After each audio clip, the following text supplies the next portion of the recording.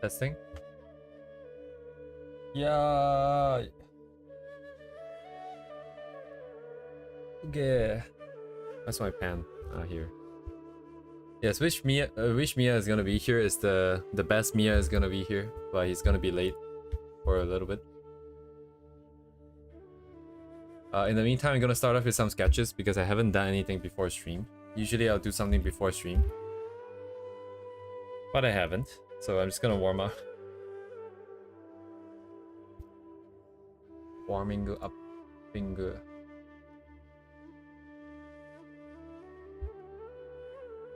Okay, I need to clean this up a little bit.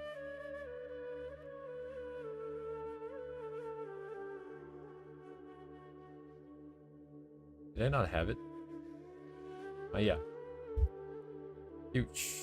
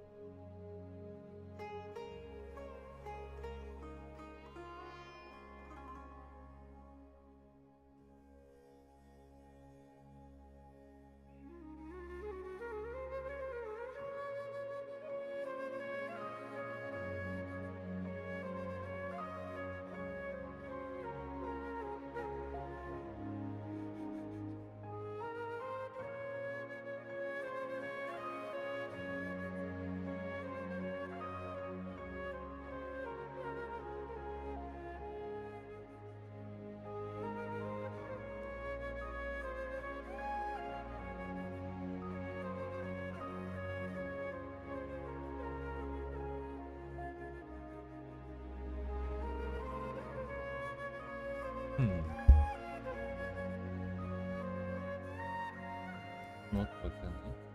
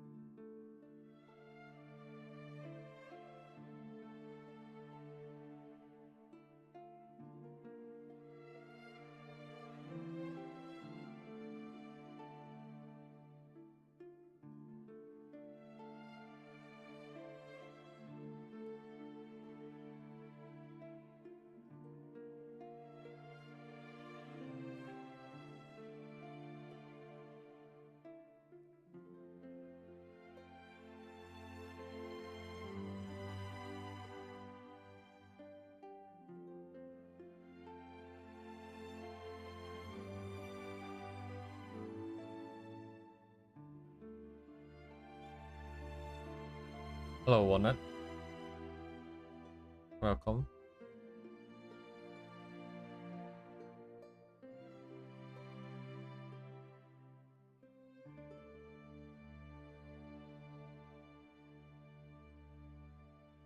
Very nice to see you.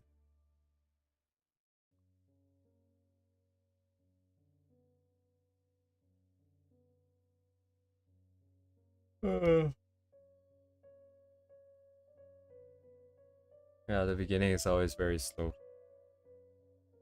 Trying to get jump started. Anything interesting while you were gone? Wait. That sounds like a question that's meant for me to answer.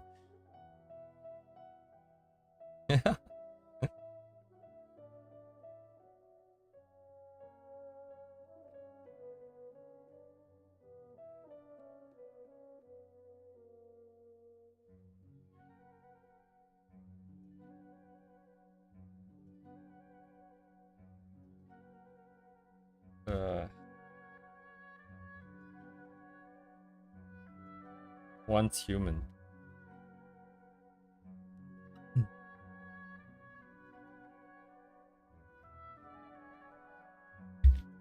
No, I've been just doing the same thing over and over. Work and then art. I tried playing Schedule 1 today because I keep getting recommended on YouTube. That's kind of okay. It's a bit expensive though. 20 buckaroos for early access, but it's pretty well made early access. Yeah. And Once Human looks very realistic. I mean, the graphics look very advanced.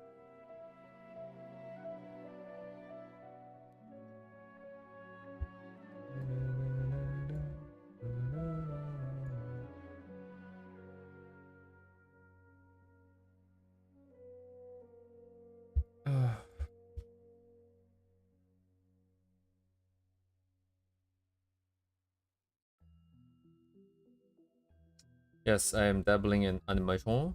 I'm learning so much. It's mostly because like the stream forces me to draw a lot. It forces me to draw things that I want to do, that I don't want to do. It forces me to be in the moment.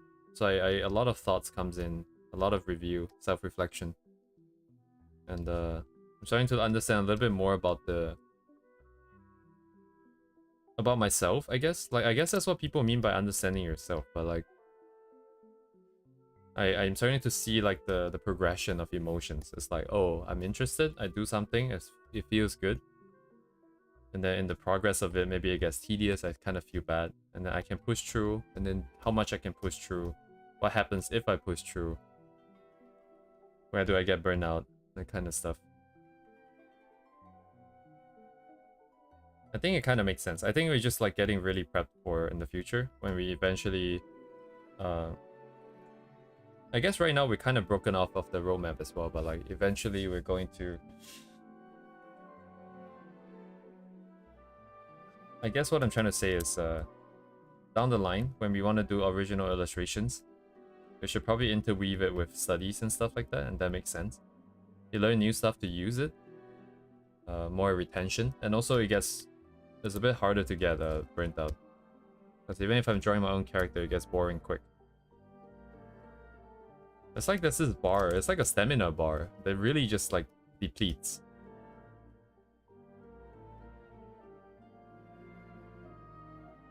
Also trying to figure out how to get more in the zone, like to be in the zone basically.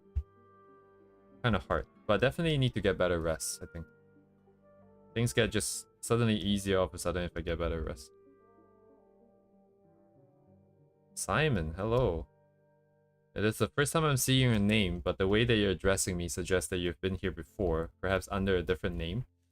Perhaps even as recent as yesterday, perhaps. A study that transformed into illustration or illustrating ideas and study central on the theme. Probably the latter.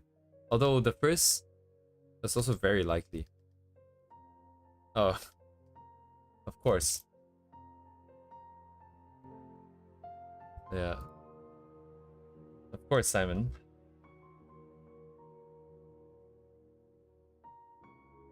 I think most likely what will happen down the line is that I will look at someone's art and I'll be super inspired. Then I'll probably do a study of that and then make use of the knowledge and experience to plan out one for myself. It's gonna be very similar in the beginning. I think in the beginning of the process, I don't think I can be too original. Because we really want to execute the skills that we learn. Then down the line when we have enough experience accumulated, then if we see someone's illustration, we might be inspired to do something for ourselves directly, that kind of stuff.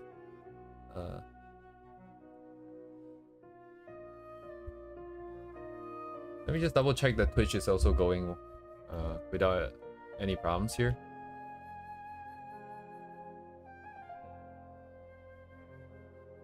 Oh, Duvet is on Twitch. Okay. Not anymore, I suppose. Miya will join in an hour or so, he says. In the meantime, just trying to warm up. The beginning of every stream is just like, I don't really feel like drawing, man. But that's one of the biggest things I learned from the stream is that just draw. It doesn't really matter if I'm not in the mood. It matters that I'm moving my hand right now. And eventually I'm gonna warm up. I'm gonna feel like I want to do it. Unless I'm too tired. In which case there's not much I can do about it.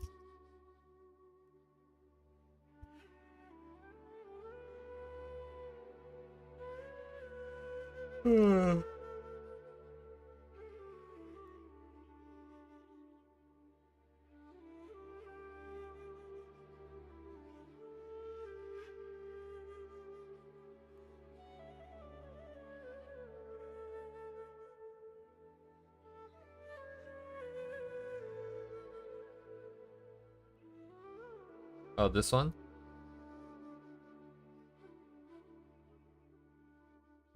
The lines are so thin.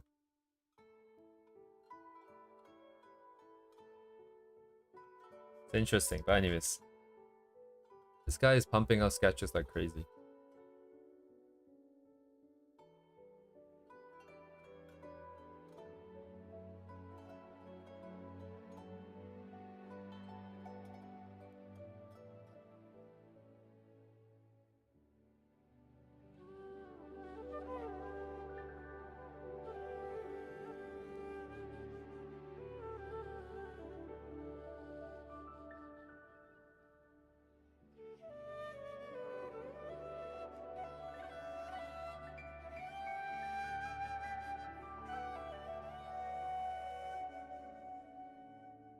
Man, it always sucks in the beginning, man.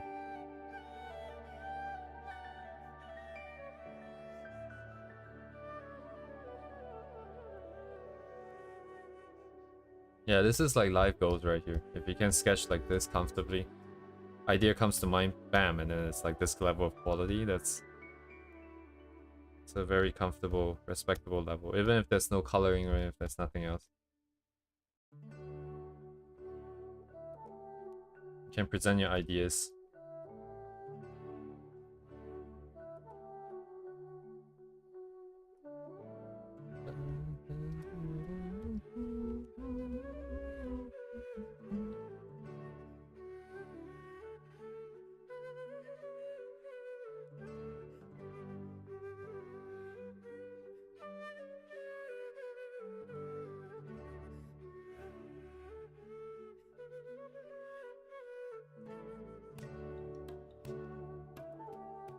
Let's see. Damn, I forgot what the weekly was.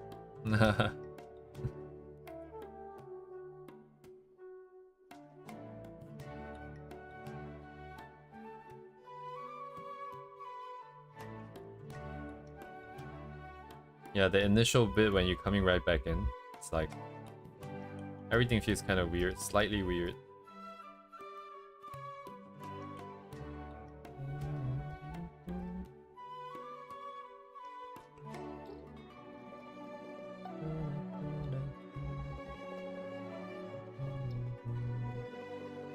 Why are my lines so thick, bruh? Oh, because I've been working on the sketch, the animation. Let's see.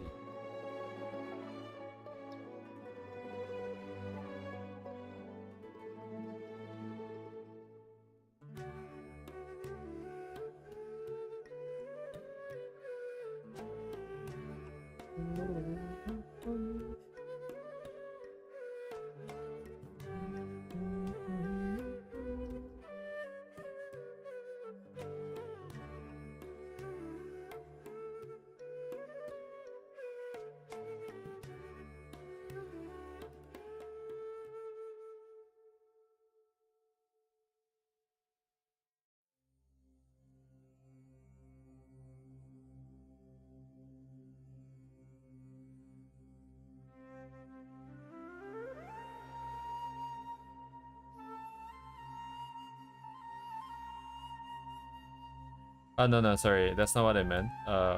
Because the animation canvas was much higher res. It's much higher res, and also because the original sketch is done at a lower res. When I expanded it, when I made it bigger, the line got super thick, and I was trying to match the line weight, so it didn't change it didn't factor into the animation too much, so it got really thick, the lines. Man, so much work left for the animation.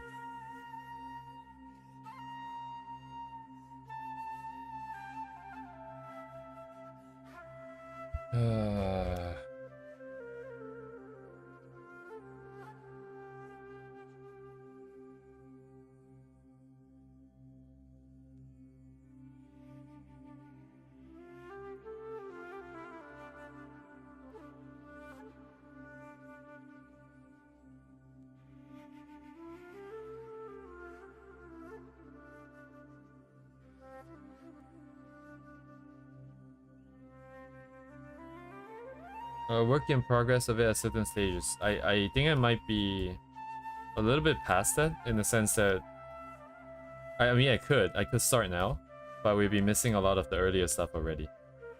I guess that's kind of a sunk cost fallacy. What would the work in progress look like? Would it be this animated version of just sketches? I guess it would be that, right? I suppose we're pretty far in, actually. I don't think you've seen the latest one yet. Because the latest one, we already have like hair and everything in. I just need to sort out the exact forms and shapes of it.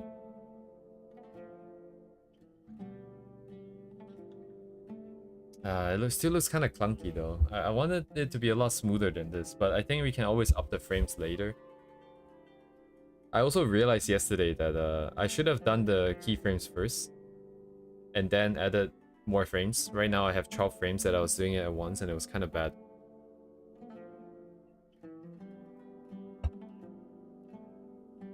I don't like the hair shape, like especially near the end here, where it got like super smooth on this side. It's like super smooth and very round. Something feels off here. And then I don't like the face shape. Oh my god, there's so many things I need to fix. This face kind of shape is not what I want. I want something more clunky, more squarish. But changing ones means changing 12 frames, so I'm kind of putting it off for now. Okay, what is wrong with this? Why does it feel so weird? I have to redo the hair.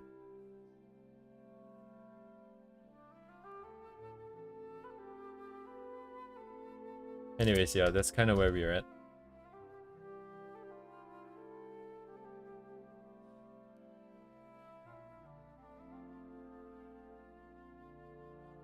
Thank you, Walnut.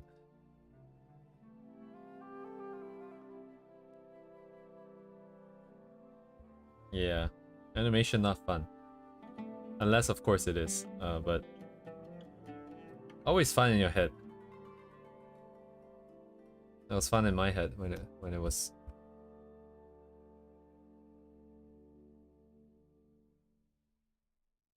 Yeah, I don't know where I would put it. I think Duvet asked that yesterday. Someone asked that yesterday.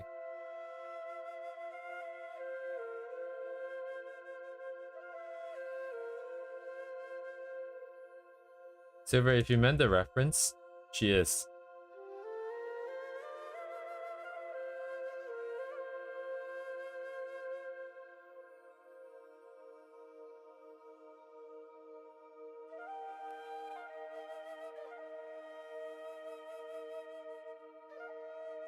This is lower than I thought. The shoulders.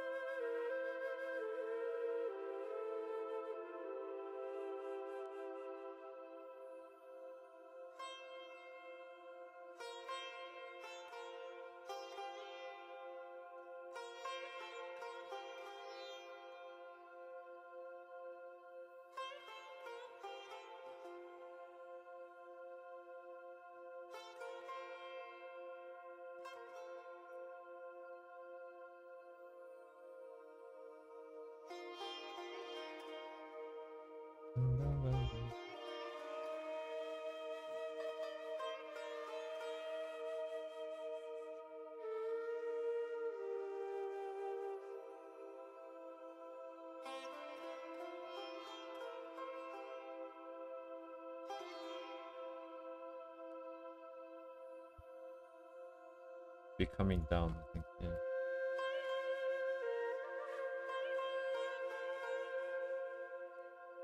Yes, hello, hello. Welcome.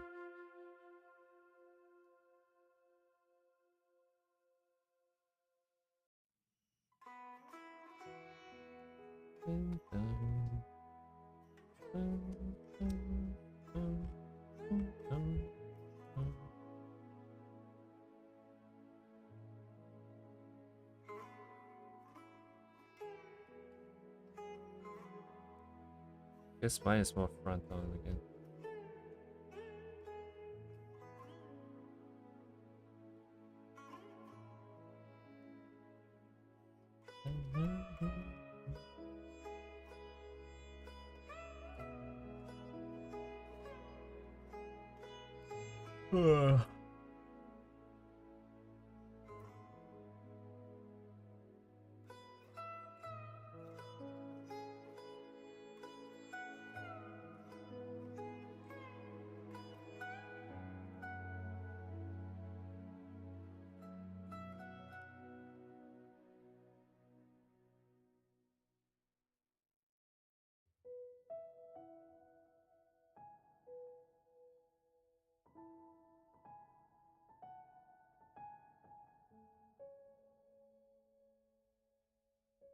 Oh, hello, Yaz.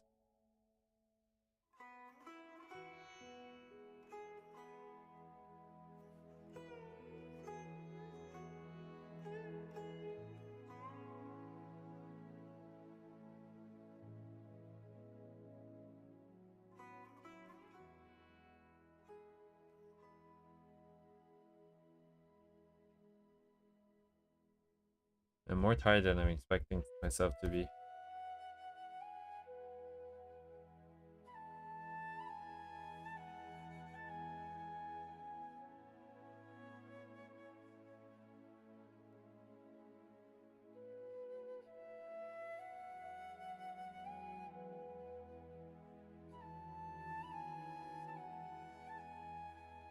I hope I have enough energy for the animation later.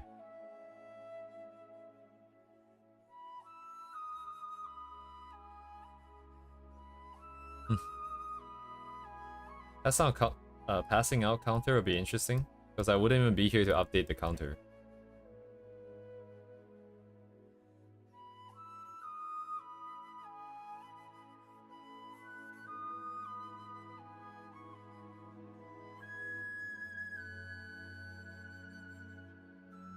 You have to update when I wake up. If OBS didn't crash. Oh, I was looking at the crash logs for OBS, and they're all the same. Well, most of them are the same anyways. Something to do with WebSockets, so I updated OBS. I haven't updated in like, I don't know how many years.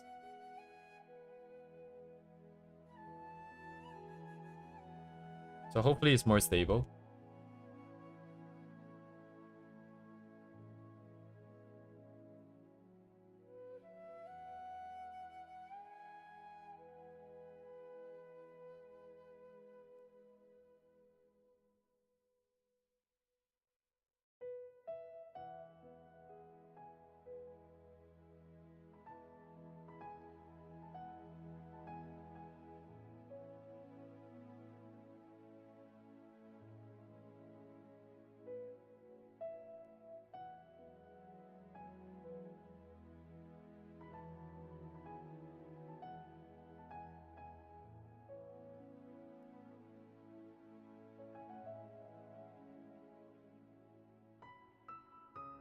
I'm guessing you meant unstable there.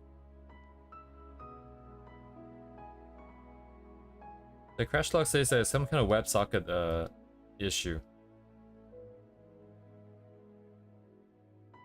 So it's not even the translator that I was suspecting. Oh my god, I can't speak today. Getting really tongue-tied.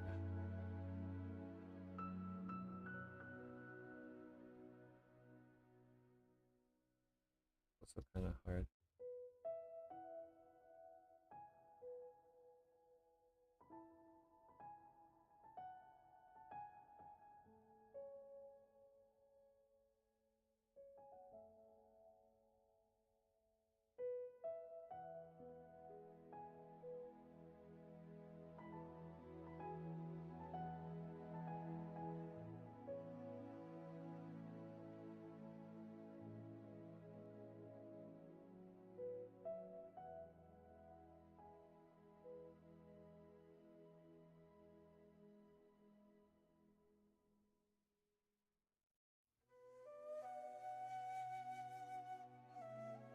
head's too big.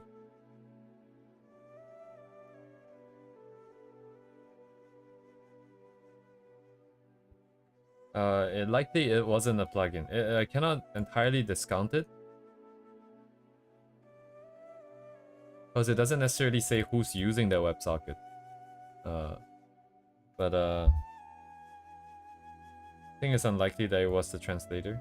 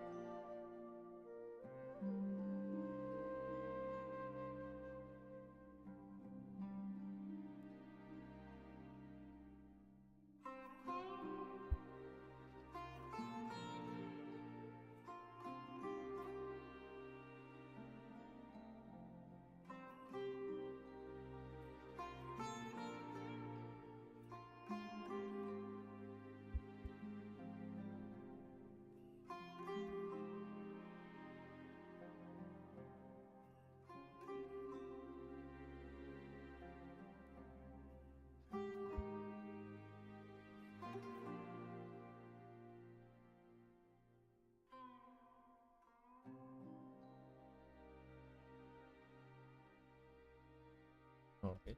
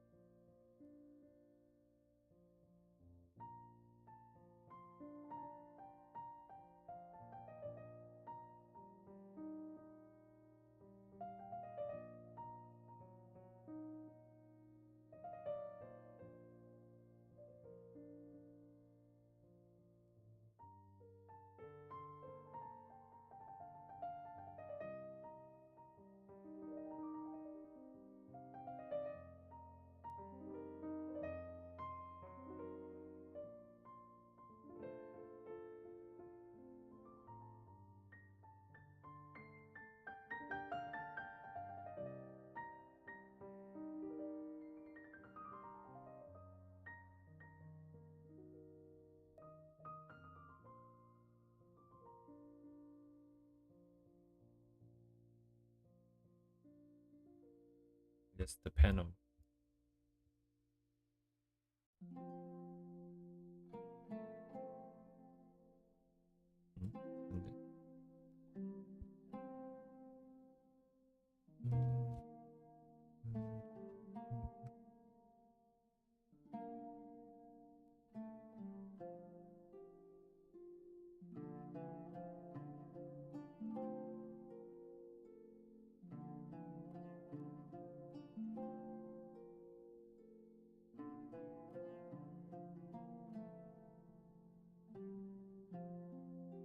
Maybe it was because of the quest, but Sumeru music felt feels like you're in a dream half the time.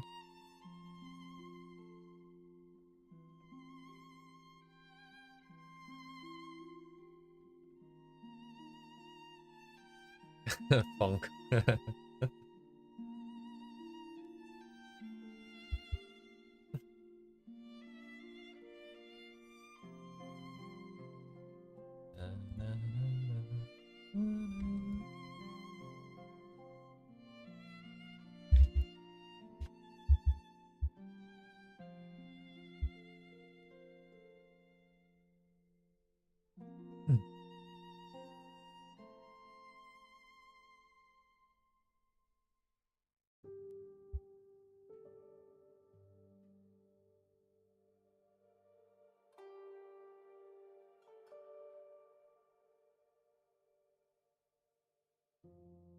I definitely like having the variety. I just feel like most of the time, like in life, there's already enough chaos.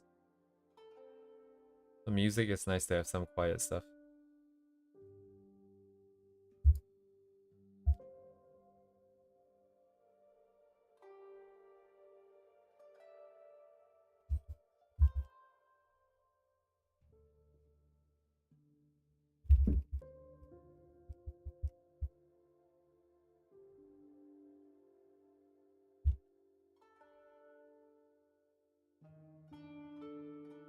Please alignment, we deal with that later.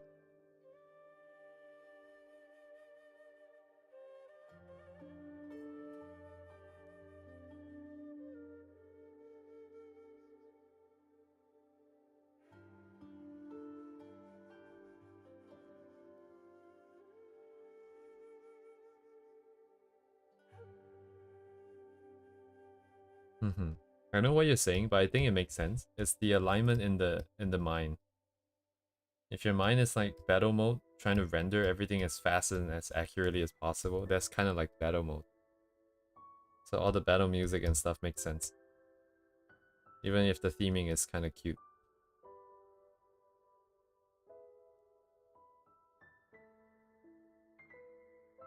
Ah, hello. Hello here, I'm Dad. Oh.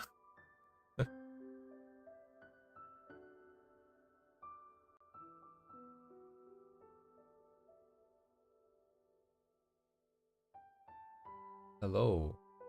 Hello, can you hear me? I do. I mean, I can. Okay. Hello. Hello, hello. Just woke up, so. I see, I see, I see. Anyways, it seems you've been doing some animation. Yes, so. I have. I have been doing so many. Oh shit, let me share my screen. Hang on. Screen 2. Some nice Shinobu reference.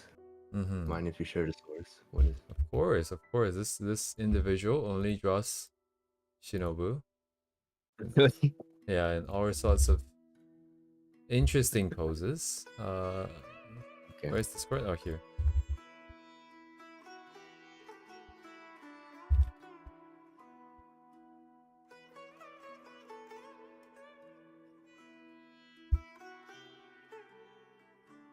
Привет. Привет, товарищ. Привет, comrade. Oh, the Call of Duty. The Call of Duty Russian. Call of Duty Russian.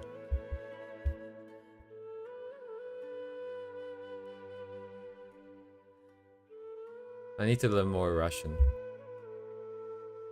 Has it only been doing drawings recently? Yes, I have not done any rendering or anything like that. Oh, no, I'm talking about the Shinobu artist. Oh, But... I have no idea. I only seen them sketch. Oh, right, you're right. They do a lot of rendering before. A lot of painting. Only Shinobu, oh my god.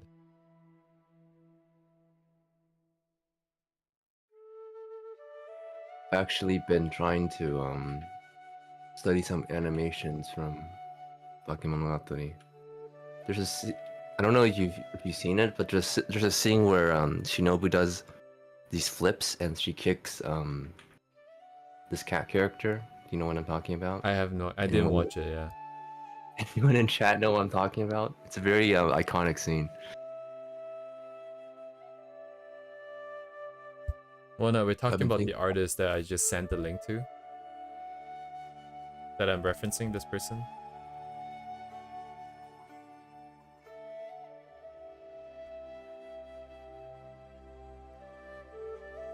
Looks like no one in the chat.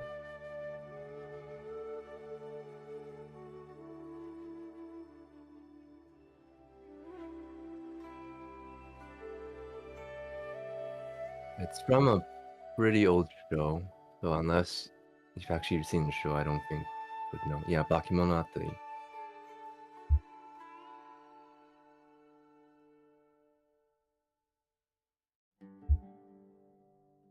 Bakemomo. Gagari.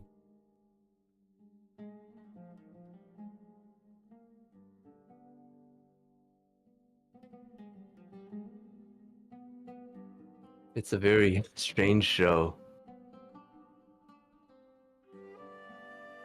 Is it a fan service show?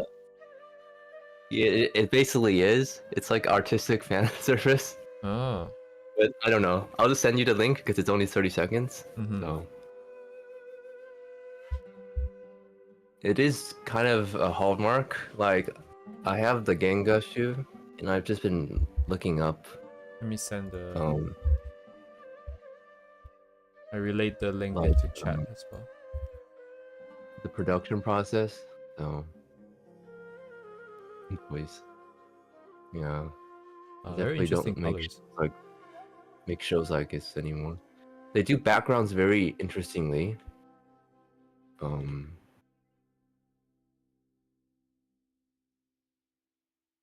It's like I don't know. It's like a mix between 3D and 2D, but it still looks very modern, I would say.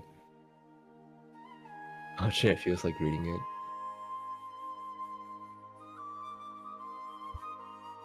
Yeah. There's like so much interesting, weird stuff that they put into it. So,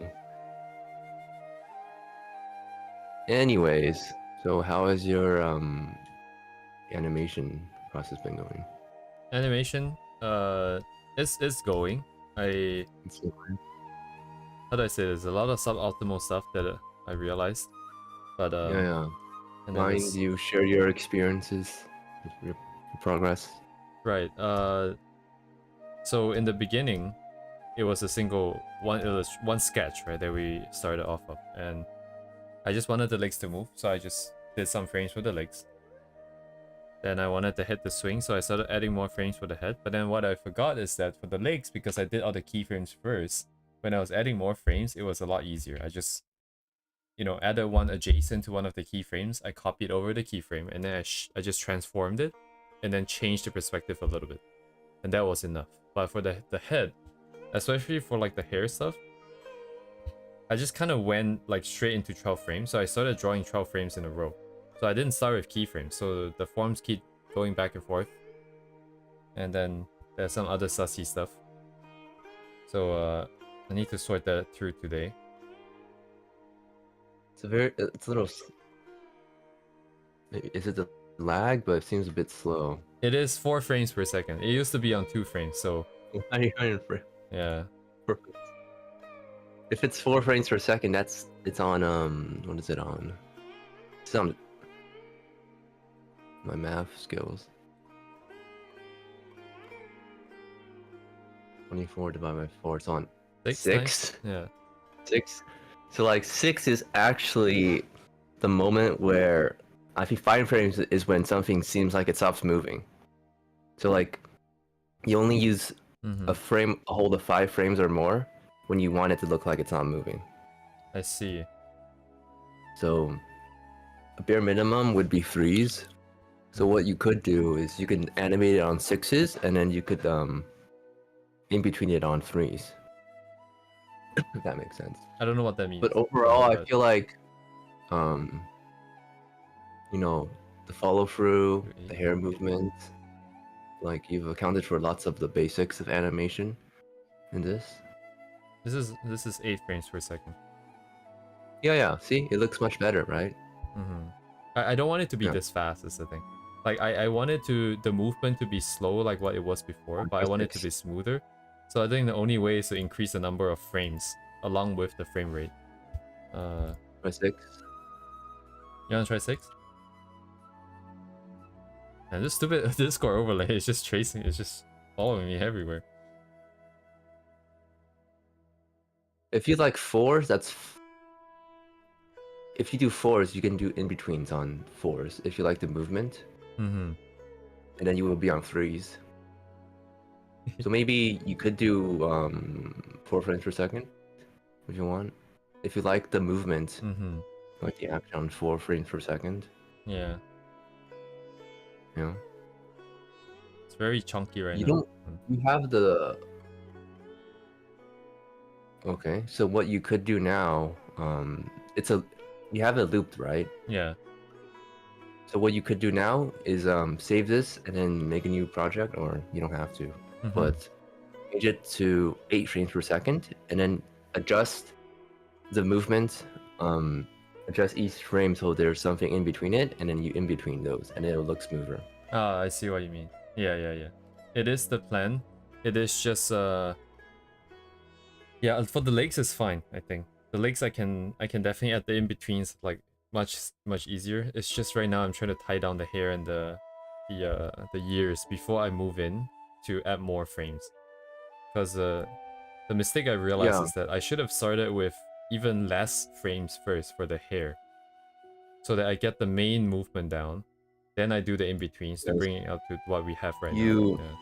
so fundamentals of animation is that you should probably always get your keyframes down. Yeah. And in Western animation is then you add the breakdowns and then you add the in-betweens. So like there's some terms, so I'm gonna explain this. So the keyframes are basically, Mm-hmm. they can also be called extremes. Basically the important action frame. So Right. like when you're swaying left or right, it's like when you're the most left or right. And then Mm-hmm.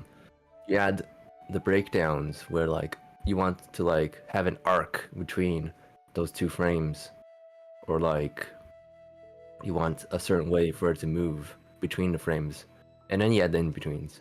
Mm-hmm. So, but overall, Yeah. it looks pretty good, actually, for someone who I don't think you've studied animation before, but Yeah, this one I feel is like I used a dummy here. We have a 3D model that I mimic the movement off of.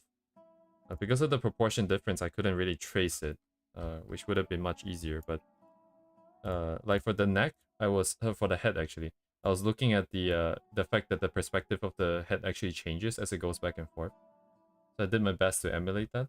And same thing for oh my god, just twisted the head. God damn it, stop doing that. And then for the legs as well. So this model helped a lot. If not, the perspective would have been pretty bad. But so. One thing I want to say for beginning animators is that I know it's easy to copy and paste frames, but Mhm. I don't think you should ever do that in the rough stage. Rough stage? Okay. So like the only place where I think you should copy and paste frames is when you're in a cleanup stage, and like it's a very refined, like how do I say, like it's really detailed and your line art is very clean, and basically what it doesn't move. So Mm-hmm. like usually for like decals or something like that, but for stuff that is naturally in motion or like in perspective, it's much, I would say, um, copy and pasting frames is basically, I'm just saying from if you're learning animation, it's a way to save time, Mm-hmm. and that's about it. That's the only benefit, because you don't learn about how things move, and also it does not look as natural. It looks more like it's tweened. So that's basically um, a thing I see a lot of beginning animators do. Um, I know this because I did it in the beginning, and I just found out that it's just always better in the long run, and it's also better, looks better, even if it's a bit rougher for you to draw every single frame. Mm-hmm. Hello, Right. hello. My copy and pasting is mostly keeping so the way I think about it is that if between two frames the change is such that most of the time the perspective remains the same, or the forms itself doesn't change too much, I will copy and paste because it's easier to keep it a little bit more consistent. And then for any part that has perspective change, I will redraw it. That's what was Yeah. happening with the feet. I kept the legs the part the same, but the feet was kind of turning with the perspective, Okay. and I had to redo that part, I think. Although now I can't really see it, but yeah, I mean, just it's, saying it's it, 10,000 stuff left. it creates a tweening effect, so like a puppetry animation effect, if you Mm-hmm. know what I'm talking about. And usually, Puppetry. um, I mean, it could be like lots of live 2D effect, or like there's some cartoony effects. Mm-hmm. I believe the Miku dance, not the Miku dance. There's this guy who does these 2D Miku animations. He also did the donut. Do you know what I'm talking about? I don't think so, yeah. I can send it to you actually. So like it's usually done for a certain effect, I would say, but usually even for then, they probably do draw the frames and they only do the tweening when they're in cleanup. So Okay. um, Yes, thank you. it's always El hard. Guapo.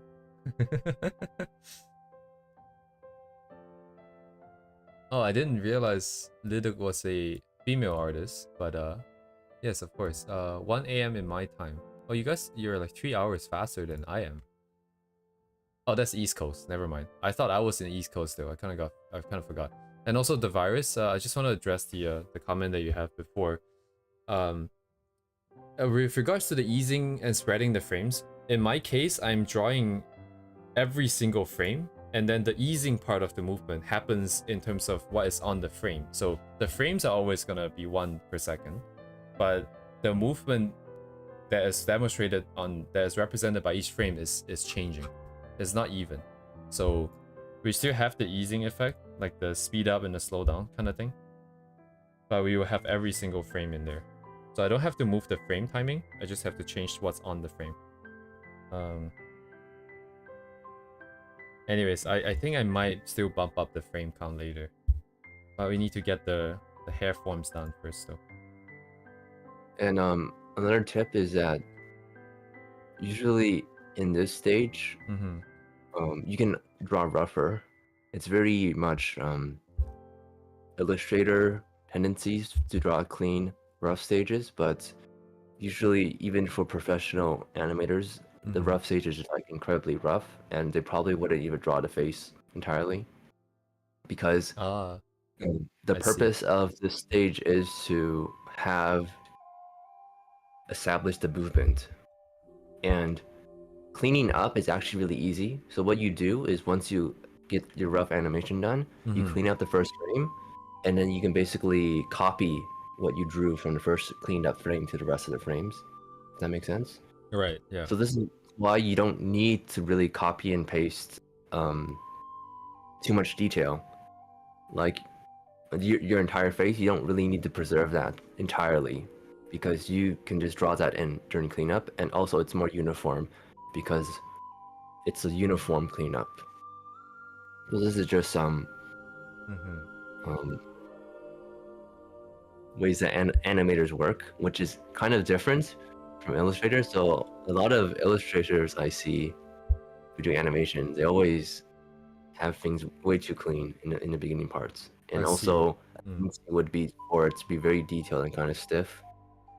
But I don't know, like honestly, people can do whatever they want, but this is just coming from an animator's perspective Right, on yeah.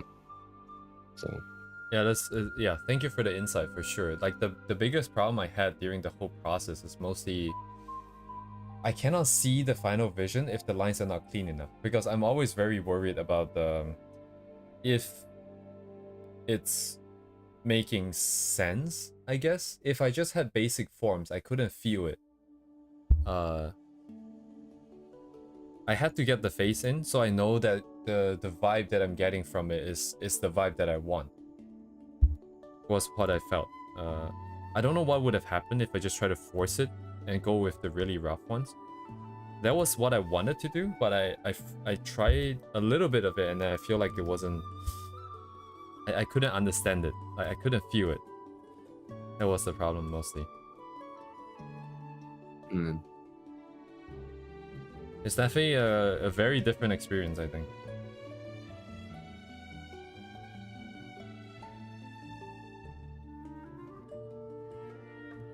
Okay, so this guy only does shorts, but it's an example of Oh, channel? one way where you Yeah. you know, he also did this animation, I believe. So Yeah. but I can guarantee you that the animation for this is like the frames are rough in the entire beginning, and you only would do tweening in the final parts, because in the beginning they're only there to capture the movement. You don't need to capture clean line drawings. So. Right. Yeah. I don't understand how to sketch the jaw like each every time. Draw from reference to jaw. I think that's a question for you. Sketch the jaw like each time I try to draw. I can never get the jawline right because I'm the cut off from the hair. Oh. Okay. I know that feeling that you are talking about. Unfortunately, I don't have a very good answer for that. Like if you learn art, if you learn anatomy from very basic forms, like if you draw the head always from a sphere and then you build off of that sphere, then I feel like the line will come a bit more naturally. The way I learned was just looking at artists that I like and then looking at the shapes that they use. So I actually don't have a good understanding of the form, which is why animation is also kind of hard in that regard. So in terms of the jawline, I still have that same problem actually. El Guapo. What I'm doing now mostly is just still borrowing shapes, but it's just that I have, I wouldn't say a very clear idea of what I want. I have an idea of the vibe that I want. So when I draw something on paper and I see that it's not what I want, I feel that it's not what I want, I would tweak the line into the direction that I want until it rests, until it reaches the state where it feels good. Then that's the state that I keep. So I don't have a very structured way of thinking about the jawline, unfortunately. And that's why I'm a very bad teacher in that regard, because I don't have anything that we can really share with people. Because essentially it's just, I don't know, it feels like I should do this to make it look nicer for myself. After all these years of doing junk.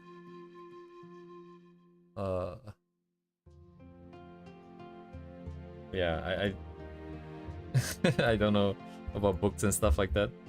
I don't like reading. I'm allergic to reading.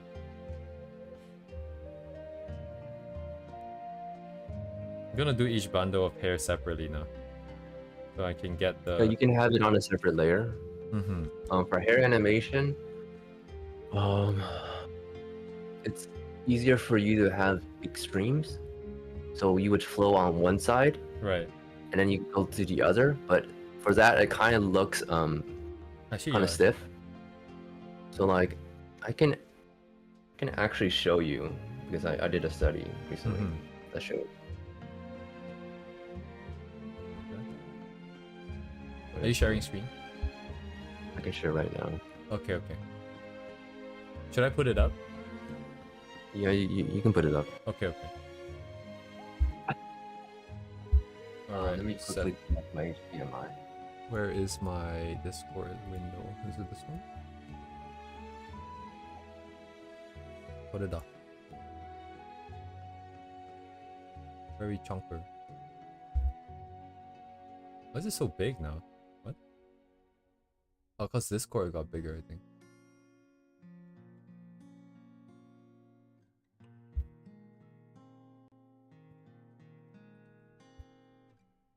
Yeah, El Guapo, I think. Oh, at the end it's just a bunch of practice. If there's a way that you like practicing, just keep to it.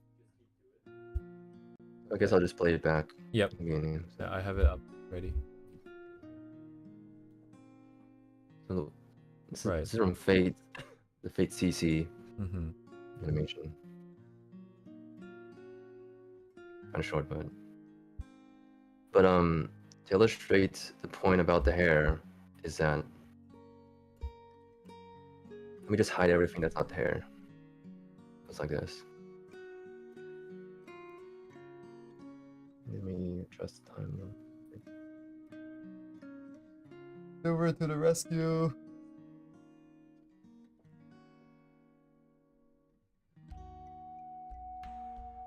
So basically, Cheeto pun.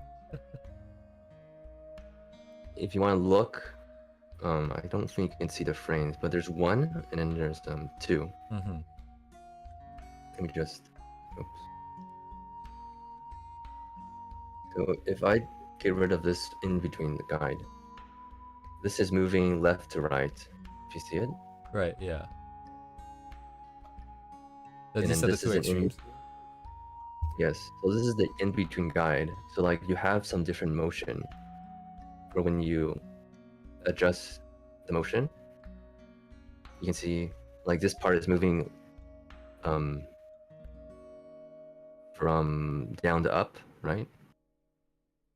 Uh-huh. And then we have another one. So this is 3 over here. So this is also another in-between. If you can see the difference between the in-between guide and the in-between. So it's kind of hard to understand. So basically,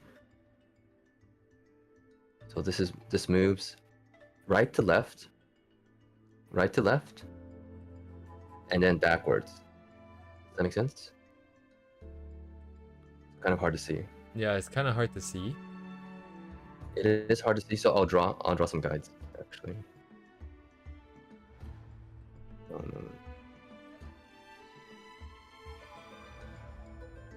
Okay, so we can just look at this tip right here, Mm-hmm.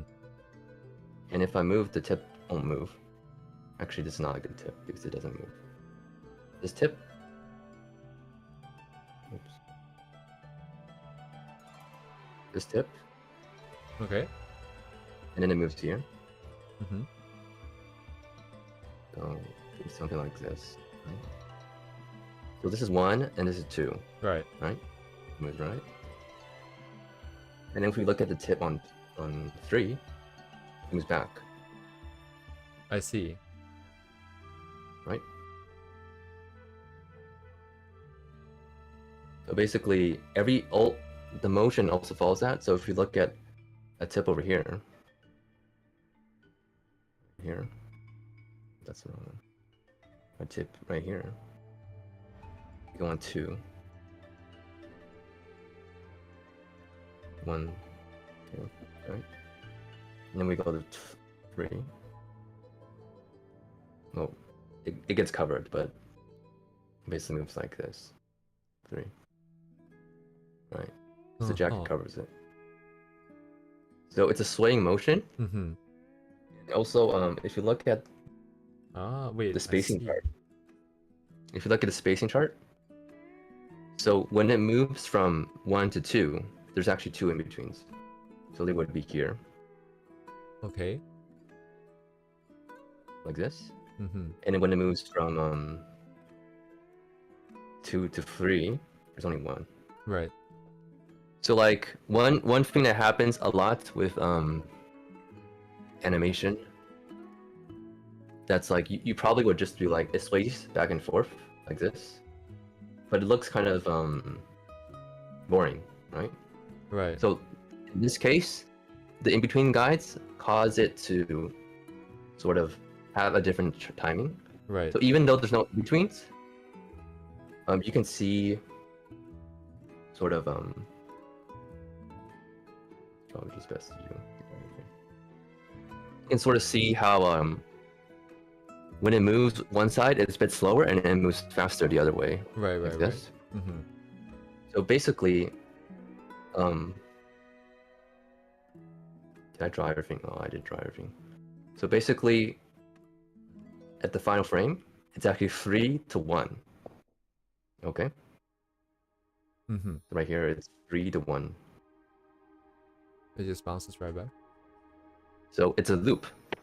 So you loop it like this, and this is overall. How many frames is this? 186, 215.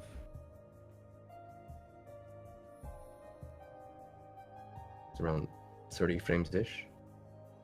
So basically, you get this looping action for hair, and usually, if you do a short animation like yours, you want it to loop, right? So basically, you move one side and then you move the other, and in order to create that sense, you would change. So do you know the difference between timing and spacing? This is kind of like the most basic animation kind of thing. So Right. you know what timing and spacing? I don't know. You don't know. Okay. So I think some basic animation tutorial here. So basically, timing is like where you put things on the timesheet, I guess. Okay. Or like time. So like spacing where is where things are in space, right? So for this, if you've probably seen a spacing chart. I don't know. You probably haven't, or spacing chart like this, right? Like 1, 2. You know what this means? Spacing chart? Nah. Okay, so this is a spacing chart. It's only for spacing, so it's basically when you draw an in between. Okay. So like, say we have this sphere, you would draw it in between. In between, right? This is spacing. And usually there's also some other spacings that are like this. So this is sort of a spacing where. Right. Okay. Go fast. So like you can imagine something that looks like this. Even though it's not going to go whoosh, it's like an easing, right? It's easing. Yes. Yeah. So in this case, we don't. You can modulate your feeling of motion through your spacing chart. But in this case, it's all of these are just in the middle. So like you don't really need to think about spacing. Everything is in the middle. It's easier to do it like that. But in this case, we're modulating the timing, sense of motion through timing. But also because our spacing is, well, we technically do spacing because our spacing is 1/3. And this is half. Right? Okay. So we actually do spacing. I see. So it's both at the same time. It is both, right? So like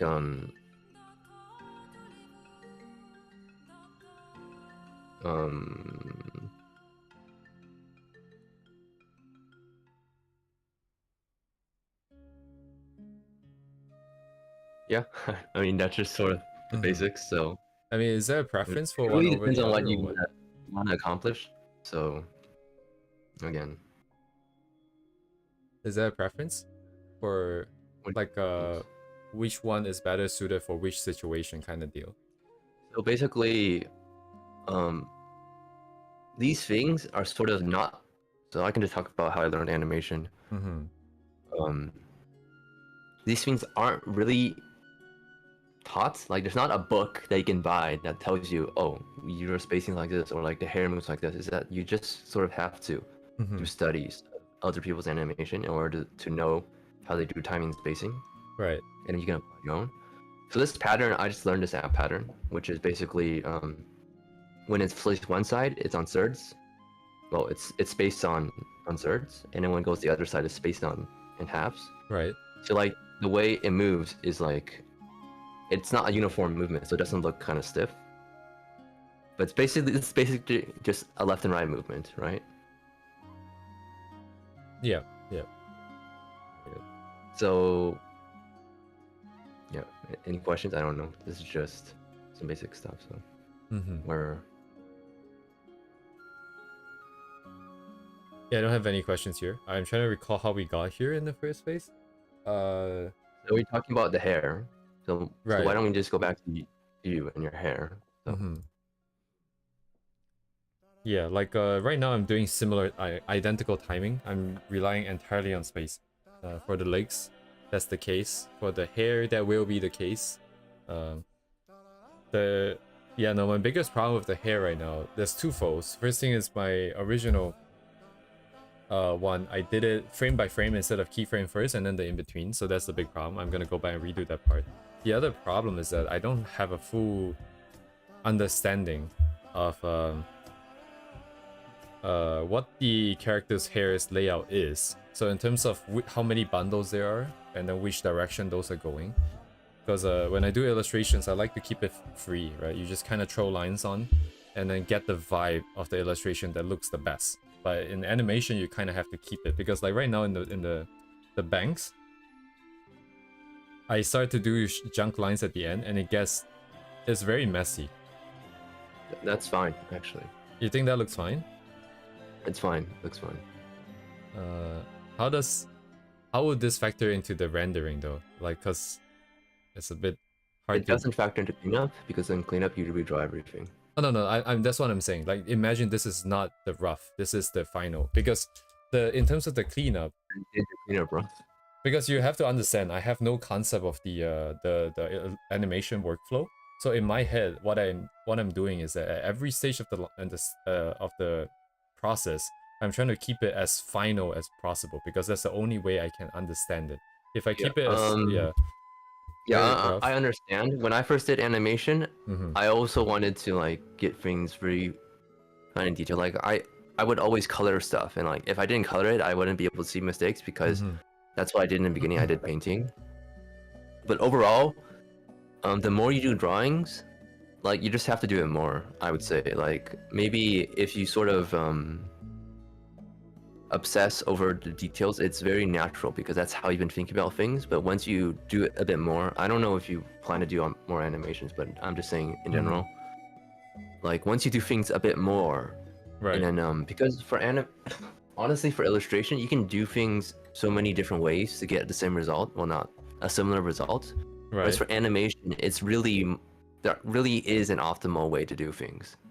Like it's very structured, I would say. So like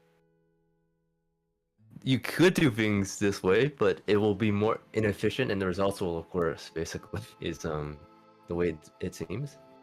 So like so you do I things also which way? learned through a very long process of self-learning and also looking at whatever other people are doing, and this is sort of just the synthesis of everything. So as in, like, in my head, I couldn't get any more rougher than this. I think is the problem.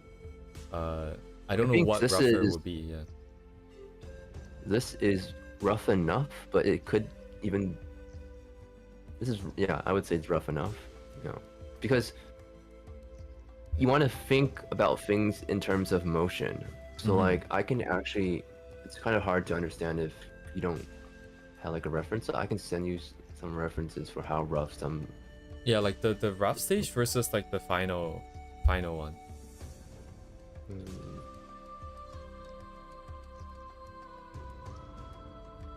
So in animation, this would be called the layout stage, and then because another reason is because in the animation, at least in Japan, you would do layout roughly because your drawings will be corrected by an animation director. Yeah. So like... in that way, if you draw things wrong, but it doesn't really matter if you don't get corrections because you have to do cleanup. Like I don't know a single.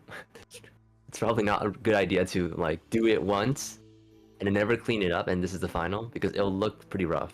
So yeah, okay, just to I don't know what a better word is, but just to, I guess, get on the same page. And how should I say this? I'm approaching this entirely with zero idea of what the process is like, and a lot of things that you explain kind of make sense, but also it's really hard to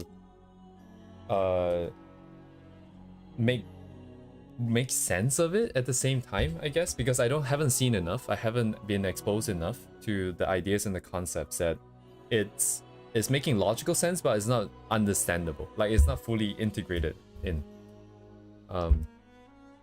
So anyways, I really appreciate the information sharing. I'm trying to see how I can change this. Yeah, it's what do I say? It's definitely a process. Like learning animation is just not really. What do I say?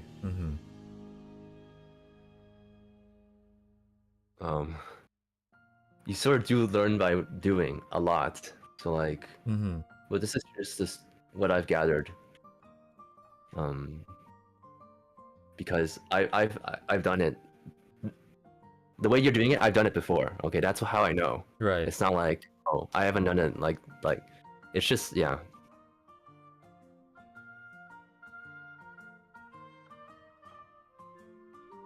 Yeah, it might just be a No. mileage thing. Anyways. It definitely is. It definitely is mileage. So like, Yes, yeah, it's just really hard to what am I missing here? I understand every single word that you're saying, but what am I missing here? There's this disconnect that I'm feeling in terms of actually putting it into.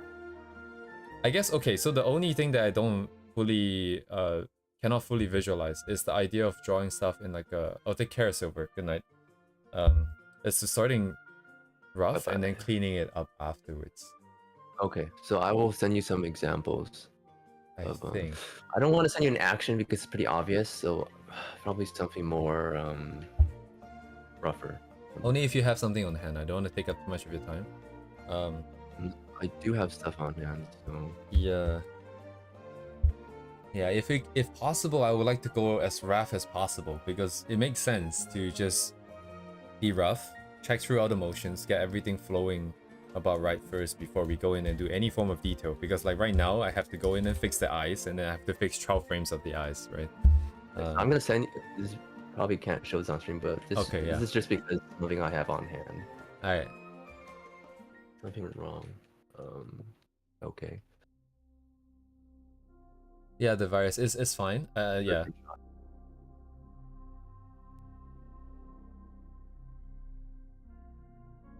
Okay. Take your time. It's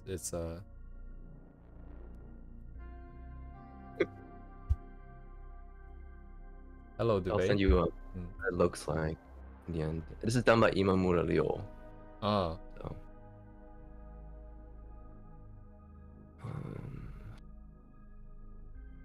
Because I was looking at this before.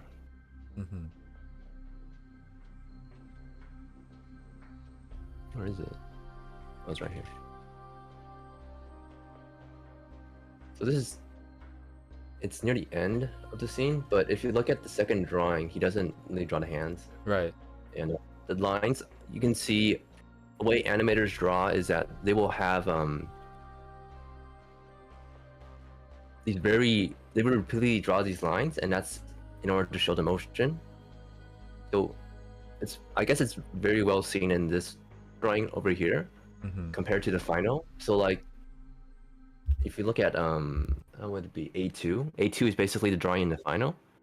Right. You don't actually see, like, it doesn't look like the final drawing because the point of this layout stage is to get the motion. I see. Interesting. Like, they don't even draw the hair. So like for you, that's why I said drawing the details in, well, the hair can be done separately, but drawing the details in the head, like the eyes, the nose, is not necessary because the head, so like, there's a concept in animation in which things can be inferred based on their performance structure. So like, if you have a head and this is why people draw the ball with right, other guidelines on it. The line, yeah, cross, right? Because you can infer everything. Yeah, where the nose is, where the mouth from that cross. I realized because the head doesn't move because it's a flat structure, right?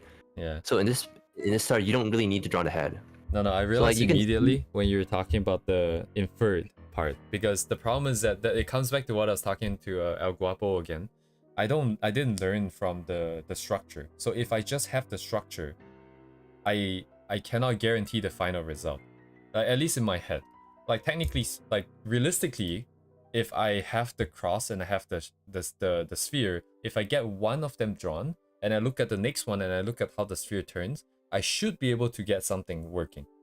But like at the same time, in my heart, it's like I have no confidence that I can. So to me, it's a very scary approach. That's why I completely understand, because that's how I felt in the beginning. Because you just don't know, and like you only really know from doing. Again, it's the monitoring. So like another thing would be if you look at the last drawing I sent you. Where's my just? So like you can see the end drawing, which is 32. That's the one where they add the detail. So usually in the sequence of frames, you would add the detail on the first frame and the last frame. In this way, you can basically infer detail I see what you mean. moving from. You basically can just do in between those frames. Right. So it also allows animators to get detailed frames while emphasizing motion, while saving time. Yes. Okay, that makes sense. Okay, so the gap really just comes down to my my poo-poo understanding of form in perspective. Yeah, because basic drawing is the fundamentals for all of animation, which is why some animator drawings can look really rough, but if you look at them, they have a really good understanding of form and motion, which is why basic drawing is like the fundamentals for animation and why it's really important. Right. So like I've seen some animators who like they draw these really rough lines and the motion is really sporadic, but they don't have any sense of form, which is not something you want to do. I mean, you could do it, but like generally, the basic understanding of form is sort of a necessity. And also, in order to grasp the form, you can see how the drawings are incredibly rough. Like they just repeatedly draw lines in order to grasp the form. So like, don't have the conception that your rough is your final. Like you can just draw a lot of more lines, sort of feel the form, and also it has to be in motion. But this is just for animation. But like again, for illustration, the process is different because a lot of illustrators, I would say, they don't really need to understand form, to be honest, because everything comes down to color and rendering. Not to that extent, for sure. Like there's so much you can get away with just implied perspective, implied this, implied that. Especially anime stuff, it's not that tight. Anyways, yeah, looks like it's gonna be an experience. It's gonna be a journey to get through this. I mean, what do you are you gonna do more animation, or it's just something you? 味変だね、これは. When I get bored of stuff, I'm just gonna pop one out. Because what I'm realizing recently is that I do study, and then I lose track of the connection to the original point, which is to draw my own character. So I go to draw, so I get bored doing the same thing, right? So that's the first one. Then I go do my character, then I do sketch. It's all my character, but I still get bored. So I'm just switching back and forth between different things while working towards the same goal. And since my goal is strictly just bringing one character and only one character to life, anything I do that is related to this character works. So I would say that I'll probably do more animation, but definitely at this level, this amount of action movement is probably my limit that I'll ever do. Any more, I think I should just get someone more professional, because it's not worth the time. Yeah. Yeah, I mean, I can only provide my expertise based on my limited knowledge, so of course, yeah, but also I am geared more towards animation, so like and it is a different speaking process because I also did illustration in the beginning, and to change the way you think about drawing does take an adjustment time. So like ultimately, if your goal is illustration, I mean, honestly, you can do whatever you want for animation. Like any step would honestly work, but you will encounter tons of trial and error, I feel. Yeah, well, it's for anything, right? So like, but sort of I don't, this is why you see animators illustration always have very, very strong line base, because that's basically the focus of animation is lines, right? Right, yeah. Whereas illustrators don't really do animation, and the ones who do, their work is very focused on color, I'd say. Yes. Yes. just like an observation. Well, I have But like two things to animation, do then. I feel it's hard. I mean, just speaking from personal experience, like there's so many things that you won't learn by, and also there's not much as much resources online. Like you can look at time lapses of illustrations for like animators. There's some people who stream, and also people's process is different, and also people don't really explain things. So like honestly, it is very much based on one's motivation, I'd say, to get good Right, at yeah. animation for both people to keep doing it. Honestly, it's all about the mileage, I would say. So Yeah, I have 2 points. The first thing is that I very much appreciate like learning about the process. I want to be aware of the process, but I think in terms of my own stuff, I am probably just gonna do something that makes more sense rather than what might be the most uh industry standard, which is the yeah, most yeah, efficient, like because that's really hard to grasp. honestly, anything works, I would say. But And then honestly, the it's other about thing putting the is time. Yeah. I get a chance to do what I never managed to do with illustration, which is that in illustration, I always felt like I didn't have the skills to draw my own character, so I put that off for a very long time, and I feel like I missed the opportunity of growing together, because if I had always been drawing my character, I would have seen the growth of my art through this character, but I couldn't. So now I get the chance to see it through animation. I would just do trial and error, I'll do inefficient and bad stuff, and then maybe over time it will get better, and then we'll see the growth, maybe in like 10 years down the line. So you get to do that. That's the first thing I was going to talk about. The second thing is that Wei mentioned briefly about that one artist that goes to color immediately. I'm guessing he's just bringing it up because we're talking about something related to the process, I think. Yeah, like and there's a oiled painting technique called alla prima, means wet on wet. It's basically Actually, I don't have it. starts from 19th century. If you just said alla prima, you should be able to see, which is but the people work from they work from observation, honestly, for oil painting as well. So like for that you actually do need to have a reference, but for yeah, there's just many different animation techniques, but also talking about you drawing your character. I feel like animation is also a way for, well, I'm biased because I think animation is the best way to bring a character to life, I to be agree. honest, which is why I I do agree. animation. Yeah.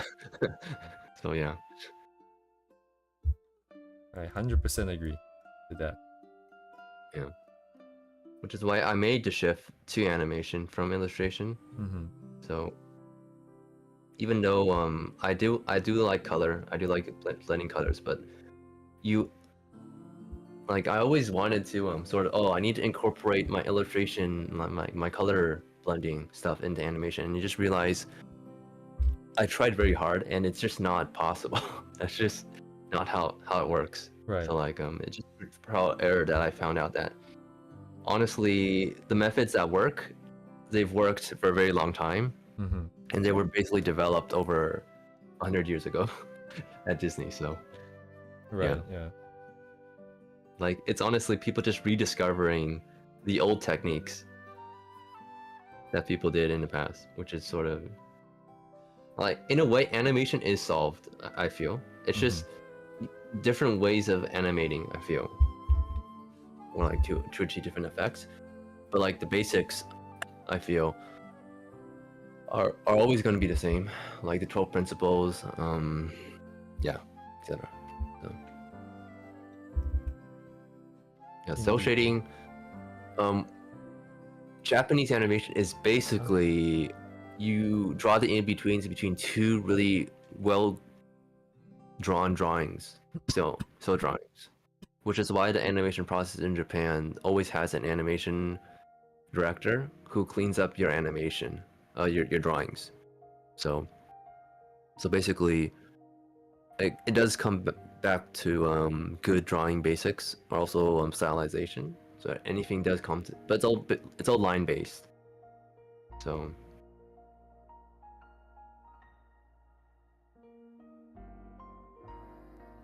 Yeah, it's gonna be a journey. I'm gonna embark on this journey. Uh Yeah.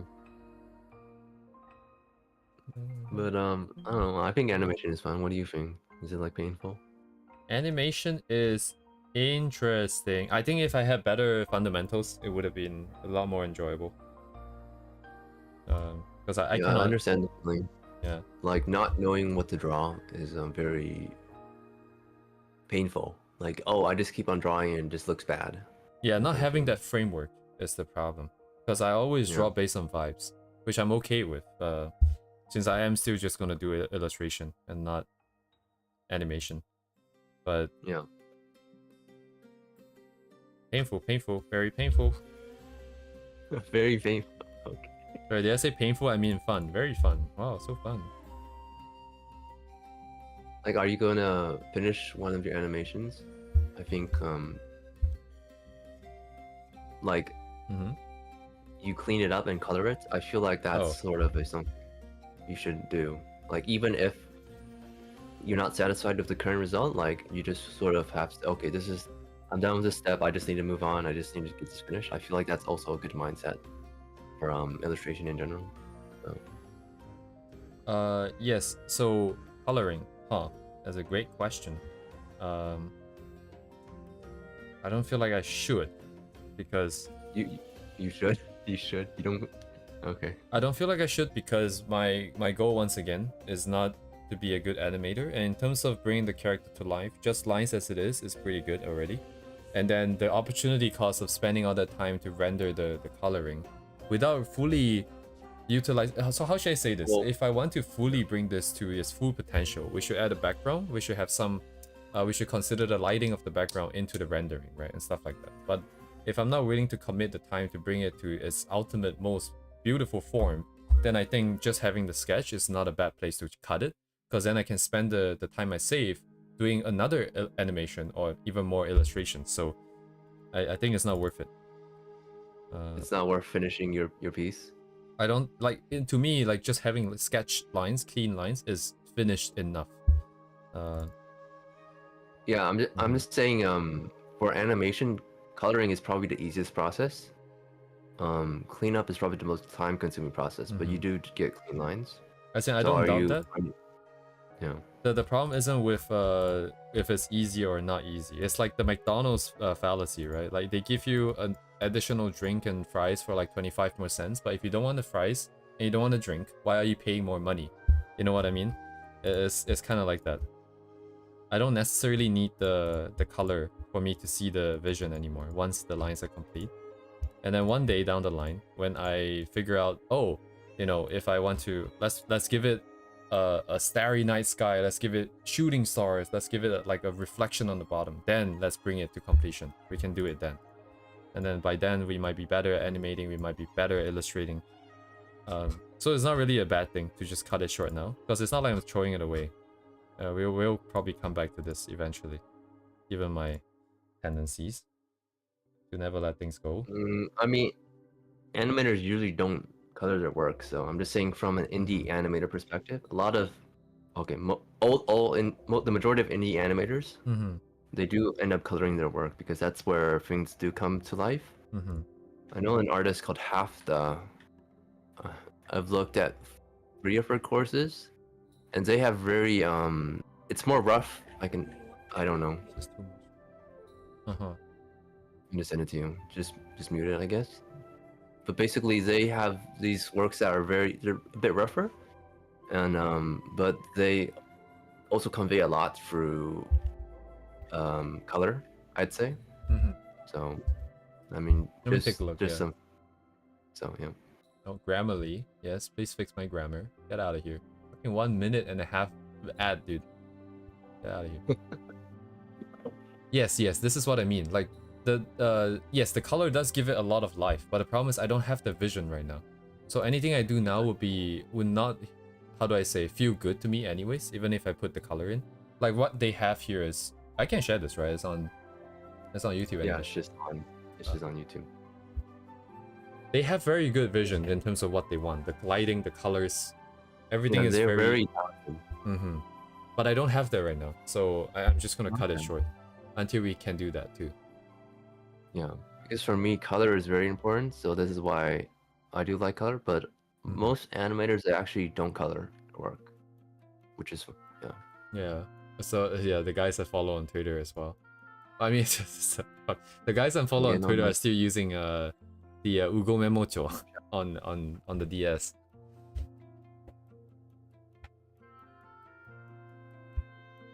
Is Kageno Nice just like no shadow?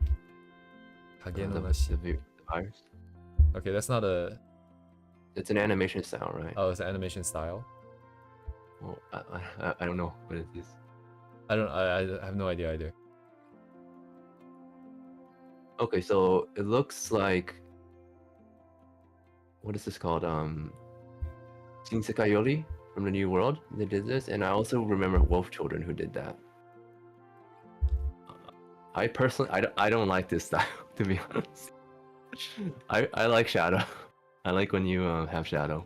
So, but I like the actually I like it's not really Kageno. I like the no line style sometimes. I believe Zuto Mayo in the Darken MV they did that, and I like that quite a lot. So I guess that's just a stepping point. I guess. Yeah, exactly. He did Wolf Children, right? And I personally don't like the way it looks that much. In Wolf Children, like but again, it's just style. So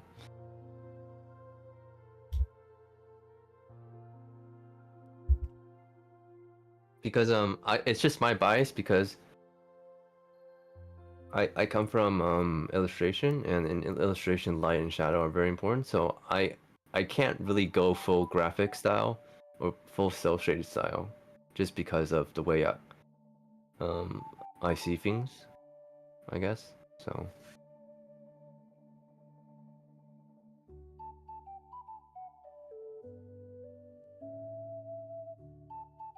what do you think, me? Do you know I have no idea what you the guys are no talking about. so Kage no Nashi? I can send you a link. I can search the guy's name It's up real quick. I can no, it's kind of. not guys. Oh, It's it's not that guy. basically an animation style in which there's no shadow. No shadow. So it's Oh, basically pure cell shaded. Um,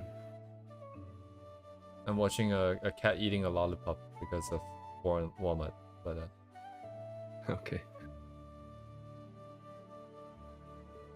I see. Ah, I mean, a person I I like haven't a lot noticed is though. Yamashita Shingo. I believe he also did do that. I mean, a lot of what do I say? A lot of the webk animations, or like the very kind of high action, high movement animations, they could do that, but you don't really need. It's not because there's no shadow. You could just add shadow. I mean, so like. Also, are there any 3-point perspective? 3-point perspective? I think there's tons of 3-point perspective, but the way you use 3-point perspective is a bit different because you would you only achieve that for a high and low angle, right? So honestly, it's mostly to serve storytelling because you would only specify this like if it's 3-point perspective in the storyboard. So yeah, tech concrete.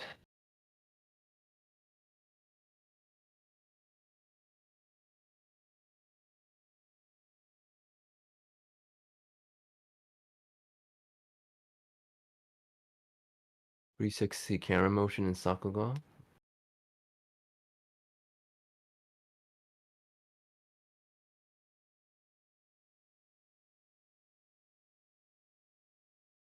Whoops. What am I doing? I mean, the way like I guess it's they do Sakuga animation. They do 360 degrees, the camera movement, like it's really interesting. I tried to replicate that with 3D, and honestly, it's not actually physically accurate. Like it's not a physical. The perspective is not actually in line with the physics, but it's very much by feeling to achieve a sort of this good effect. So.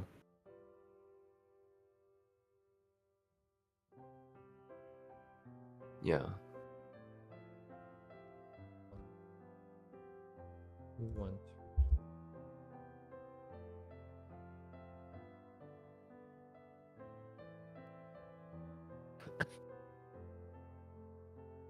Anyways, me. So what are you gonna work on right now? I'm just trying to get the hair in check because like I hate how it there's a lot of things that I don't like about it. Mostly the bangs and also the contour, the silhouette. And before I start trying to fix the vibes of it, I think I want to have more structure. So I'm trying to go in and put in each grouping of hair separately.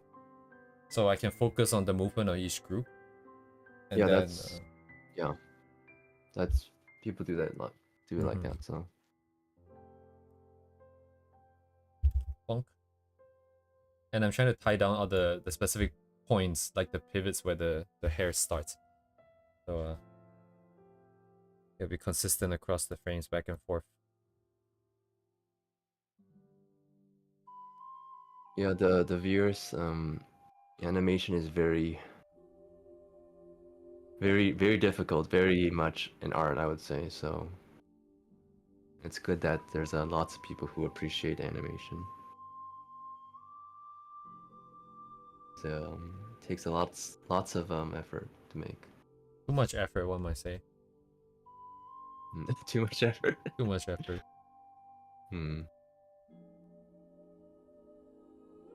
Like you're not gonna find someone who's not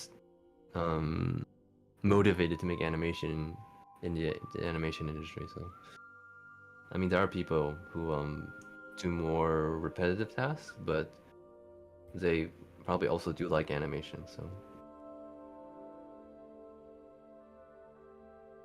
I hope so, for their sake.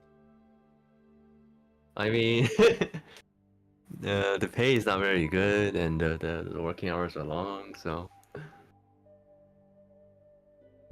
I wouldn't say like, oh yes, I decided to go into animation to make tons of money. That's not usually a thing that happens. So Time to get rich and famous. shut up, unmotivated people.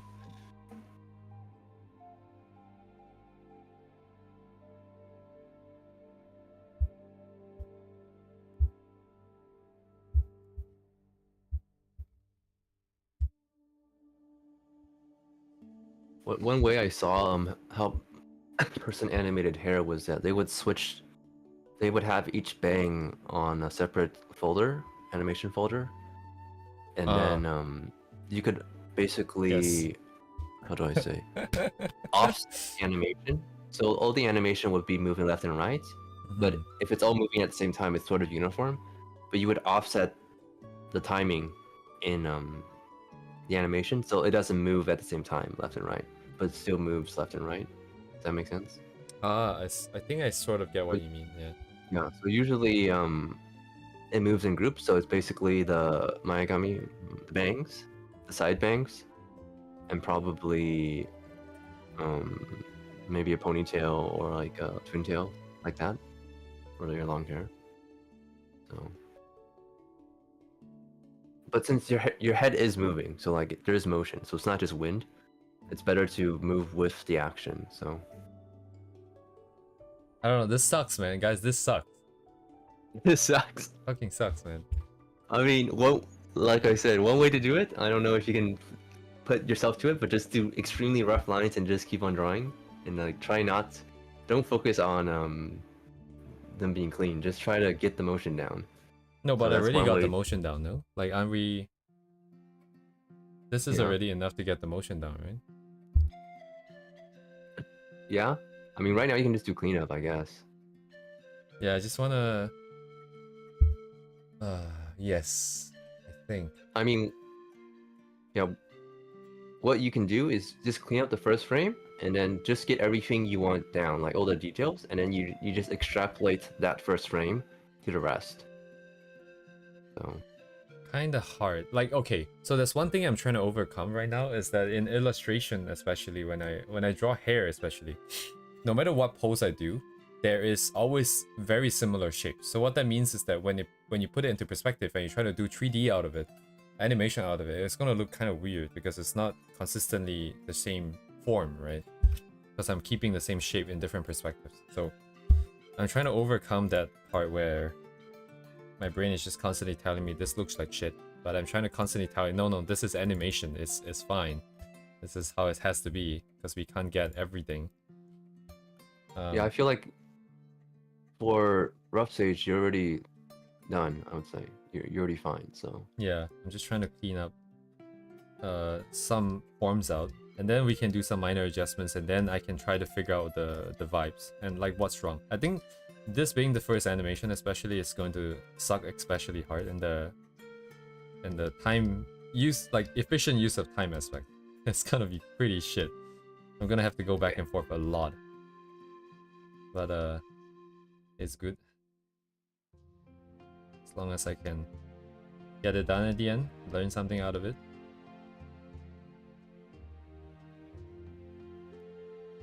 so in animation when hairs overlap, they actually merge sometimes. Ah, like you wouldn't necessarily draw some lines, right? They would be one Yeah, form. the lines just merge. So they become a big color blob. So, I see. That makes sense. I'm reluctant to do it's it. and I said Yeah. it doesn't make any logical sense.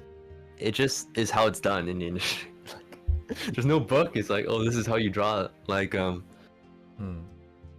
honestly, one could be pretty successful if like they wrote a book and did like a video series on like all the fundamentals, and not just the fundamentals because you can learn fundamentals, but like the stylization of how they do Japanese animation. Maybe that's something I'll do in like 20 years, 30 years. I don't know.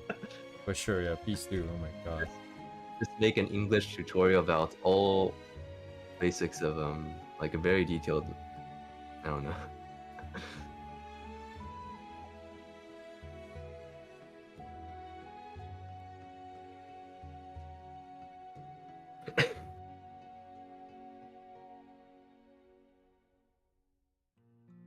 Guys, animation is fun. You guys should try it. You guys should do it right now. Yeah. Everybody draw a bouncing ball.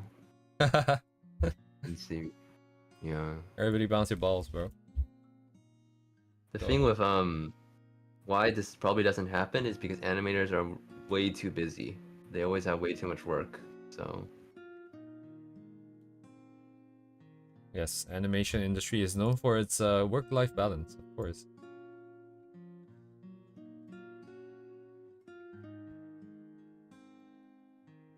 how many animations have I done? None. I'm still a student, so yeah. It's I mostly mean, just studies. like the stuff you do for coursework, I think counts, right? I think that's probably For what? coursework, like assignments, homework. Well, that's not really I mean, I've done half-finished experimental animation, which is sort of just experiments, but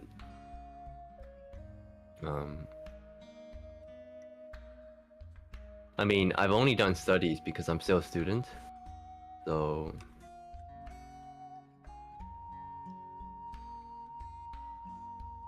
or you animate only after animating. Yeah, I think the prerequisite for being an animator is that you've animated. So, but how do I say? I mean, for me, I'm always way too ambitious with my work. Like, I have stuff I want to do, and I tried doing it, and it's just like unsatisfactory. So it's just like, oh, I just need to learn more. So I'm always stuck in that step. But I think it's fine for me because I'm still a student. So like honestly, when you start working, you have to. Well, in the beginning, you don't even do your own work. You only do that when you start doing Genga. So, and the animators take 2 years to do. I mean, the animator I talked about, previous Pafta, she does animation extremely fast. Like, um, like for her, I took her colossal course, and one thing she said was basically um, um, the way they can have tons of output is because everything she does, she doesn't really have an attachment to it. Like, it's not really an emotional attachment that this has to be good. It's basically that this work has to sort of learn something from it. So it's basically like a practice in, oh, I want to learn how to do action or something like that. Like, you take something away from your work. It's like more of a learning process rather than something that is sort of too close, like too personal. So that's, in that way, you don't really have that sort of attachment if it's not good. So one of those gets in a 6 yeah. I also did the stick figure animation stuff when I was a kid, so. But a lot of animators that are really proficient in work is that they have something in their head that they want to convey, and they basically sort of are pushed to do it in a lot of ways. And for me, all the stuff I want to do is sort of not achievable at the moment. So how do animators professional work still like? If you also you can make fan. I mean, animators they can just make their own personal animations, right? So.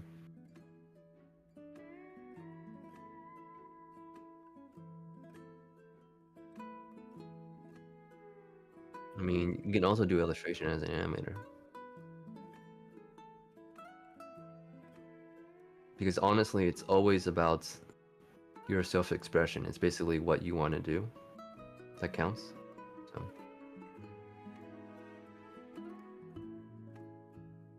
Like, KU Booba animation. Huh?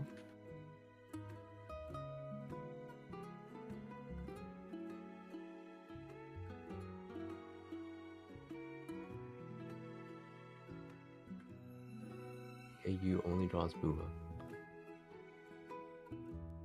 450,000. Okay.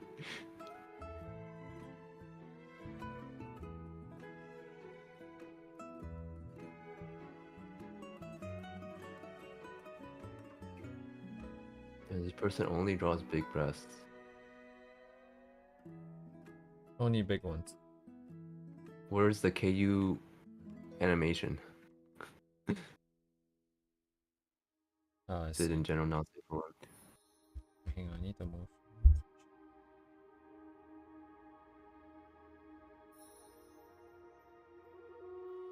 Wait, did they actually create HoloCure? What?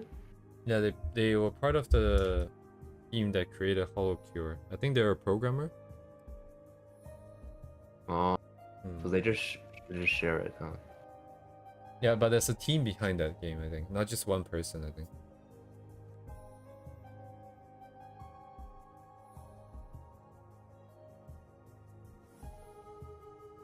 Dude, furry porn animations are really good. Oh, this is from 3 years ago. I see, the swaying. This is very common for illustrated animators. They do like a static scene, and it's like a loop. So. Am I getting caught out? Huh? What? Huh? No. What? Static scene is just a loop? I mean, there's nothing wrong with it. Nothing so. wrong with it. Sidious art, casually learn animation. Oh, really? I'm learning more and more about new artists. Now he's doing waifu animations, apparently. The massage scene.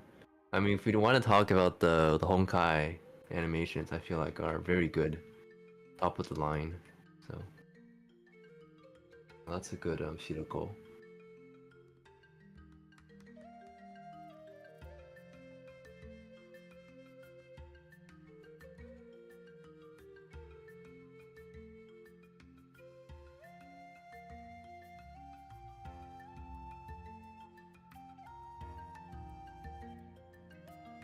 It's been removed off Patreon.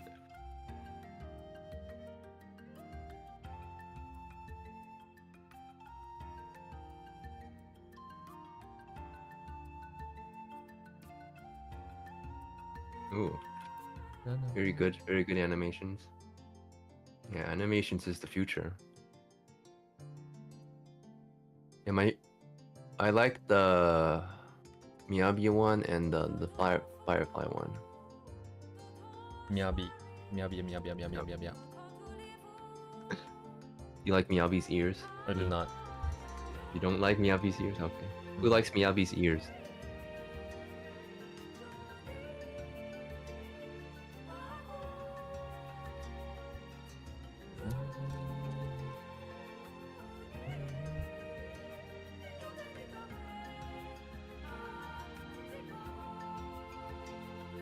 Yes, Fox ears to reference.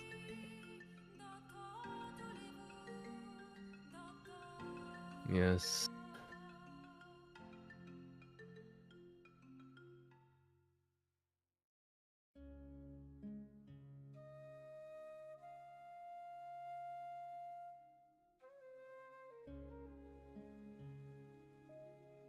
It's getting dragged along. It's not lagging behind enough.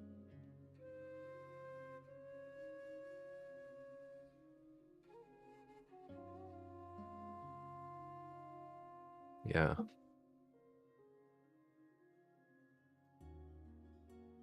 Focus on character more than story. That is true.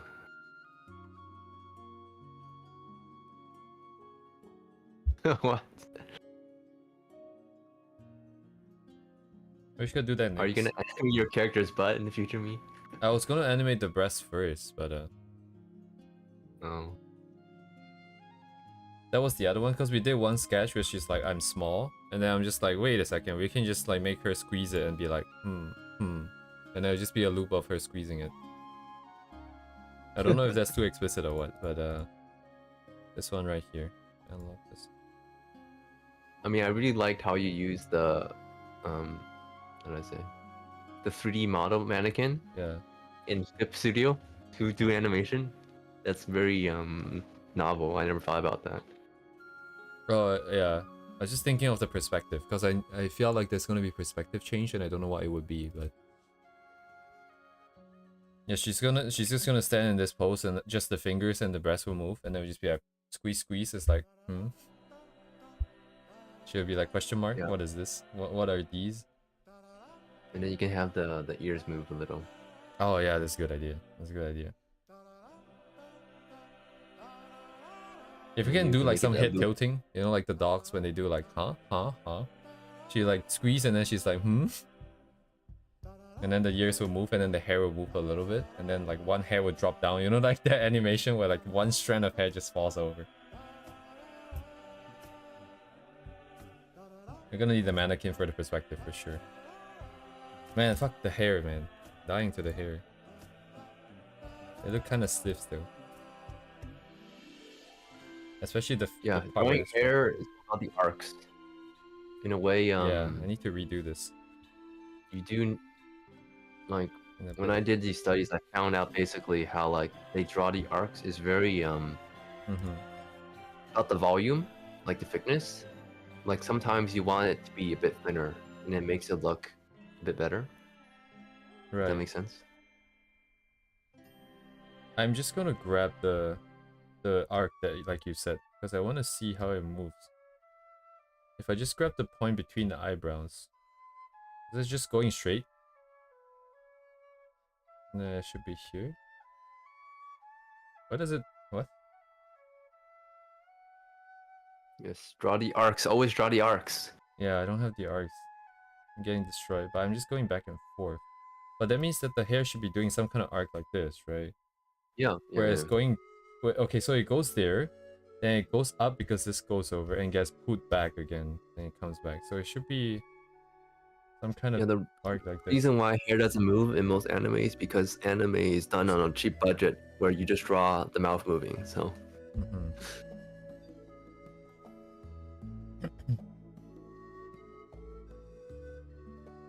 Poo-poo. Animation industry poo poo. Hey, your animators. Uh, the thing is, the animation industry has actually grown for the past couple of years. So basically, there's more animations being made, but there's not enough animators, kind of thing. So Draw the animu. yes, expose the industry. Well, yeah. I mean, it's kind of common knowledge, I guess, if you follow the industry a bit. So not really saying any industry secrets, I would say. Well, yeah.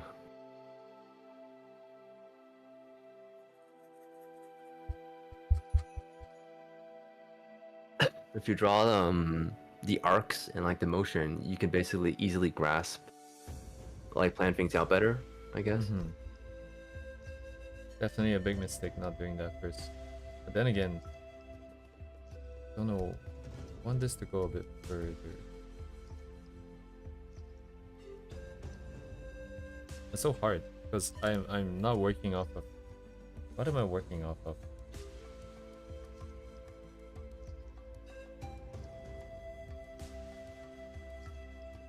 I guess I have to do it blind first, and then I would put the hair in, and then I'll see how it feels, and then I can adjust the arc, and then adjust the hair again. It'll just be an iterative process, but I have to start somewhere. So what's realistic here? I guess this is kind of a realistic arc. And then as it goes up, it should go up, I guess? And then turn, maybe it comes down. The outsourcing is done because of in-betweening and Doga. Basically, Doga is being outsourced to China and Korea. So, and the reason why is twofold. One, to save money, and second, because of the time, the speed. Because there just isn't enough people to do the work, actually. So, this is kind of controversial, especially in Japan. So, yeah. But, yes. Always about time and money, so.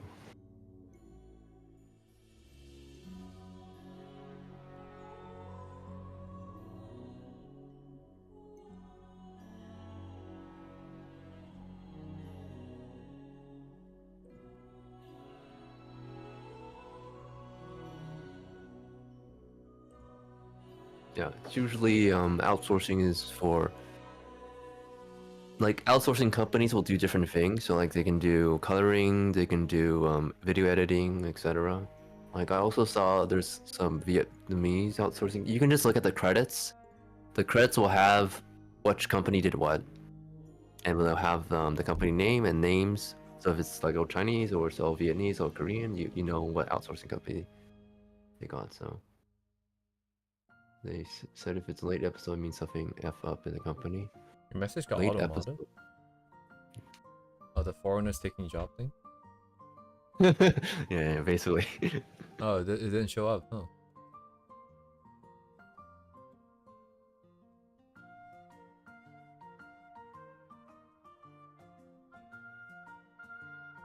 I guess it's a bad idea to make South Park it's very references. common for animation production to have deadline problems, especially in the later episodes, and you will noticeably see the quality drop.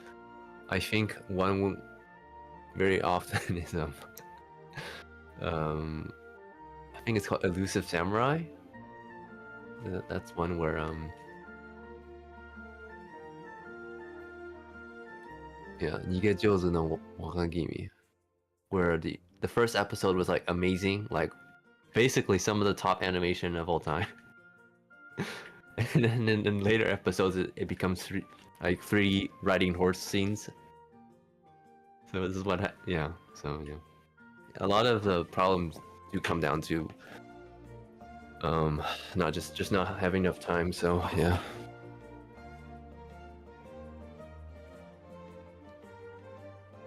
Yeah, Uzumaki got it.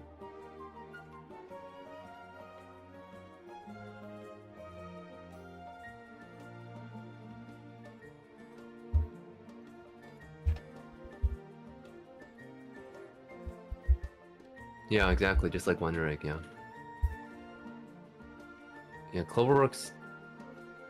Yeah, Cloverworks is probably my favorite, just animation-based company. So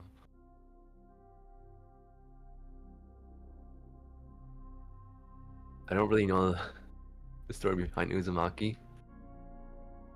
Let's see, because a lot of the is this Netflix, Adult Swim.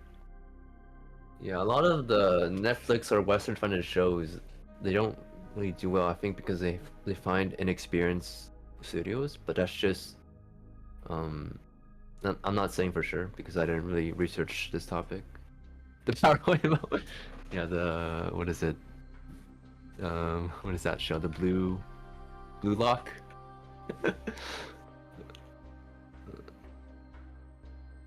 Yeah, a dress-up drawing, yes. Very good animation in that one.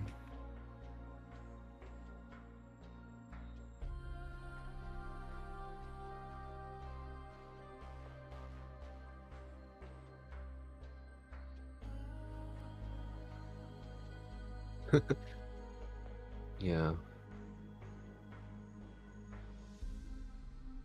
Shinichiro Watanabe. Yeah, Mappa, a lot of the companies they expanded too fast, so they hired tons of people. So like Mappa has like 400 people working for it, and basically they need to do projects and they take on a lot of projects. So basically things get more streamlined and there's less creative expression. And a lot of the animators, the directors, the talented people, because they're on freelance, they can just basically work at a different company and like, oh, I like this project, so I'll just work on this company. So basically, many studios sort of lose their identity, I guess. Like it's just more production based, mostly because of success, basically. Because the industry has expanded and there's more shows being produced, so more people being hired.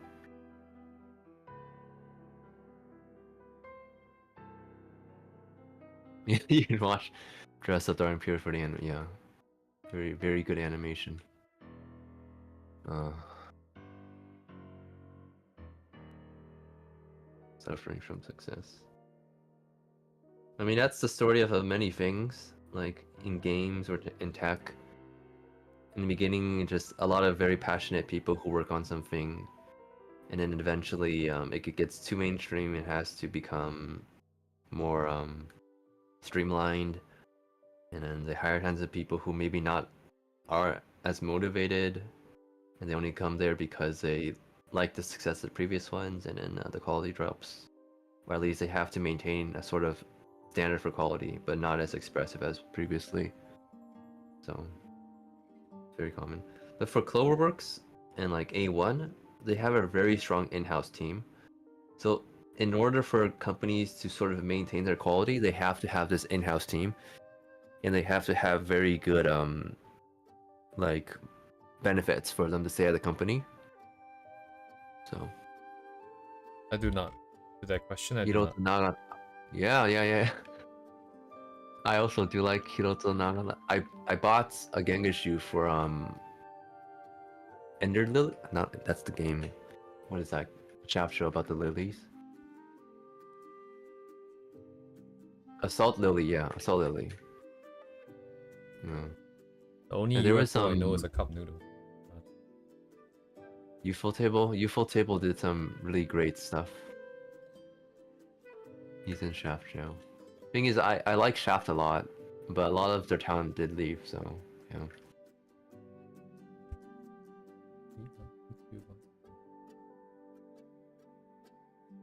Enjoy the lilies. Yeah. 21331 in.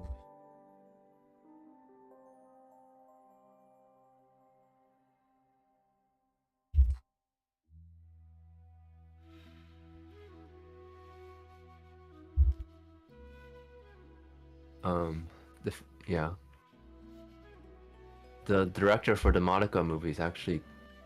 Oh, I can't say, but there was an event where I met the director for the Monica movie. So.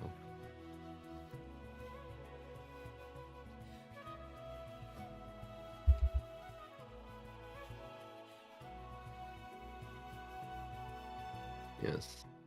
Once you're in the industry, you get to meet tons of how do I say? Very talented people, and the thing is, you realize a lot of the people, they're just very normal people, you know, which is very surprising. And like everybody's sort of normal, and everybody sort of just works really hard, you know. So bad. Yeah. The thing is, they have different teams for their different shows. So yeah. Oh, well, it's also a Japanese thing. Japanese people um like being normal, I guess, at least in public. So yeah.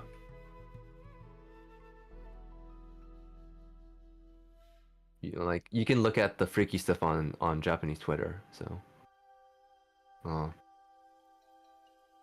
yeah, the Monaco films, um Bakemonogatari, Kizumonogatari, and also the old stuff, I guess, by Shinbo is sort of my favorite stuff.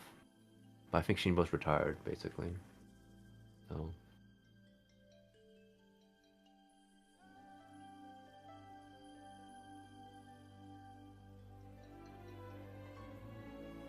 yeah, director Shinbo is getting older, so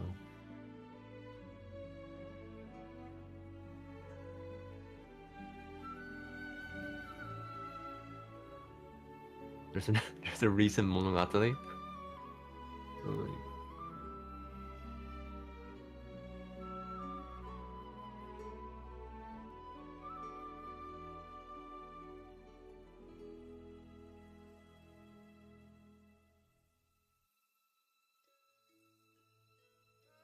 there's a new Kizumonogatari.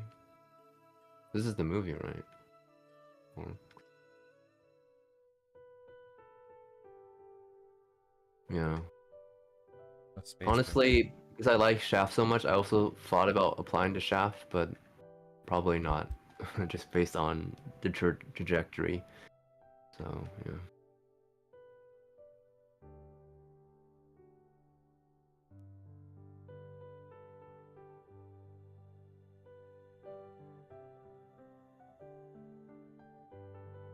I don't want to be in Shaft jail.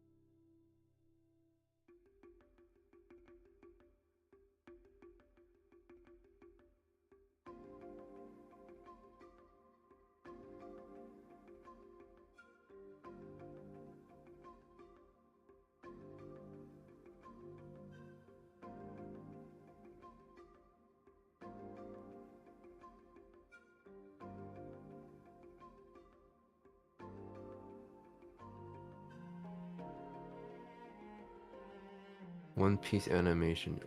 I've only seen. Am I alive? Yeah.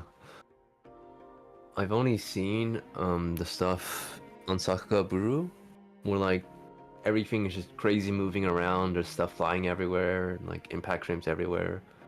I personally don't like that kind of animation where everything moves too fast and you don't really know what's happening. I like more natural animation, I guess, like where the movement is very natural. So like I like Cloverworks animation, and also I guess more stylized stuff, like some of the old Shaft stuff, I guess, like where there's more emphasis on the storyboard and the storytelling. Like Shaft is basically all about the storyboard and like how the storytelling for that. So Nakamura. The thing is, Nakamura didn't even do that. Nakamura is actually a very naturalistic animator. Like he has, I think it's the influence from webgen animators and Western animators. It's mostly a Western animator thing, and I guess who's that? The Shaft animator that you talked about. Forgot their name. Nagato?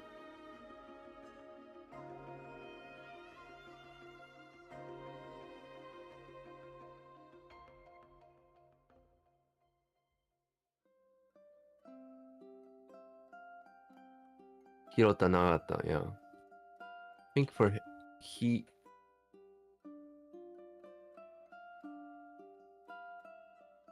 this animator is sort of fast, but sort of not how do I say the standard. So yeah, I'm actually doing one of those okay, I'm doing an undressing cut study, and basically it is much harder than an action cut where everything moves around very much, because you have to preserve the timing, you have to be able to sort of maintain the character. The character can't like deform, whereas in action cuts the character can deform all the time, and basically you don't really think about that. Yeah. Yes.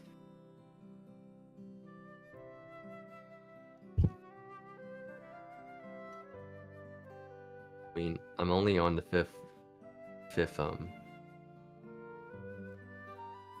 what is this? The fifth frame, so not much. Give me 5 anchors. I remember I saw a stream by Road Signs where he would just animate the loop of a hair. So like, you know, the hair tie for a ponytail, he would just animate the hair tie for the entire stream for like a couple hours. It was very fun. Very interesting. So how animators stream. So.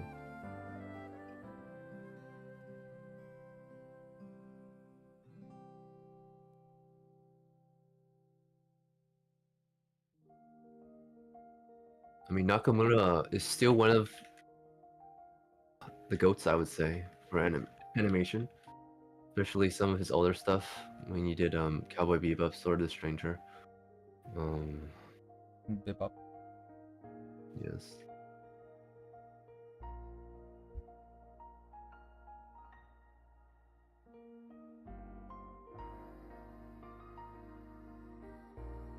Bebop. And it still didn't work properly. The length of the line is changing, even though the perspective does not demand that much of a change. There's no foreshortening here, so I'm looking at this and I'm trying to figure out what's wrong with it.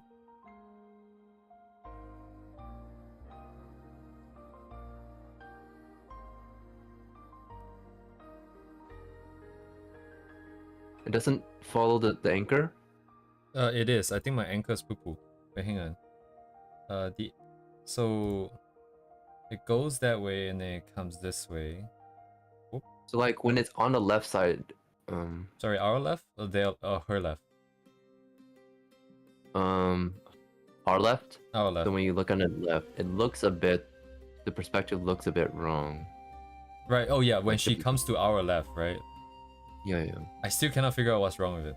I still don't know what's wrong with it. It's too much to the left. It should be a bit closer, I feel. You mean like the amount of turning of the head suggests that her head is physically closer? No, like it sways a bit too extremely to the left. Oh yeah. I feel that as well. No. The head movement. Like it should be a bit more subtle. It should be a lot. Yeah, it definitely be more subtle. Like, and I'm looking at the length of the line and it's doing something. It's extending when it's going to our right, and then it's contracting when it's coming to our left because of the way that the bottom of the thing is being mapped. You know, The way, I yeah, mean, to you the don't necessarily have to draw the in betweens. You can only draw the extremes. I guess like adjust the position of the extremes mm-hmm. so it looks good, and then you can fill it in with the Yeah. arcs. My poo-poo So idea of like, working with 12 frames at the same time is stupid. so in a case where you draw all the in betweens, you sort of and it doesn't look well, you still have to adjust it and you have to throw away all your in betweens. Mm-hmm. So That is true. yeah. I'm starting to feel overwhelmed, man. There's so much work in the. I mean, know that trial and error is, I guess, the basis, right? Like doing something and figuring out what's wrong with it allows you to improve. So nothing is really a waste of time, I'd say, as long as you just keep at it. Yes, yes. I mean, it's a bit of a sunk cost fallacy, but as long as I keep working and you know using the experience, then the time I spend is not a waste. But as only if I keep going. If I give up, It's not really a sunk cost fallacy kind of thing because animation is just like that. You just spend a bajillion time forever. no, it's a sunk cost fallacy if that is the only reason I decide to carry on. If the reason I carry on is because I feel like I spent too much time already, then it is sunk cost fallacy. But that's not the case while I'm continuing, so it doesn't apply for me. I'm just gonna change this a bit and fix the in-betweens. I'm just gonna work with 12 frames, man. You guys are gonna have to suffer with me.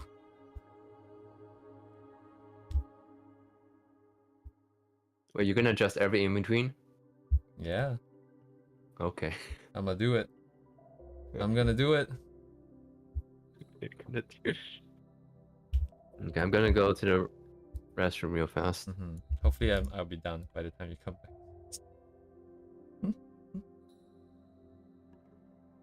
Don't worry, guys. If it's for my character, I'm gonna do it.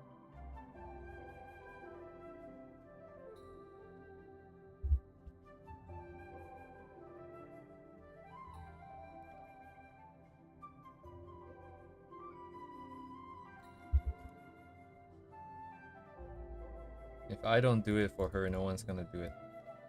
I have to do it.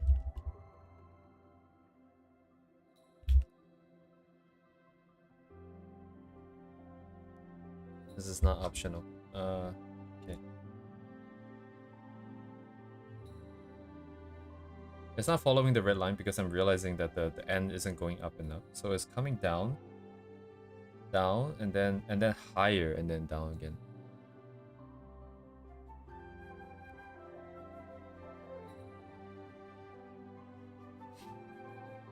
Oh my god, lead by example. I have a lot of stories about that I don't know if I want to talk about, but that was what we had to do. Lead by example. Okay. Hello, welcome back. He's insane like that. Okay. Okay. It doesn't hurt to spend a bit more time, Animation. I think, just so I can get more familiar with what is bad. What is bad? So I know going forwards that, oh, okay, we've done it before, it's gonna suck. Fixing the loop here so I can.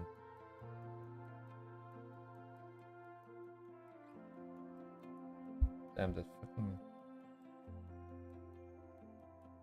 そっちは高すぎっていう。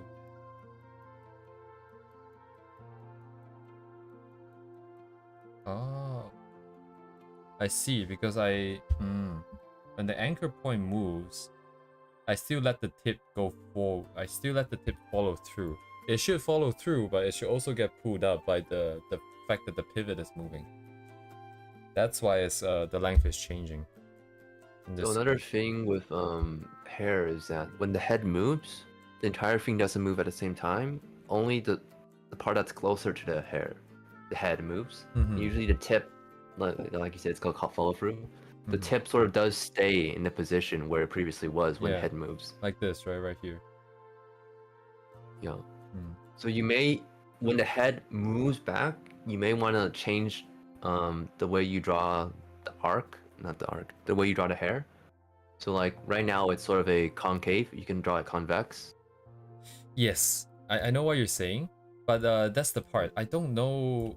Okay, yeah, that makes more sense. Actually, yeah, I just needed someone to say it out loud. In my head, I'm trying to envision that there is the two bangs are kind of like kind of katai, like it's kind of rigid, where it sort of maintains its inward concave curve, regardless if it's swaying or not. But letting it be Yeah. more loose also makes more sense. I don't think it's meant to be that rigid. It should just Well, go blah blah blah blah. hair is not rigid. It's not like piece of plastic. So I mean, if it's permed, right? Like if it's a specific part of the character design, I think it's fair. It's just that I didn't make that decision whether if it is or not. I'm doing it based on fully on inertia instead of by design. So it's okay. We're learning a lot as we're going through this from this one strand of hair. good, very So good.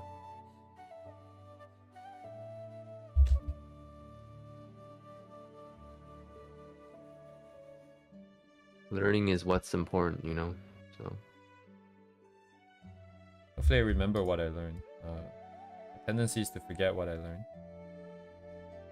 I mean, I feel like um, for animation, it's kind of hard to forget, if that makes sense.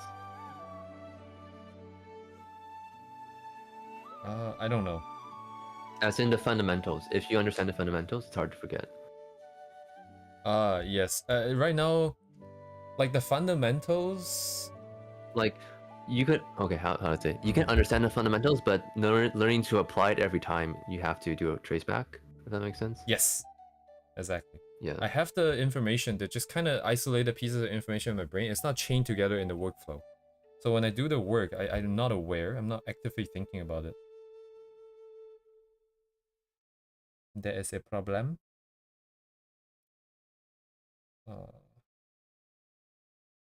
Like over here, as the follow through happens.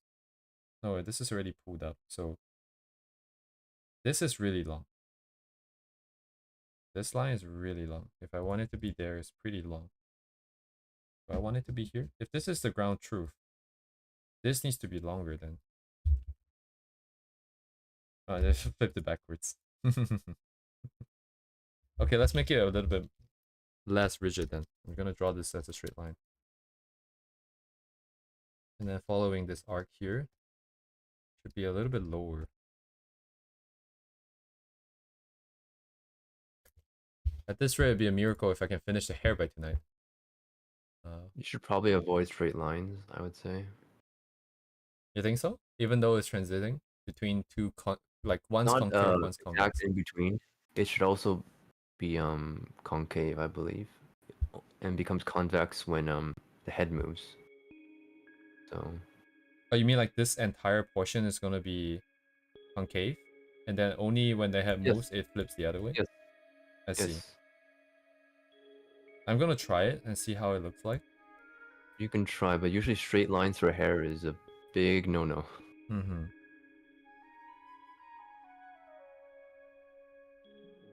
Oh, okay. Physically, that makes sense now.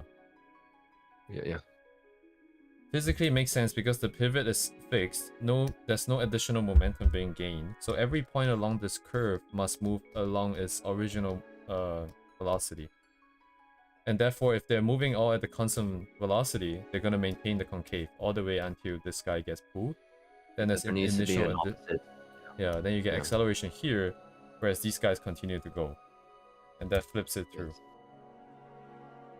Yes, you can use your physics knowledge for animation. Very good. I didn't learn physics for nothing. I can use my physics degree to make animation now. Yeet. Very important. I gotta ground it in physics. If not, I forget. I need the rules to remember, because then I remember the rules and it will work for multiple situations. Yeah, the That's thing what I with say. animation is that there are rules, you know, versus illustration, where it's just less bound by rules, I would say. So, I wouldn't know because I wouldn't know. I didn't exactly learn any illustration from anyone either, so I just have my own rules anyway. So I mean, I feel like that's how it is. Everybody has their own rules, basically. Yeah. Whereas animation is definitely more grounded, I would say. Which makes it more technical, I guess. If you like more technical stuff, I guess. But it also has that expressive aspect where you can kind of throw stuff out. So now it's a little bit more soft, the hair. yeah, Doesn't try to see, constantly hold that form, but I'm also yeah, not it feels 100% softer. sure if I want it like this. Either way, we still have another problem, is that the movement itself is too much. So once we tone down the magnitude of the swaying, the hair needs to go down, the amount of changes in the... It should be fine. Let me tone it down a bit. There's one very big concern I have in this scene, is that even though I did say that I'm gonna commit to only having like Camo Mimi and no human ears,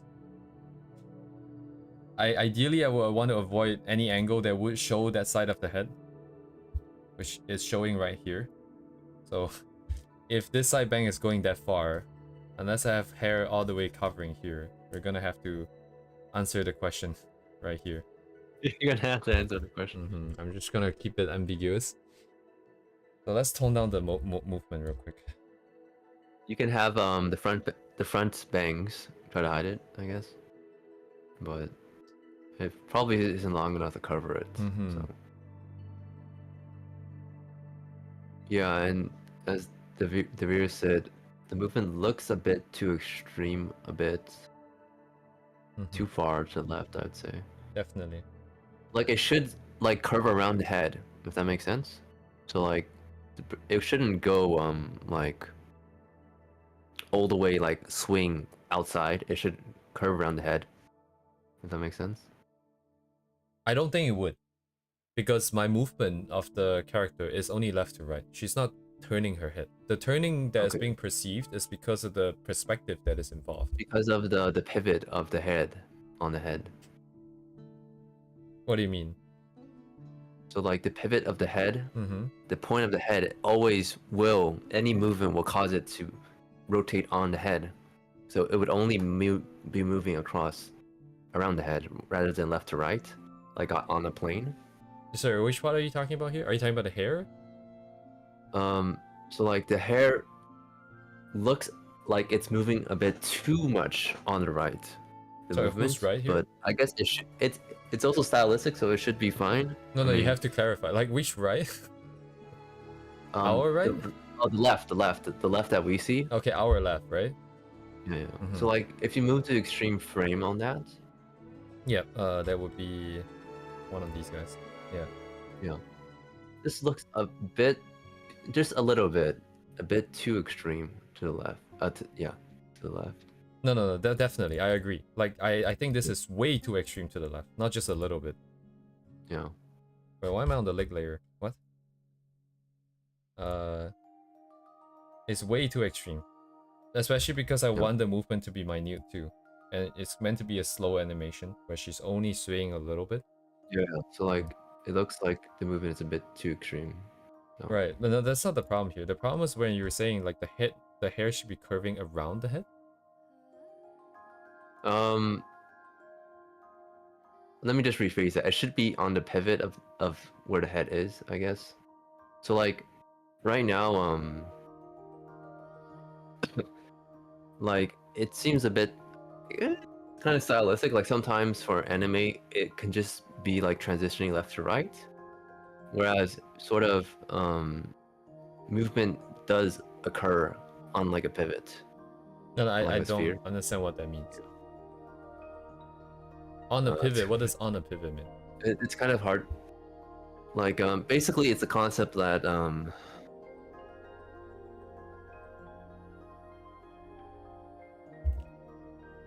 so like the concept of depth, I guess. So like usually a lot of stuff occurs in animation on left to right axis because it's on a 2D plane. Okay. Whereas a lot of things in 3D. So like if you look at something in perspective, it's very easy to draw stuff on the XY axis, right? But it's really hard to draw stuff on the Z axis.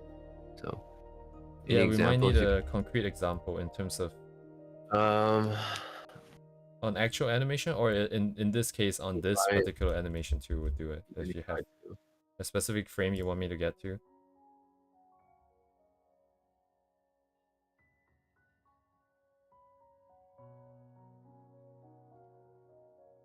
Keep it more contained, maybe like this much. Wahaha. Anyways, I think we can just scratch that. So Okay, sure. I mean, you know, doesn't really apply after I drew it a little. Doesn't really apply to this scenario. like the other No. side, like our right side, the hair would have some kind of perspective involved, because Yeah. how would that movement look like? Because actually, you know what? You're right. That makes sense. I'm still perceiving this left side of the bundle of the hair as a 2D left to right movement, but in actuality, Yeah. That's what I'm trying to say. it's going back and forth, right? There's a back and forth element too. So, and that part we're not portraying. If we want to portray that part, the changes that we should observe would be So what? Changes basically, in length? how do I say? When a thing moves from in the z-axis, the movement will not be that extreme, so it will have a more subtle movement. That's all I wanted to say. Right, Kind of yeah. That would be very relevant on the other side. But why would it be more relevant on the other side if she's only moving left and right? That means there's some inherent, you know, continuity problem here with the physics, with the perspective. I mean, I think that makes sense. the grasp z-axis movement is very takes a lot of experience and also maybe some reference, I guess. So like you can take a pen, move it, you know, on the XY axis, and then but if you move it on the Z axis, like you try to rotate it, it sort of moves differently, right? So like only the volume source to move. Yes. So that's basically all I wanted to convey. So, but for anime, I would say there definitely is a lot of focus on XY movement, which is why I think it's also stylization thing. So I think it's also fine. So it really depends on how you, yeah, ultimately it's about like style. So makes sense. you don't necessarily have to draw stuff like that. So I want to draw it like accurate to the perspective if possible, because the other part about doing animation is that it really forces you to think about, like you said, the foreshortening with the z-axis and stuff like that, and that's going to be helpful in terms of understanding. I can send you a reference of one guy. This is where is it?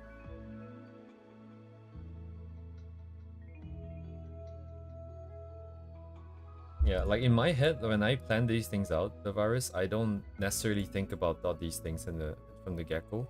Might be because of the lack of experience right now. Because illustration, I might think about, oh, is the color gonna make sense later? Is it gonna be too messy? That kind of stuff.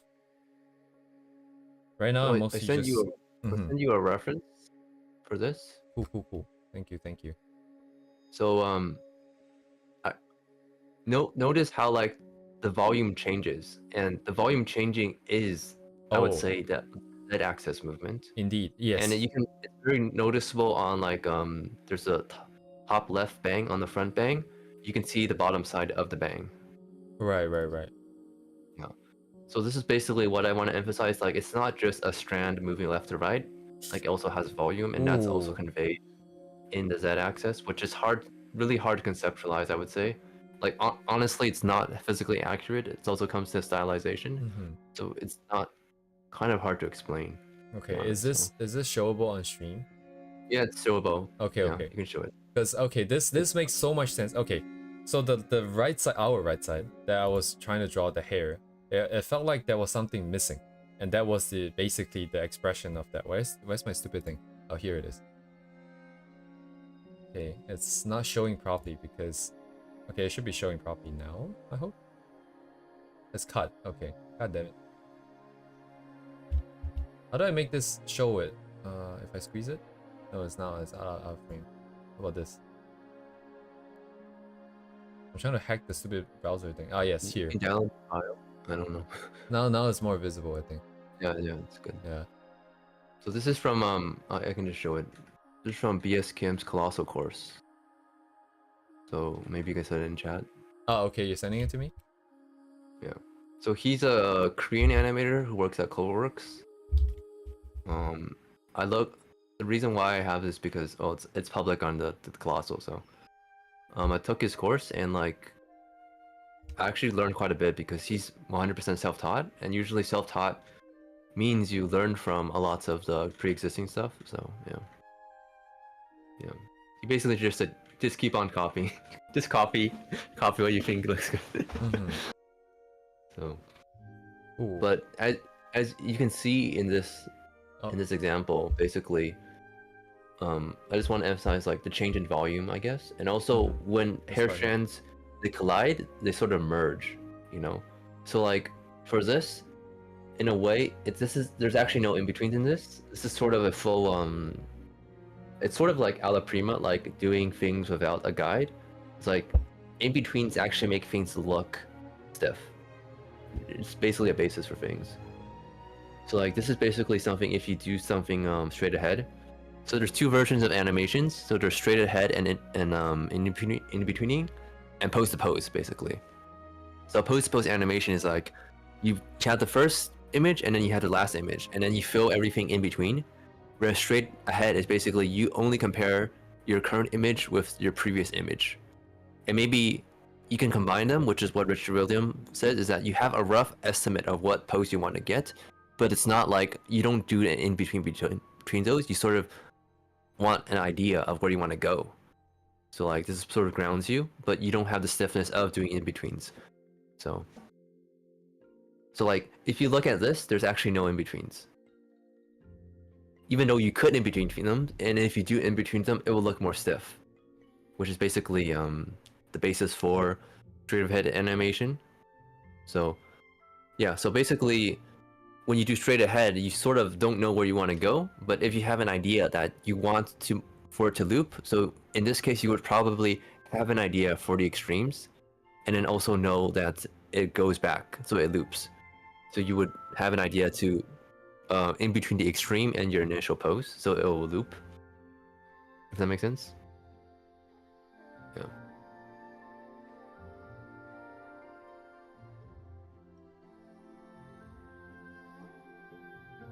Yes, it's only 8 frames. Good stuff. So like you can create a lot with very few frames, especially if it loops. It just goes on forever. So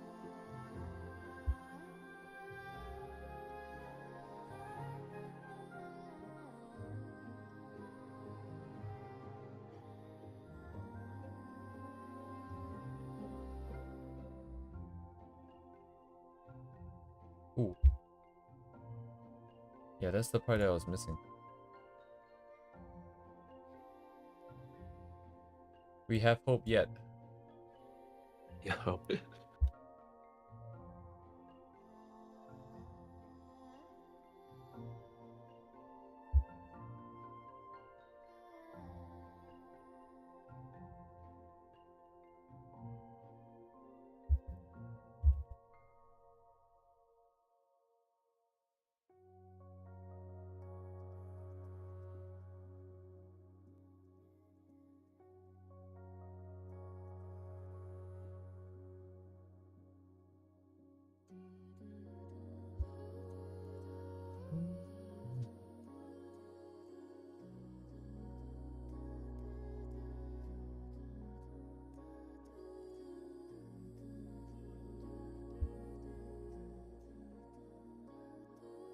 Getting a lot out of this one animation. Understanding workflow, understanding the fact that I just freaking suck at understanding form. Just have zero idea of what's happening with the form. That's why I miss the fact that the hair on the right side is supposed to have the underside. The front and the underside. I mean, the way anime hair works is basically sort of a piece of paper, if you want to think about it like that. So you could cut out a piece of paper that's shaped like the hair and sort of move it around, and you can see the forms. That's one way to do it. Yeah, yeah, yeah. I know what I understand what you mean. Um, hmm.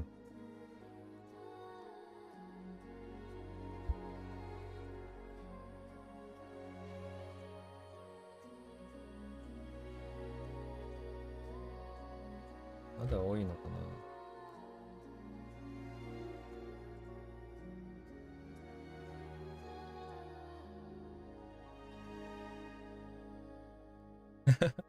That's one freaking line that we've been working on for like an hour and a half or something. I mean, it's good. Good line.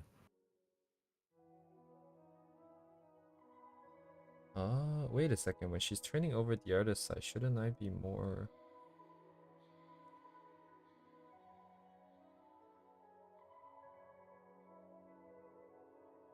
But it's good. It's good. It feels like there's definitely a more solid process than my illustration. Right now, at least I can like, oh, you know, if I want to put this thing in, I should imagine the form. I should figure out what the pivot is, track where the pivot is moving, figure out how the Yeah. bottom should be moving, find some kind of an arc, have the arc there, and then we start to put in the lines and then put in the actual, you know, the final shapes.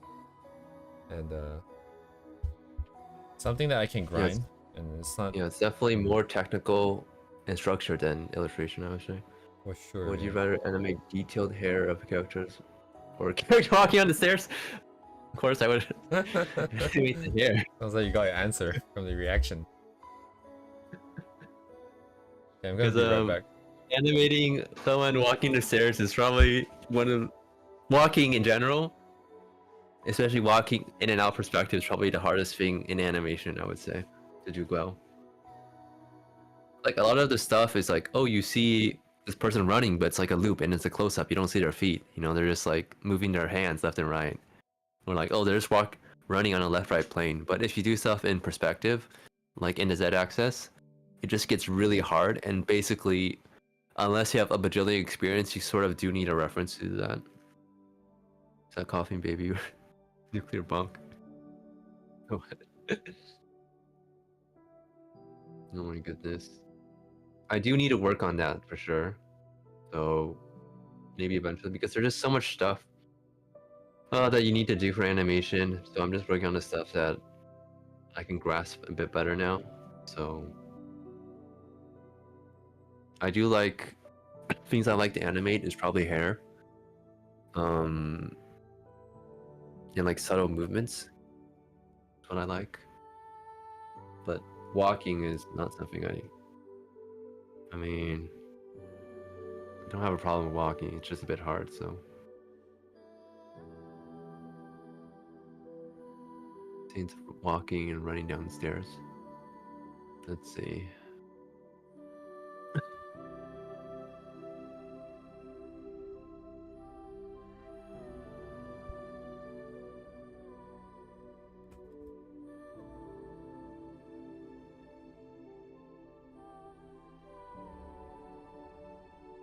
I mean, okay, the way it seems is that a lot of the emotion is sort of like coming straight at you. How do I say? Don't really have that much reference. Or left to right, basically. So you can basically sort of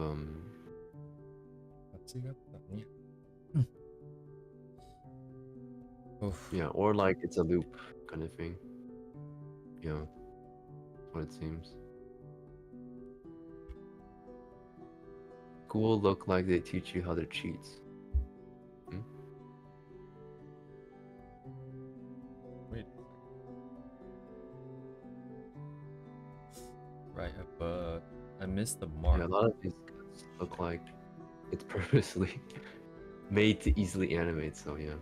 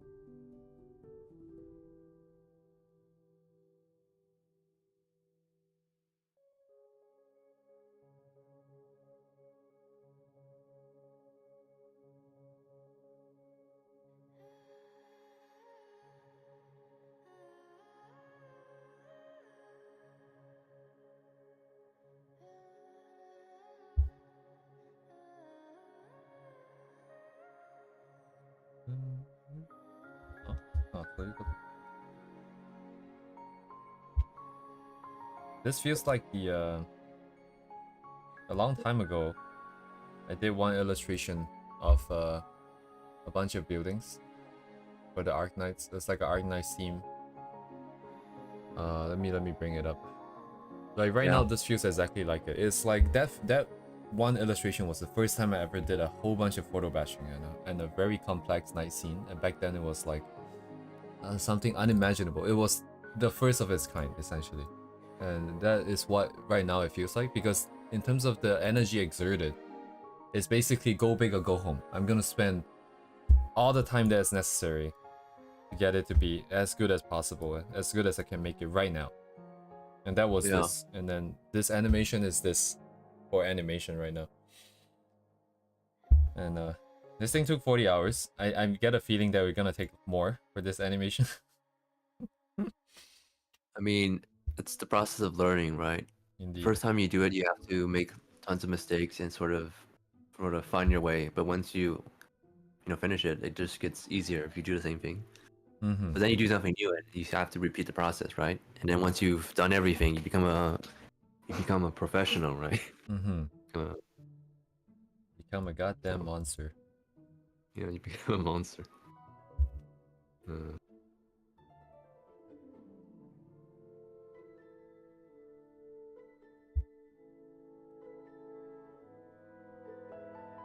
Go big or go home. Go big or go home.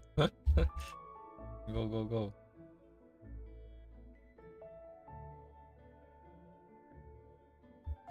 To not animate. I mean, totally fine to not animate. It's very time consuming, and yeah, you sort of have to have the mental fortitude and the motivation to do it. So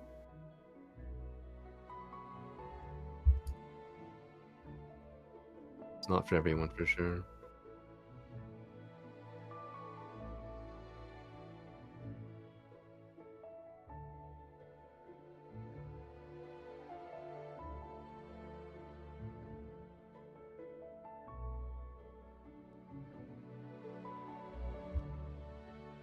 Do it for your waifu.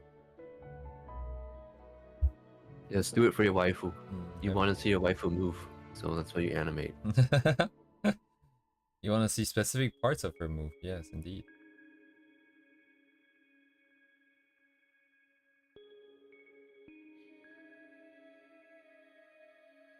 Yes, the Homer Simpson do it for her.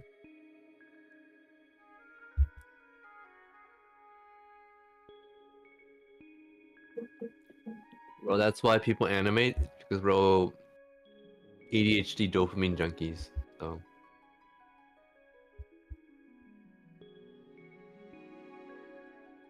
especially the action animators.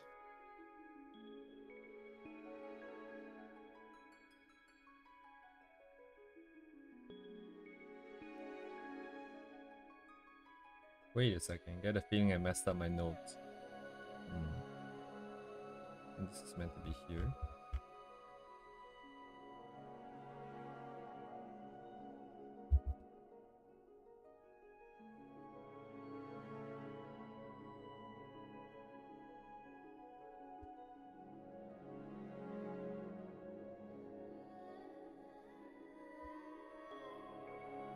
Yeah, I'll figure it out later. Sure, I'll figure it out.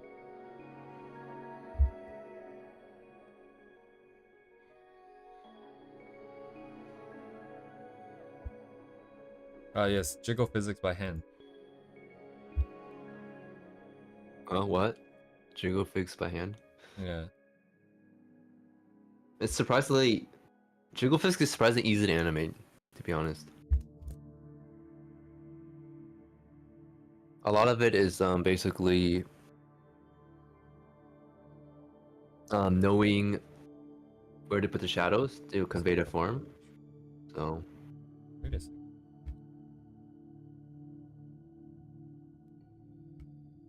Wait a minute. yeah, super punch laser Sakuga. I'm definitely in the camp of yeah, too much movement, don't know what's happening is not very kind of hard to look at.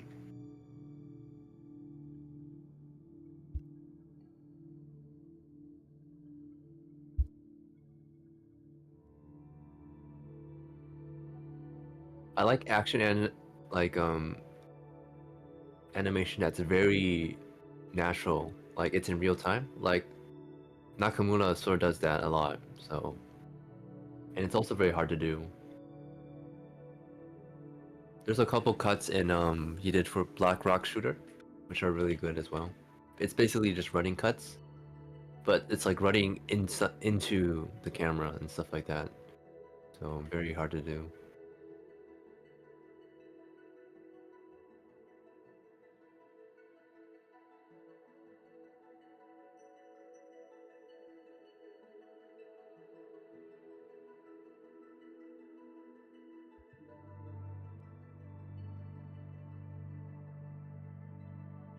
It's the product of Ripple.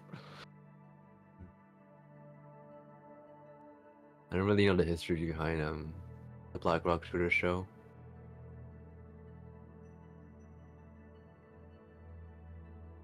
I don't think it was that. Yeah, it wasn't that early. It's only in 2010, so. Wait, Imaishi did CG fight? Okay. Interesting.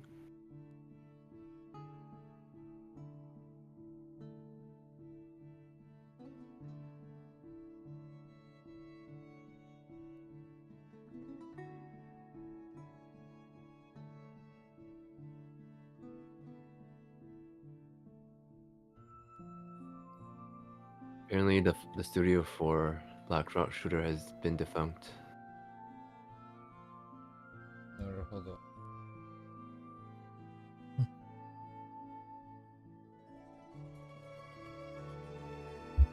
What in the world? Oh, because they haven't made anything for 10 years. Okay, makes sense.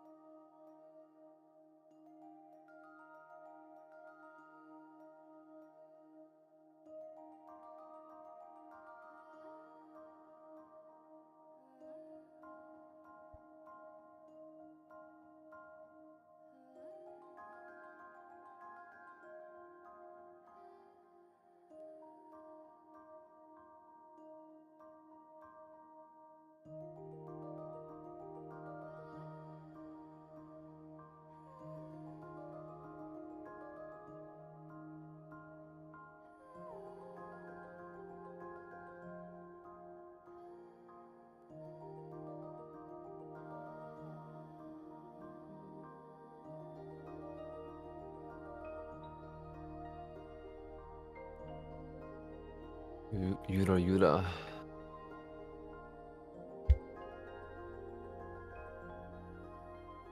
Trying to configure my sense of proportion to another artist.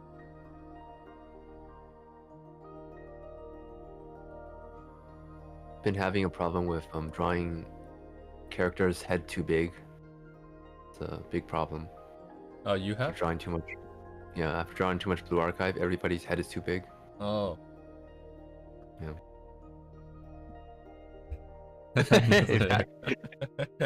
every single strand of hair gets an impact frame.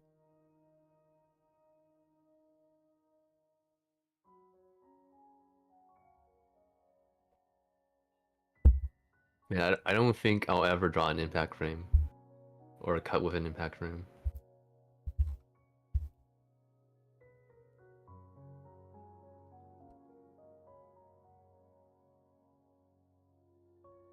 Kill me later.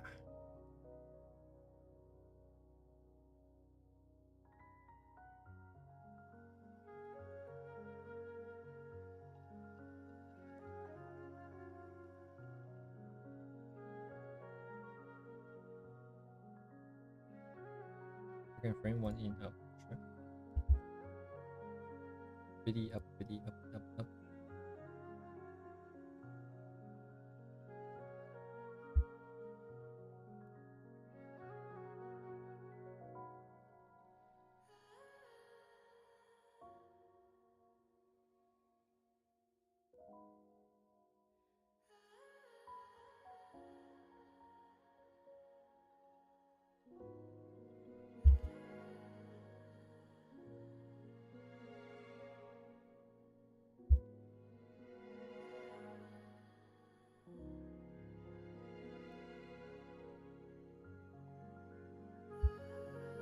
Oh, the speed lines? Yeah, speed lines. There's a speed lines plugin for After Effects that I use to make speed lines really fast.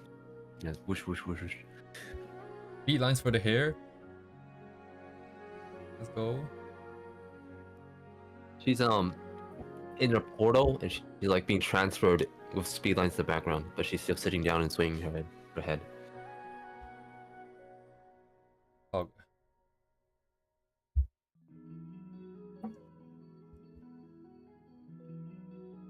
Hoggerino. Makes you glad you're an illustrator.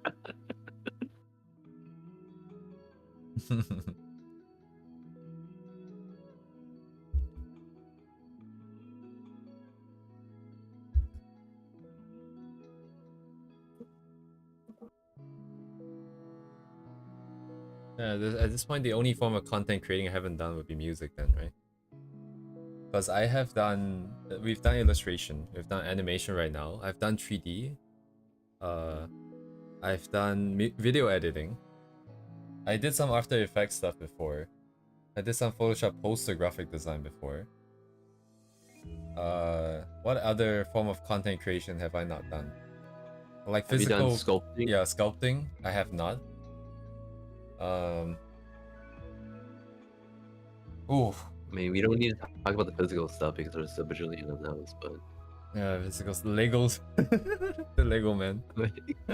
I haven't eaten Legos before. Mm. You haven't eaten Legos. Not yet.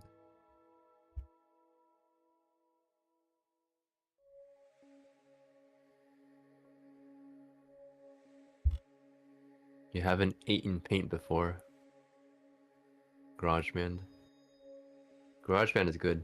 Good software. GarageBand. こ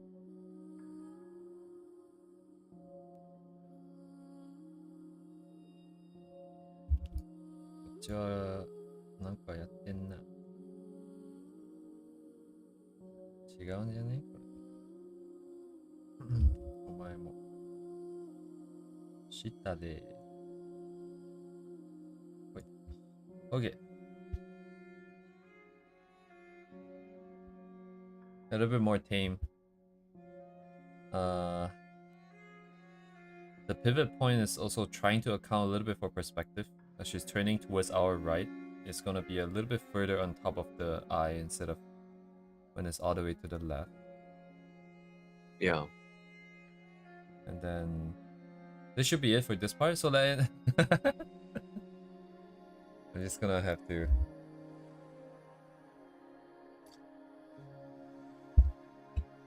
Ah.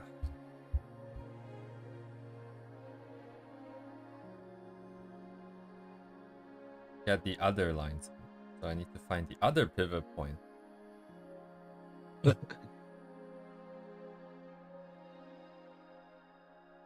This whole month is gonna be one animation, and then. Dang.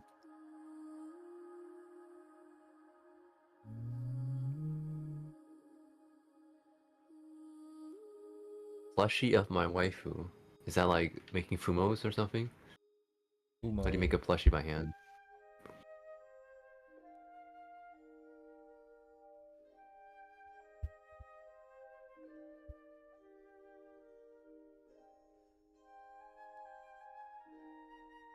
Basically handmade fumo. Hello, Cat King. Oh yes, Cat King, welcome. I want to make a fumo. あれちょっと待ってこれ。あ、Apparently for sewing, there's lots of patterns and stuff like that, right? So you have to like cut out the patterns and like design stuff. I did a bit of that in Marvelous Designer, which is like a cloth slim free software. It was very hard. I realized I'm not really a clothes design person.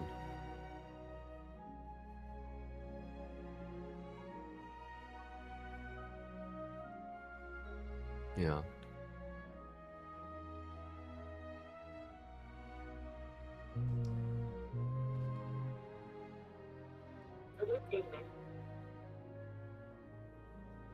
wait a second.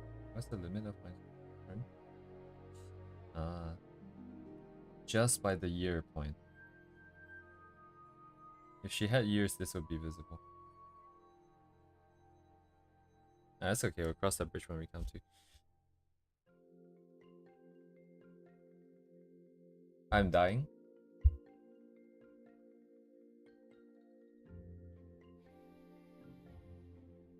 I should have just kept selling weed in Schedule 1. What? Have you been playing that game? Only a little bit today. I just got it today. What do you think? It's pretty nice. I think it's a little expensive. It is a pretty well-made game, but like $25 for me, Canadian, $20 US.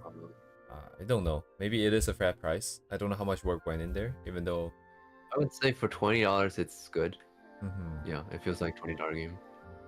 I saw a video about a guy who gambled their way to $1 million. Oh yeah. Apparently, like the casino in the game is very much in the player's favor. So there's 3 games. There's slots, which is in the player's favor. Then there's Yeah. something called Ride the Bus, which I don't know if it's a very typical casino game, but you put down money and. It's not a casino game. It's like a drinking game. Oh, okay. But you're familiar with it, so people are familiar with it. I don't know that game. I don't know that. Oh, okay. So the game is played with cards. You put down some money, and Oh yeah, I know the game, but that because I watched the video. Right. I also You never can heard of explain the it. game before. Yeah. So just for reference, Ride the Bus, you put down some money and then you play with cards. The dealer will pick a card, and then you have to guess. First stage, you have to guess if it's red or black. So it's 50-50. And then the next stage, they will take a new card, and then you have to guess whether if this card is higher or lower than the previous card that was revealed. So stage 2, every stage you get a different challenge, essentially. Different odds. And then the third stage is... The third stage was whether if the number was in the previous 2 range. And then the last stage is to guess the suite. Or is it suit? I don't know how you pronounce that. Suit, right? It's not S-U-I-T-E. So eventually you get 4 stages. The first stage, if you get it right, you get 2 times the money you put in. The third stage, you get it right, you get 3 times. First stage is 2 times. Second stage is 3 times. Third stage is 4 times. Final stage is like 20 times, I think? Or is it 10 times? I can't remember. You can quit at any point in time. But if you guess wrongly for one of the stages, you lose your money. And then there's slots. And then there's blackjack. And blackjack is apparently very bad very against the players' fate because of certain missing options that you will see in a real casino. Like you cannot split your cards into 2 separate hands. So you cannot play like standard strategy for the blackjack. But in any case, the other 2 games are apparently solved in the sense that people have worked out the stats. So if you put in your starting amount of money, they will tell you the optimal money to bet for that one round and the optimal strategy to play for that one round. So in terms of Ride the Bus, they will tell you what to guess, and then on what number showing up, whether if you should continue or if you should fold, or if you should just claim the money. And then for slots, you just kind of keep pressing the slot machine, but then you have to select the correct amount of money so you don't lose all your money. And it's a surefire way to make money, apparently. Like statistically, you're gonna make money.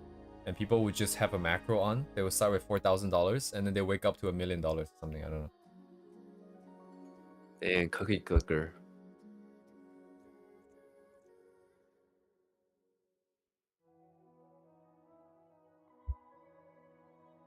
Stream schedule 1 in the future, perhaps. We might do it Oh wait, do we want to do it tonight? Probably not. It doesn't take that much time though. One day in the game is only 21 minutes in real life. So it's like a just nice, it's like a pretty nice break if you want to do that. But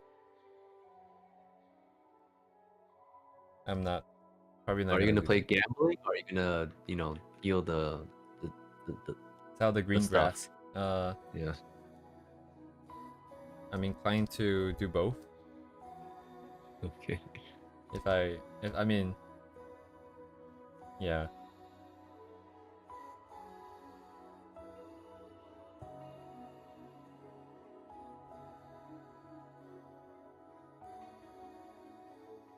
Guess I should mimic the move, but this one is further back. That means the turning is more extreme. Yeah, you can cook the two different kind of white substances. Oh, there's this mechanic in the game where you can mix your your products with random store bought items like bananas and like energy drinks, and then depending on the combinations that you mix, you can change the value of the product that you're selling it. And apparently this process is almost infinite. Like it doesn't mean that you use an item already, you cannot use it again later down the process. You could, so you could potentially reuse the thing over and over. There is a limit to, well, how much it's going to uh affect the actual product, but it is pretty insane. And people have a website that has the users custom made recipes, if you will, and they name it like all kinds of random shit. Like that's one recipe I saw today that was recommended. It's called Girl Scout Pea, and there's another one called Elon Musk, and then there's like some other stupid stuff. Schedule one, what's it called? Calculator?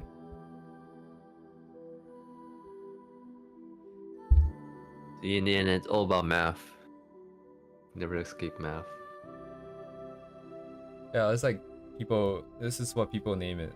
We got Simple Diesel. I don't know what all these words are. Zombifying M word. Pooping, puking, and juking. And then you can sort it by likes. Is this sorted? Did it change? Wasn't paying attention.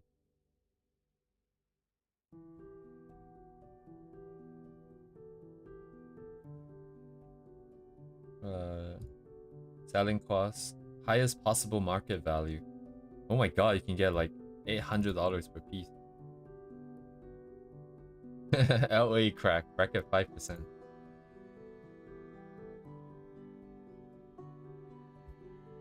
These names are not very creative. Because it's all about the money. Where are the funny ones? I saw some funny ones earlier today. I guess they got updated. Girl Scout Mint.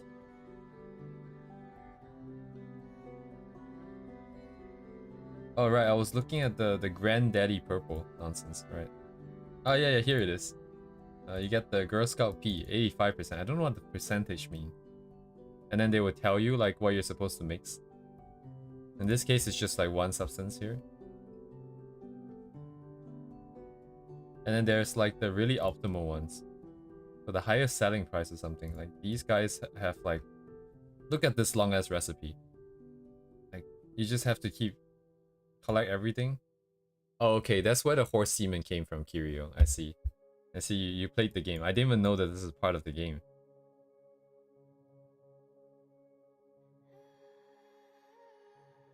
Anyway, pretty interesting game, I think. Interesting. Interesting. Interesting.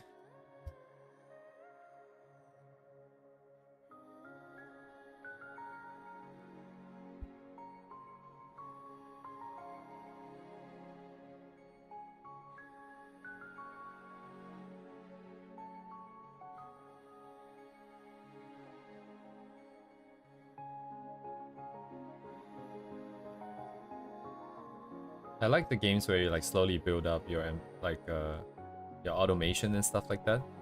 But honestly, I played it for 3 hours, and it's already kind of tedious because I'm already starting to think about, oh, you know, if I'm trying to optimize this process, I need to get how many of how many things, and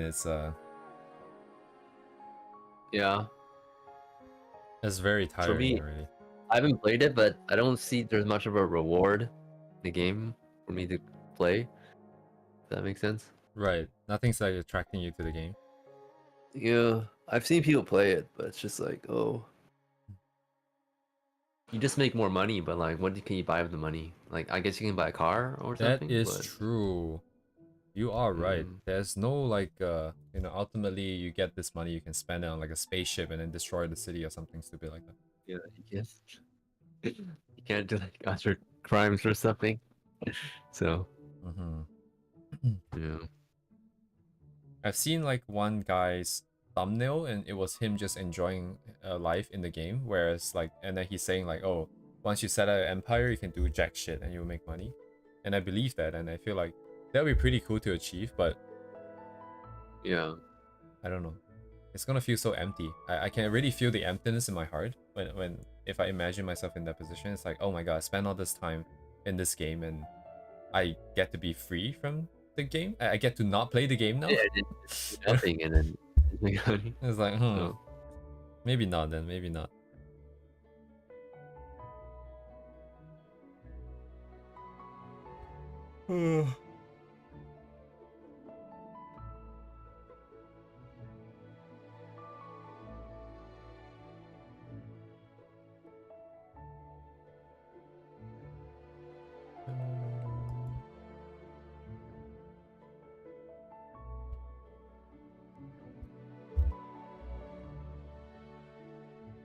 The last spell.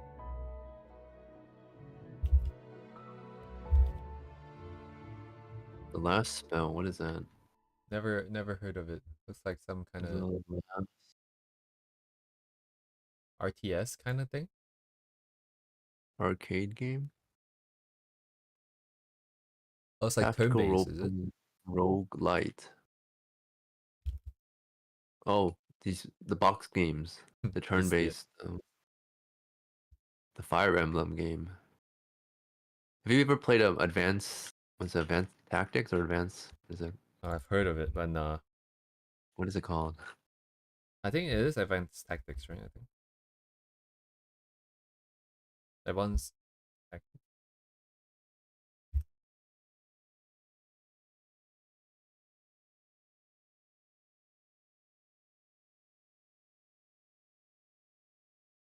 1 a.m. I'm gonna spend the weekend and get this as polished as I can.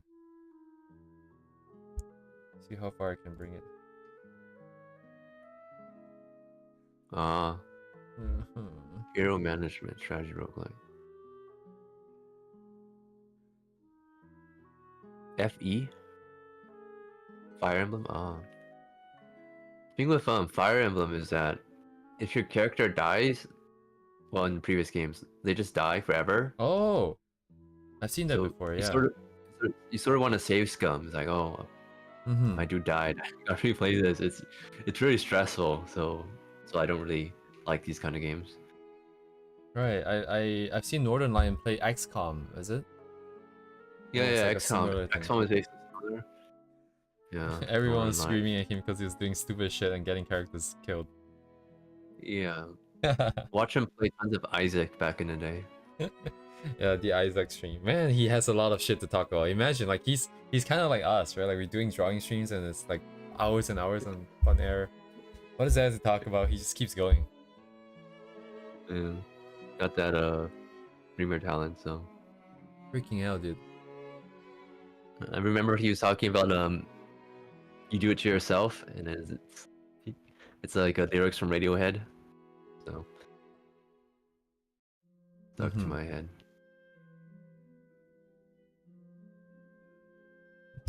The egg.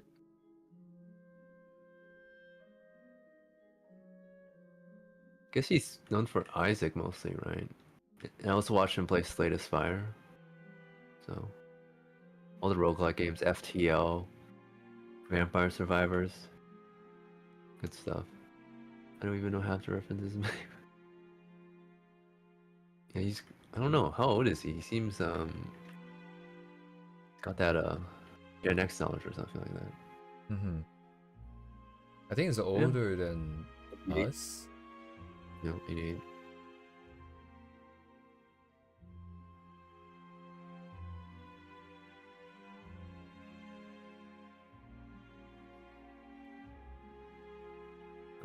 There's no good roguelikes. I need another roguelike to play.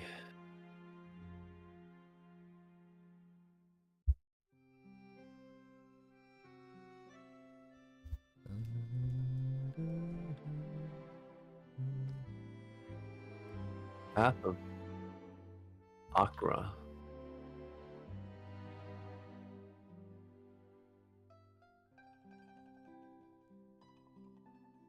Oh, is this like the old dungeon games? What's it called?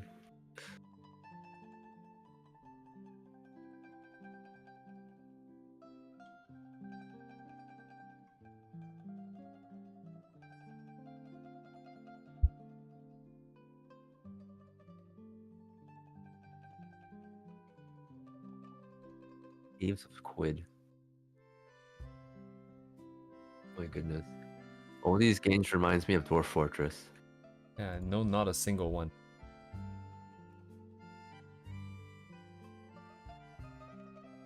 Never heard of a single one of them. Well, me neither.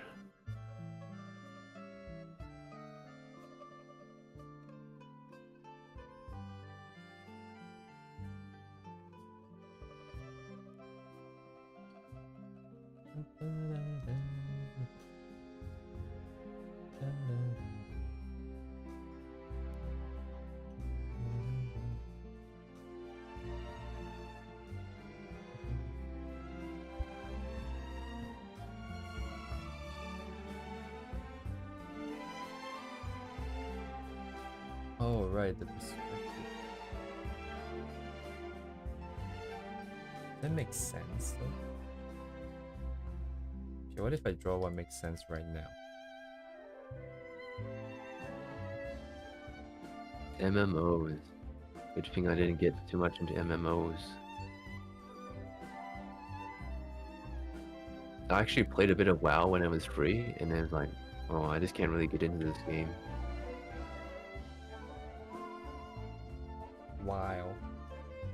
Well, Maple Story is technically an MMO, right? Mm-hmm. Yeah. The only MMO I kind of played was RuneScape.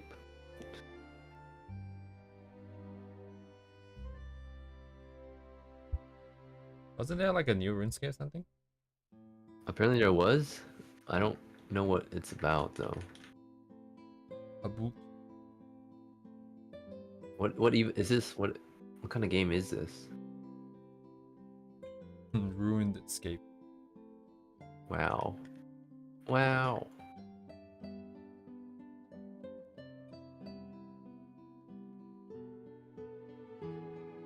Is this like a survival game or something? So jank. Oh. Wow. That one meme, right? Wow. Wow. There's too many survival games. I played Sons of the Forest, Oh, I've which was seen it. pretty good. Yeah.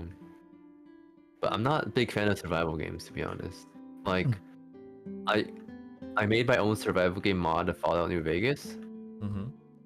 but like, yeah, it's just like tons of hordes of dudes fighting, and once you get like the best equipment and you have your like your farm going, you just have infinite everything, and you just sort of, there's not much content. Everything becomes very easy. What were you referring to?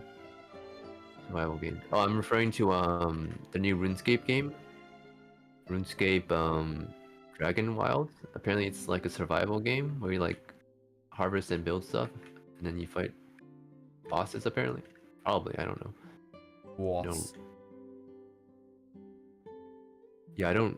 I haven't seen anything about this game. Co-op survival dragon slaying. I guess if there's like a raiding aspect where you fight bosses, I think it's good. And if it's like co-op, Yeah, but like I don't really have any friends to play this with. Or I guess okay, I don't have any time. I need to draw every day, so yeah, that's the big thing. Big reason I can't play survival games is because of the time aspect. Like when I play a game, it's just like, oh, it's like a roguelike. Oh, you just do one run, or it's like a card game. You just do a couple rounds or something like that. So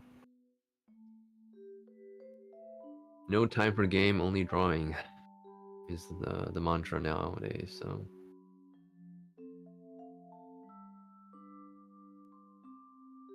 really for co-op, I guess so. Would be fun for a co-op game. Oh, and there's dungeons and stuff like that. Does look fun. Right, if you have lots of time. Because I have no friends. It's just because I'm too busy, totally. I mean, I mean, I definitely know people who want to play games, but like nowadays, especially at our age, don't really have much time for games. So, yeah, Gotta grind. yeah, Grind or get laid. grind or get late. Mm-hmm. That's exactly, yeah. I could have just been drawing anime booba right now. That's exactly how I feel. That's exactly how I feel. If you don't draw, you'll never be good. That's just something you have to conceptualize, you know? Every moment you're playing a game, you're not drawing, therefore you're not getting better at drawing, you know?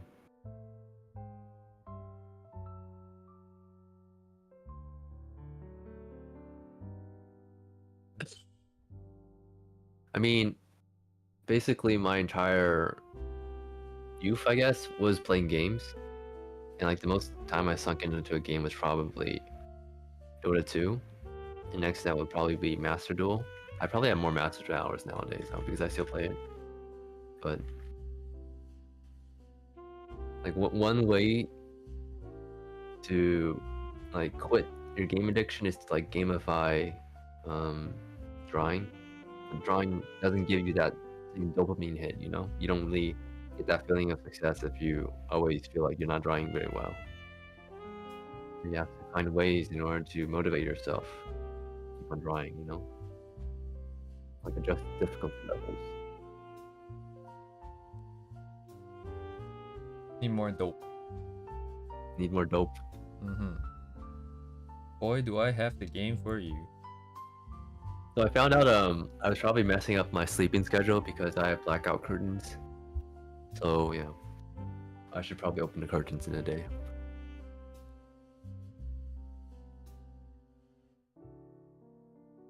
Well, the thing is, you can put the stream in the background and also draw, but I think they mean like literally staring at the screen, watching. okay. Because the virus is actually like really watching.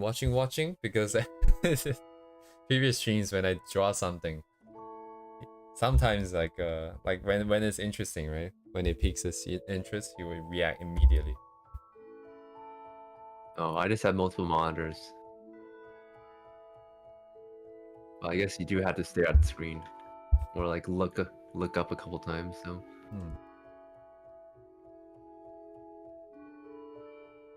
Dang, these Japanese books are so expensive. What the hell? Oh my god. Yo ho ho ho. Yo ho ho ho. Life on the high seas. Yeah, I mean, the good part about living in Japan is that you can buy stuff made in Japan a bit cheaper. That's about it.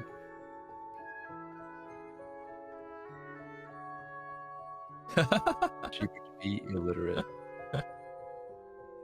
Hmm. I mean, whenever I read a drawing book, I only look at the pictures. I don't read. So is what counts most.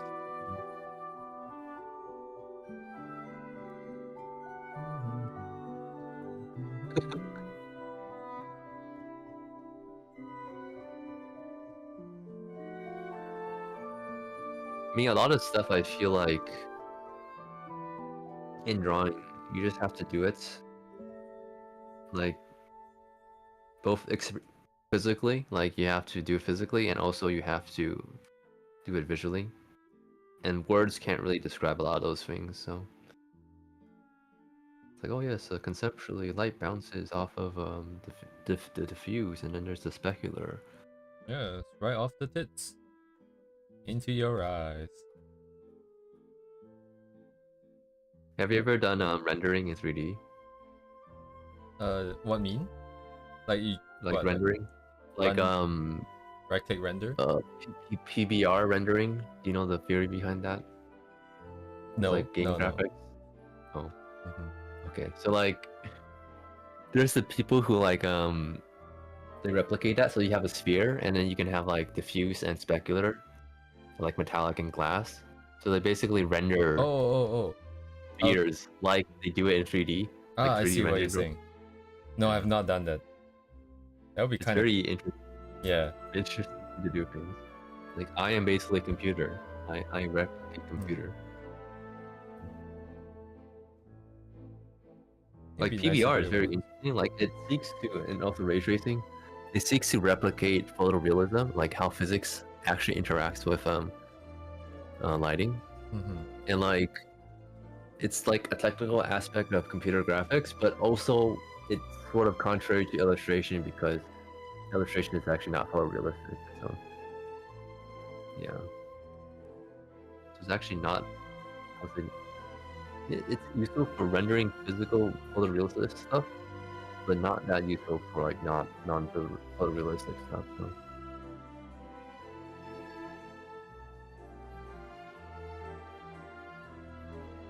It would be nice to do it once, just to see what the steps are. Yeah. There's a guy who does something similar to that, but not exactly. I think his name is like Evan something. Evangelion. Evan.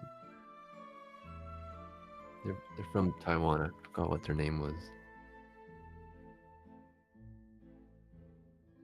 Evan Lee, right? Yeah, Lee Evan. So they do a lot of this sort of photorealistic-ish rendering kind of stuff. And tons of like, yeah. Good type.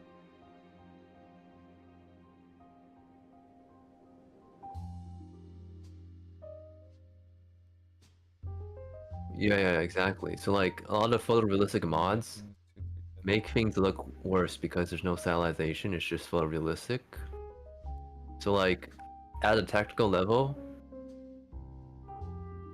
it's sort of impressive, I guess, because you're using tons of GPU compute power, but also it just looks like real life, I guess. Yeah. Which is why a lot of the old stylized games, they still look good nowadays as well. Whereas tons of the photorealistic games, they sort of look dated, you know? So we're at the level where computer graphics can achieve pretty good levels of photorealism, but like requires tons of compute power and also like I don't think people are willing to do it because in the end art direction is definitely more important. So like I know there's some many I guess they're tech demos for these photorealistic games that are like sort of FPV drones or like FPS games that are super photorealistic. So like, but like to run that stuff, you need a really hard high spec graphics card, and most people just don't have that. So ultimately, it's all about the gameplay, you know.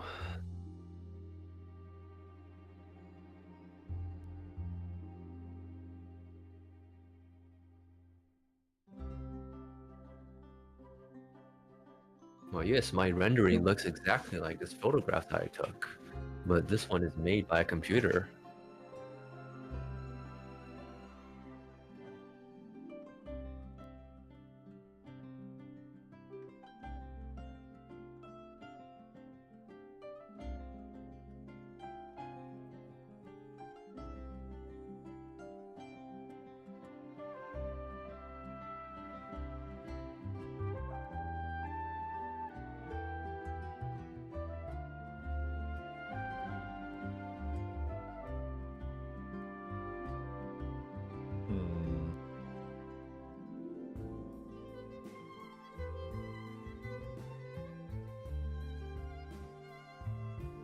More real than real life.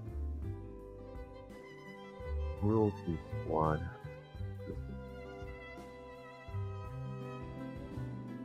What is this game?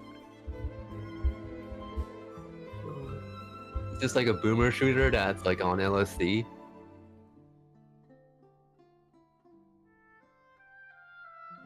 By the way, recommended boomer shooter, The Citadel.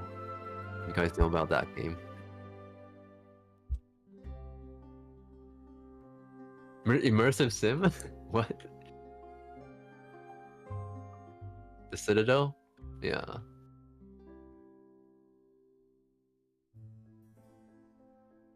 Yes. Good night. Yeah, it's late. Good night. I think their new game is called what's it called?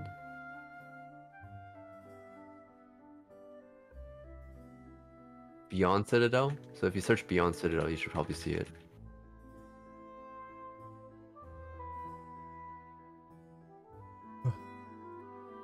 And it is made by one Japanese person, so.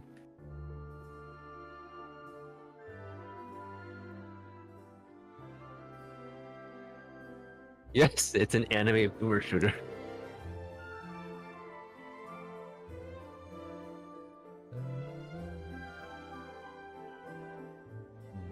I actually thought about drawing this character, but then maybe not, maybe later.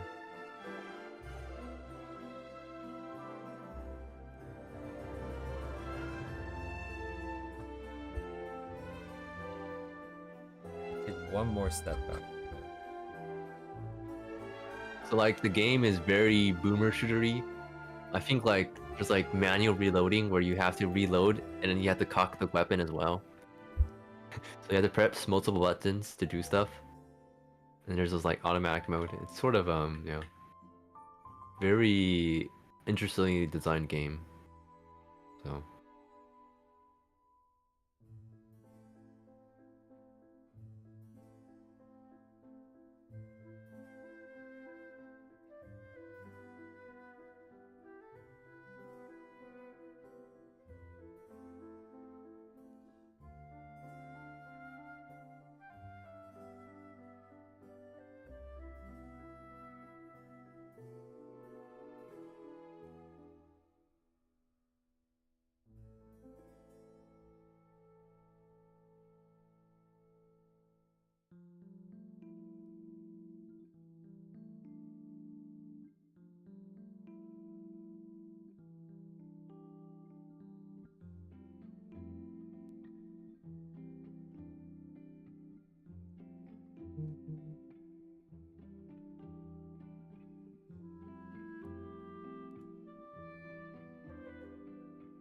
does it have a good story?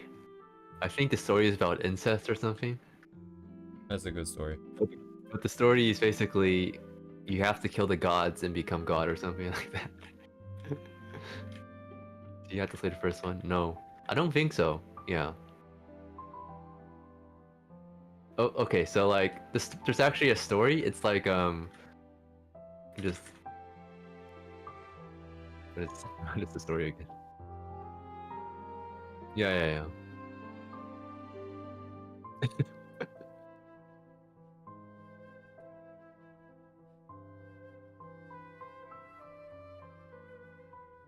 Story's actually kind of neat. What's it called again? Oh, there's no Wikipedia.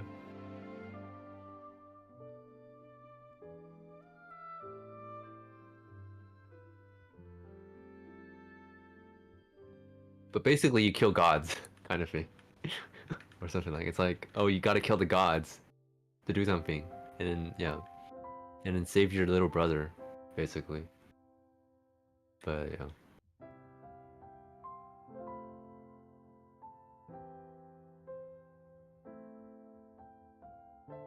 But overall, I think that the new game is basically just mechanically it's better. So I guess there's no reason to really play the first game unless you want to have that experience. So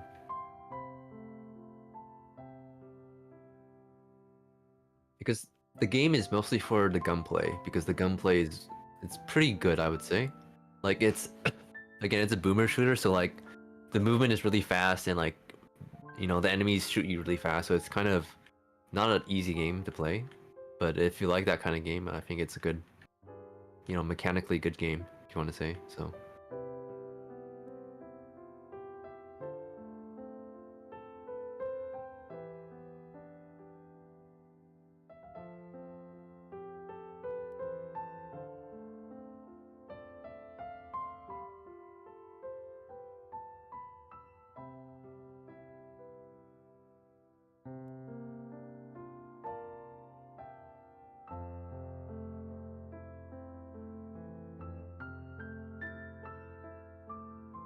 yes, Wishlist.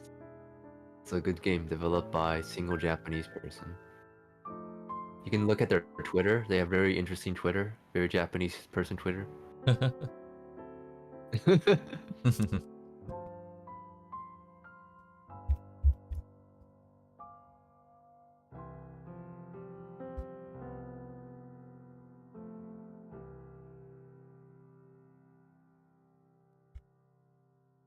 I think they are on Citadel Dev.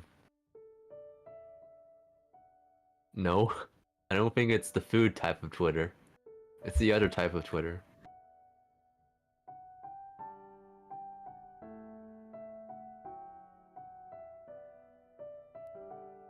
I know they also have a Discord, which I have not joined.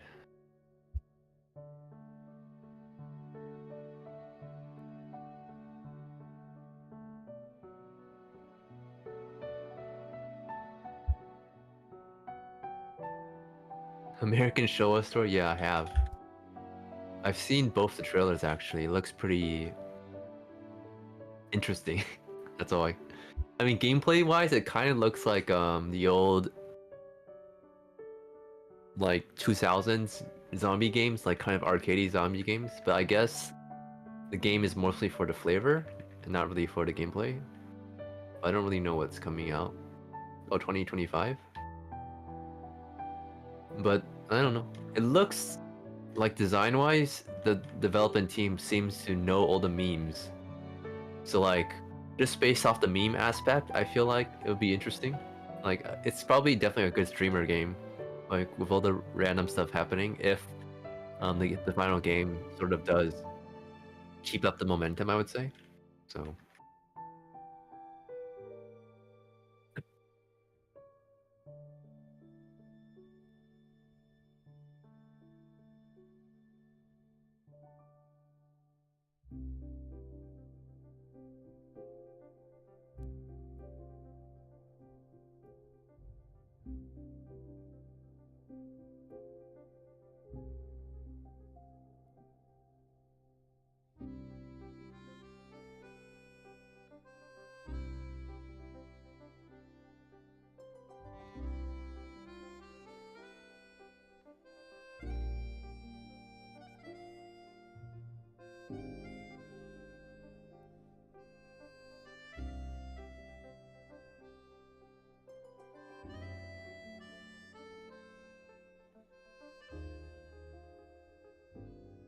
how is your hair strand drawing me? Bad. Bad? Because once the form, like single line, that's one thing, right? And then once you have the form and the volume coming in, I don't know what's happening anymore again. I tried doing So the whole thing at once, but it has so it two looks like prongs. And it was too rigid because I kept the two prongs at the same width throughout the whole movement, so it looks like it's one thing, so it doesn't work. So I thought maybe I should do single prong yeah. first. So I feel like it's sort of the volume changes, especially towards the tip. If you, the tip volume can be a bit pointier. I don't know if that's the design you're going for though. Nah, the problem isn't really the tip at them, it's the entire thing. It's just not what I envisioned. So what are you envisioning? I don't know, it doesn't even look better than the original rough that you can see in the back. Then you can just use the rough. Now the rough has its own problems. But that's the problem. I'm sensing issues, but I don't know exactly how to fix it. But I don't exactly know what the issue is. So this is the part where I spend a lot of time just to try and piece it together.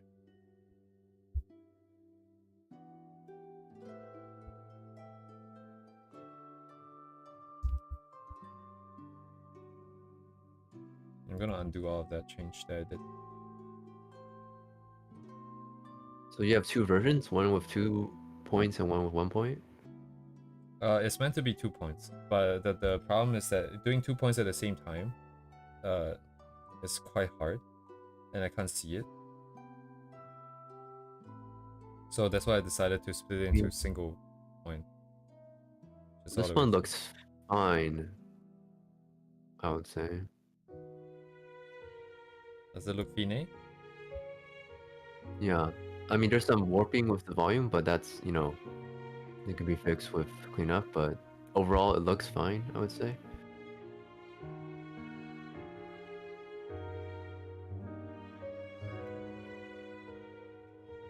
I mean, it doesn't have to be too complicated, I would say. I just want to get the vibe. What vibe are you going for? Something feels off about the hair.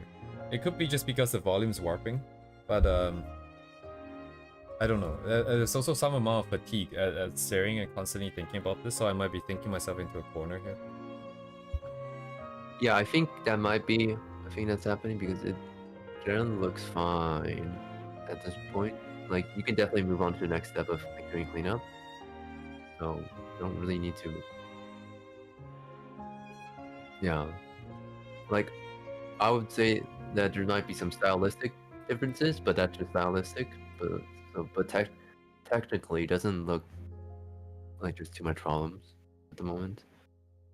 So. I feel like there's something unnatural about it. Like, stylistically, I would say the two strands shouldn't be the same length and the same size. Like, one should be smaller. But that's sort of style. So. No, that's not what I want either. Yeah.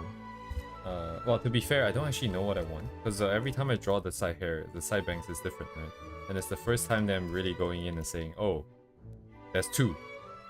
And part of my brain is not accepting that. One way to do it would be take the first frame and clean it up first, and then you have like an image of what you want, and then you just extrapolate from that rather than because you already have a rough. You don't need to keep cleaning out the rough because you're only cleaning up one part of the rough, whereas you sort of need to have, if you have the entire image cleaned up, it's sort of easier to see what the final frame will be like.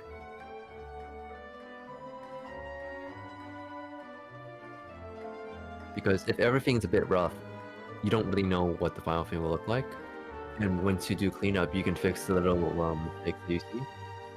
And also, you're not working with motion because you're only working on the first frame. And once you've cleaned up the first frame and you're satisfied with the first frame, you basically can extrapolate that. And if you don't, if it deviates from your cleanup, then you basically have to redo it again. So that's why you always want to have motion in at kind of a rough stage, because you can always change it later. You don't, because it's not final. You have to know that the rough stage for movement is not final. Right. Yeah. So like, as long as it's a satisfactory, like it has the engi, it has the action that you want to convey. Like, okay, it moves this to this, and everything is roughly in the right place. Like right now, it looks fine for layouts. So maybe try moving on to the next step. So there's two parts that right now is holding me back. So I get what you're saying. Keep this as this, do the first frame, and then slowly work through the rest, right? Even better, especially because the two strands sort of merge as well. Like it gives a sense of volume. Was that what I was talking about? No. Let me finish. So there's two issues that is holding me back. The first thing is the width of it, because if I were to do this in illustration with the one with, you know, one frame for all the way to the left and one frame from all the way to the right, the width that I would draw for the hair would be the same. But in this situation, because of the slight perspective change, there should be a difference in width between the first one and the second one, like the two extremes, because one of them is turned more to our left, and therefore, in terms of this bang, it will be a little bit tilted towards away from us, right? So it's going into the depth. So it should be getting thinner, like from our point of view. And then when she turns away to our right, it's gonna be more exposed to us. We're gonna see more of that side. So I don't like the fact that the width is changing. And then the other thing that You don't I like find, the fact that the width is changing. yeah, and then the other thing that I find that is not good right now is the rigidness of the tips. The two tips, yes, they're like not good, they're evenly spaced, but at the same time, the way I did it right now, the two tips are maintaining this the distance as it goes through. So I kind of have to I want to get the perspective in first before I move on. Because if I clean out the first frame, the so-called cleanup phase, my cleanup isn't really gonna make it clean up, because if I draw illustration on one of the first So you're frames, still not satisfied with the movement. I'm not satisfied with the Okay. movement. If I do any form of so-called like a final version on the first frame, it's gonna add more complexity because it's gonna be more strands. So I need this base to be solid first, before I can even add more stuff. Like that's the part that I Okay. don't get. The rough versus the final, I don't get that part, because if I don't have a clear enough idea from the rough, there's no way I can move on to the final version. No, I think usually you can fix stuff when you do cleanup. no, it's So not as easy as just you can fix stuff. You know what I mean? Like the way that I draw, I have to pull the vibe from the image. I have to extract, hold on to a specific feeling that I'm feeling, and then I'm holding on to it as I'm drawing. So anytime I deviate from it, I will know that it's not what I want, and I will fix it. But the problem right now is the whole rough is not what I want. So I'm going in with a lot of additional noise to this process, and I cannot do anything. I just can't work. And some of the examples that you have shown me, those are from like professionals. They have years of experience. So even if the thing is really rough, they can still see the image in their head. I can't see the image in my head until the rough is clean enough. So I'm trying to get to that stage where the rough is good enough for me to move on, but I can't. makes sense. Like honestly, you could just keep it in the rough stage and just sort of clean up the rough without doing cleanup, which is I would say it's fine. Right. I mean, I wouldn't really care too much about whether if it's rough stage or the cleanup phase, because I'm not really following that process once again. I'm just kind of going with holding on to this feeling, and then I'm just saying that, okay, right now it's not feeling right. What is not feeling right? Let me go fix that, and then let me try again. And then at the end of it, maybe that's a rough version, maybe that's a clean version, maybe I have to draw it again, maybe not. Like I don't think that, you know, sticking to that so-called phase of rough and phase of cleanup is that I important. feel like for you, you're still sort of experimenting with what you want. So Definitely, yeah. in this case, you could definitely just keep on trying things and see how they work out. So yeah, I'm gonna drop it already. yeah, exactly. Like thumbnails. So Yeah, there's too much experience in the pros, and they always work with the same process. They always know. Like if you give me illustration, then from the rough I can see a final image, and I potentially could do that cleanup from a very rough stage. Actually, to be honest, even for illustration, I can't do that. Anyways, I just suck at this point. Like we just don't have enough experience to work off of here. And I am kind of currently stuck because I need to have an idea of what I can and cannot permute here. Which direction I should nudge it in order to reduce this not good feeling that I'm feeling. Actually, come to think of it, yeah. the process of doing cleanup is not like it needs to be perfect, right?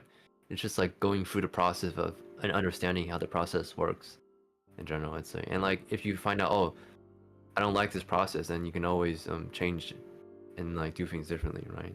No, as So there's in, not like set in stone. So no. That's not the. I'm not saying it is. The problem here is I cannot physically do it because the whole idea of so-called cleaning up like regardless of whether if I'm trying to get it perfect or not, there's nothing for me to do. If the cleanup process isn't meant to get it to the final stage, then there's no different from just drawing a rough, in which case I'm just working as is, like what I'm doing right now.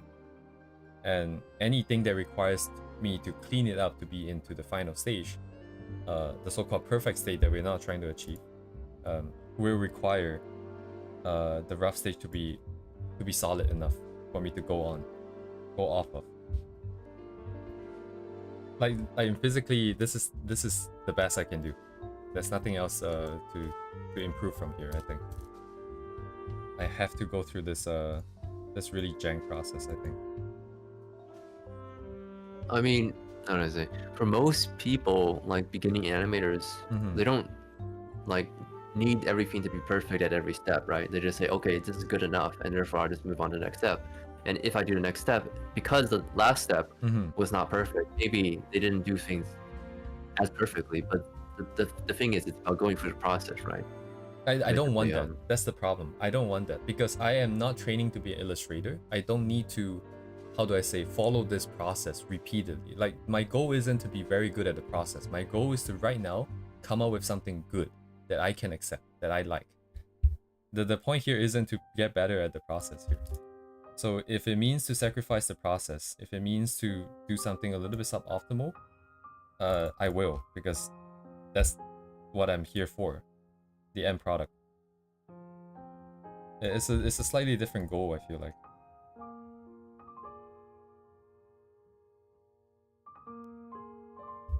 Okay, I see. Because illustration, you know, it's kind of like using reference for illustration, I feel like. If you have a pose you want to draw, you can find an exact pose and just copy shape for shape without understanding perspective, without understanding anatomy. But if you're really trying to get better at art, you will want to understand the anatomy and understand the perspective, so that without the reference, you can still replicate it, right?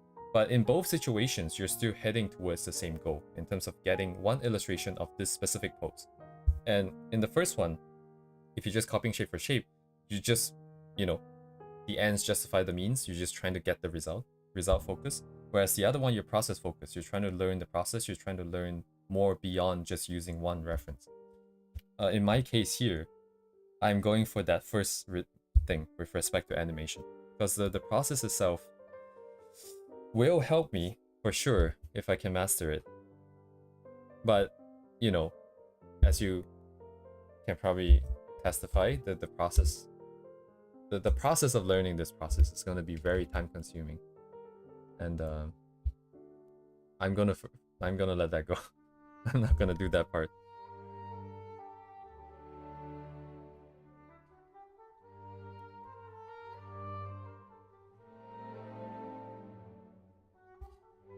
That being said,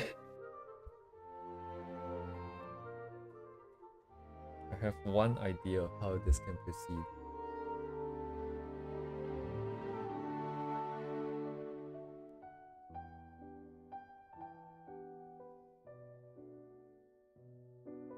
I have one idea of how I can proceed, because I got the feeling when I was trying to draw the other strands to give it form and volume, I started to realize that the original line I had isn't necessarily the line that goes onto the right side, the right boundary here. It's kind of more like the bone. Like if this hair was rigged in Blender with all the bones and stuff, this line that I had drawn from the very beginning would represent that bone. So instead of using it as a silhouette here, I should be using it as the middle point and then putting a form around it. Then if I can have another line to represent the other prong of the hair, so now we have two bones basically swaying together, then I can put a form around that structure, and then maybe we can come up with something better. It's not necessarily the same as bones in Blender, because there's form. So think of it as a piece of paper. A bone in Blender, if you rig a plane and rotate like that, the plane will not deform the same way if you like move a piece of paper in the air. So does that make sense? Like it doesn't twist. It doesn't twist, basically. Right, but my line doesn't represent twisting either, though. The line that I did Um, from the very beginning, the singular line, not this nonsense here. yeah, but you're saying you're using two bones to represent the hair, right? Yeah, I'm not using two bones I'm representing, yes, I'm using two bones to represent the hair, but it's not, how do I say this? I'm going to put the form around this. So if there's any twisting motion, it will be represented by the two bones physically getting closer. So they're not just swaying, but one is in front Oh, of okay. the other, right? Yeah, okay. So That as makes the head sense. is turning, Because if there's only one bone, there's no twist, but if you have two, there is, you know. yes. Where does that leave me though? I have to physically, so first I have to get rid of the other side. Then I have to shift everything over by like a couple pixels because now it's supposed to represent the center point, not the side. And then I have to add the second one. Then we can talk and then try to figure out how to get the silhouette in. That's one possible way. That's the only way that I know of right now, because everything else feels like I need experience or I have a good reference. A big problem now is I don't have a good reference. I don't know how to find a reference. It's not as easy as... I can send you. Let's look at a hair Sakuga mad. Let's see. If anything comes to mind, you don't have to go searching for it. I mean, this one looks pretty decent. I'm just going to YOLO play this. I mean, it's only 1 minute, so.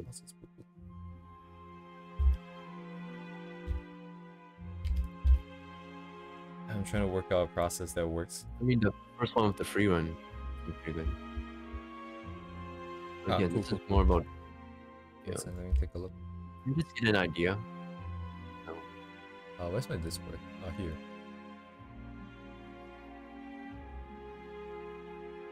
I'm getting a lot of random Discord friend requests. Oh, really? Servers that I joined like 20 years ago. Oh. I get friend requests, but it's like no server in common. Oh shit. That's very creepy. No, I'm just saying for reference. Yeah, because again, the fundamentals are the same. The fundamentals are the same. That's how it is. So like, and like the forms, like good form is always, well, of course it's subjective, but like for anime, good form is always a model to like reference, right? So like when you want to look for reference, you don't want to look at student work or like student, you know, assignments. You want to look at the actual thing that you're aiming for. So. Right. But like, how do I say? If you look at a reference, try to understand how it works. Like what you're doing now, like because you don't have previous experience, you're sort of conceptualizing without any reference. Right. But like if you conceptualize it based off like a hair animation that someone else did that you think it's good, try to conceptualize the fundamentals of how it works for that, and then you can use that on your own stuff, which is basically what I'm doing right now. So, for sure, yeah. So for like animation, it's much clearer how you extract like fundamentals from it, how you study. So like it's easier to know how they got there because it's just all lines. Basically, you're just like at the end of the day, it's just like every line, every frame moves this way, you know, and then it creates the sense of motion. It's very in a way, it's kind of technical in a way, so which I guess is a good thing if you want to conceptualize things. So. All kind of jumpy though. They are jumpy, especially stuff that's more actiony. That's usually how I would say, yeah, a lot of it is very fast. Wait, this like, one. Okay. Anyways, thank you for the reference. I'm looking at it, trying to. Maybe this one is better. The one I sent you is kind of too fast, kind of too actiony. Look at this one.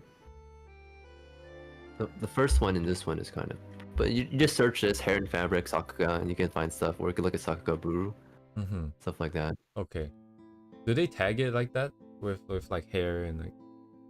I've never the been thing with Sakuga Buru, they do have tags, yeah, but it's easier to look at the mads on YouTube because for the Buru it's more about, oh, you're looking for this artist, and right now I don't think there's necessarily a need to look at artists. And if you just look at hair, it's like every single animation of hair ever known.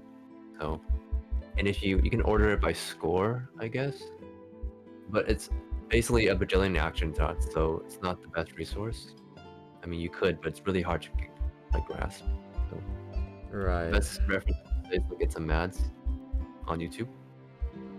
So like usually when I want to learn about running, I just like a running man on YouTube, and usually a lot of stuff is too high action, too fast. Right. But there are some stuff that's easier to like grasp. So for this one, I think it's pretty good. The second one, the 5-minute The one, second one is pretty good. there are some cuts that are slower, so you can easily see what's going on. Yes, I'm jumping Like the frame by stuff frame that's on that. yeah, the stuff that's too moving too fast, I don't think it's good. And then what you can do is go buy it frame by frame, like use whatever software you can use frame by frame, and then you can sort of see.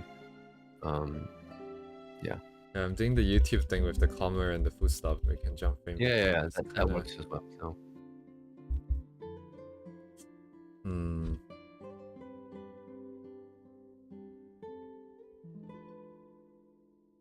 So it takes some time, huh? Hmm. yeah, Animation's hard, huh? Hmm. but it is fun. So yeah. Who would have thunk? And the second one is pretty good, I'd say. Tons of very The second one, the one with the lady with the white robe and the birds. Oh, sorry. Should I? yeah. I should probably send this to the chat. I think you can even show it on chat on stream because it's on YouTube. So Yeah, I kind of forgot. I'm just kind of AFK.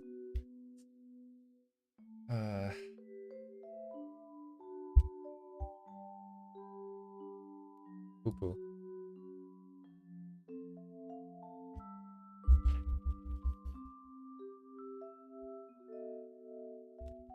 Birds. yeah,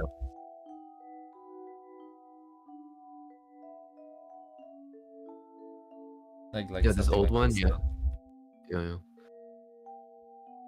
Like it's so really amazing how like older animation still looks good because the fundamentals don't change basically. So Hmm, interesting. Let me try and overlay this in my head here. It's quite different though. I don't have wind. It wouldn't flutter like that necessarily. I'm just trying to understand what's happening here. Not that it's not usable. It's the movements I can still borrow. But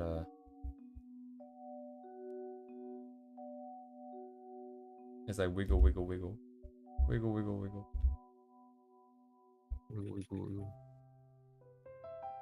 So it'd be maybe it's still too tight.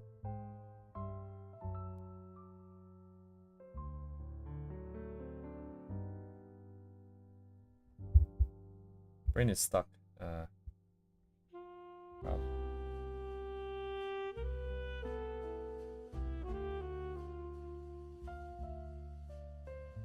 No, the velocity would push it here, yes, and then the deceleration stuff.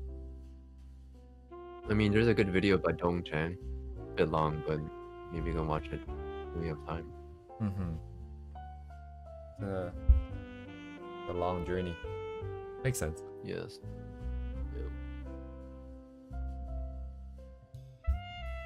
But usually down He the has line. a lot of industry stuff that you can probably skip, but maybe at 2 minutes 30, where he does the strand exercise, I feel like the arcs is kind of important, like where he does the figure eights. 2:30. 3 minutes, I guess. At 3 minutes. Mm-hmm. Right. Oh, what is this software? Open. Oh, this is open. I've heard of it. Yeah.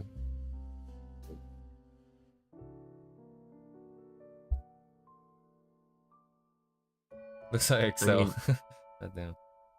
not all hair moves like this, but it's just like a fundamental way to look at things. Mm-hmm. But yeah, you can skip to the end to see the results. So generally, yeah, like that. Oh, I Yeah. see.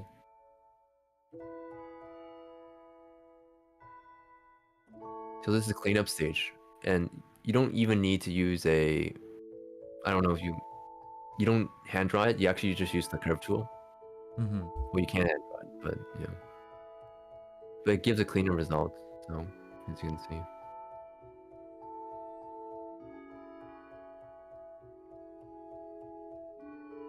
Let's see. Yeah, I use vectors, so I don't use the curve tool. I just move the vectors. Yeah.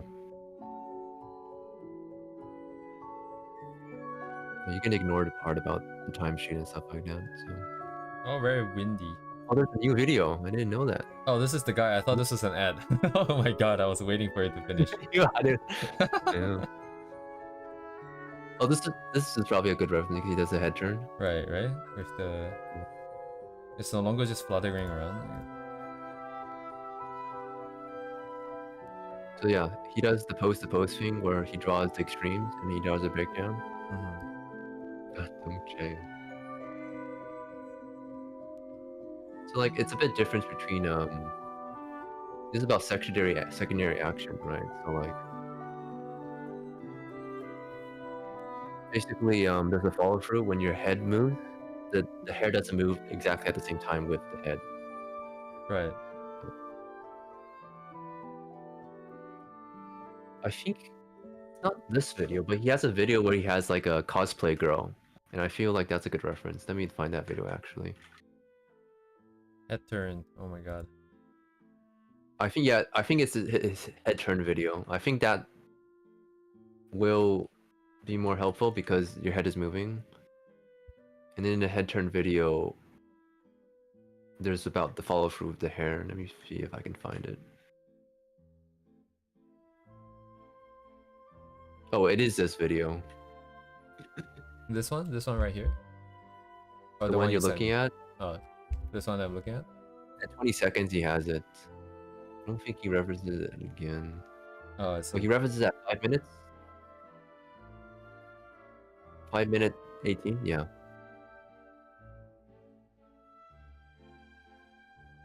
Something like, yeah. Like, one way to also sort of conceptualize is to, like, do some photo reference. I wouldn't recommend 3D because the simulations is kind of jank and it's really time consuming, but yeah. Like, it's very common for animators to use photo reference. So, Right. yeah. But generally, just look at a lot of stuff, look at something that's similar to what you have, and sort of gauge. Because a lot of the hair sort of just moves randomly. As in, there's like a strange wind that makes the hair go left and right, even though wind doesn't go like that, you know? Or like the hair just floats. So honestly, a lot of it is also what looks good. So basically, it's about your subjectivity. It's like, oh, I think this looks good. I sort of want to replicate this kind of look for my thing. So.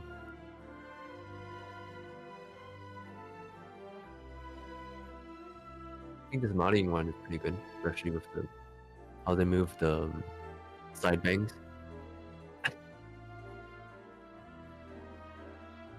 Wait a second, this is... When the hair falls down... Wait, no, I went past the moves.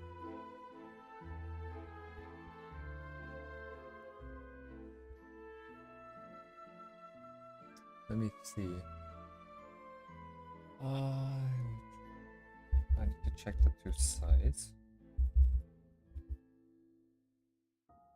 Into street.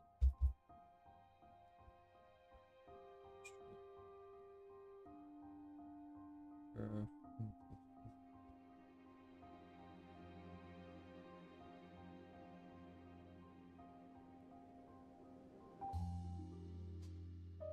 Interesting.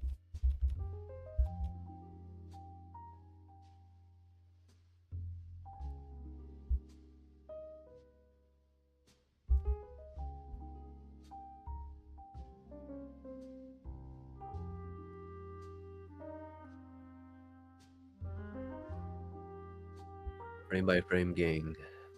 Mm-hmm. And then I can see the forms merging, right? From the... Yeah, yeah. From the top down. Forms merge. Yeah. That is interesting.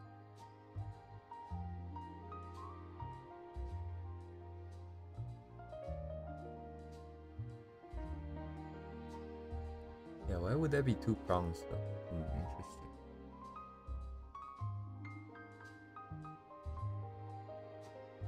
Actually, no, there was never meant to be 2. Huh. Because I think that the reason why the hair looked weird now is because I enforced that there must be 2 prongs there. There must be 2 tips there. But there's no reason why there needs to be 2. Like, not even from a character design, because it wasn't even part of the character design. Yeah, unless you're like shonen action Yu-Gi-Oh card game protagonist. Oh, Spike. You know, the spikes don't need to be consistent. So yeah, like basically the prongs are stylization for a bunching of tips, and they can also merge and like separate as well. So I shouldn't be bothered with the tips first. I just need to get the... What would this look like? How should this look like in my head though?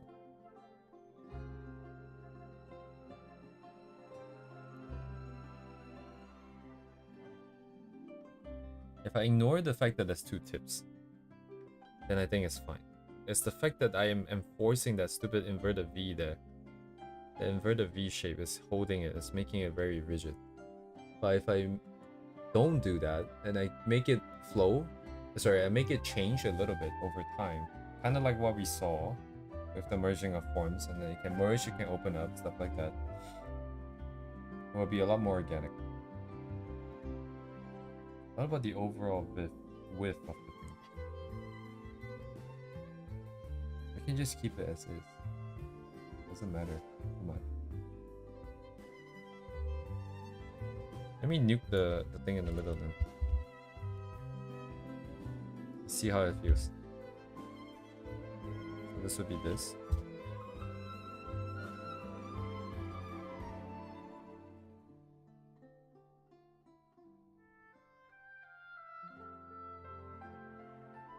Anyways, thank you for the reference. I think it's very, very helpful. Yeah, no problem. You definitely have to see some. I just don't know where to start. You always need to have some reference to know, you know, where to go. So. Indeed. You know, I feel like for animation, you can't actually copy it directly. Like you have to understand the fundamentals of the reference to apply it to what you're doing now. Mm-hmm. So. If I have a ribbon and I'm just going left and right, does the 2 sides change or travel at different speed? But a ribbon is fundamentally different from a hair though. Because the ribbon the form is enforced by the fact that it's a ribbon, right? Like it has to be maintaining that flat form, but hair is individual strands, so it isn't necessarily the same. Yeah, so when it appears like this form, it's a ribbon, but think about it like tons of really small ribbons combined, and that combined into a big ribbon. So instead of... That makes sense. Right, makes sense. So I should be tracking the movement of the other side independently, and then thinking about the individual transforms in the middle. Should be an average in the middle.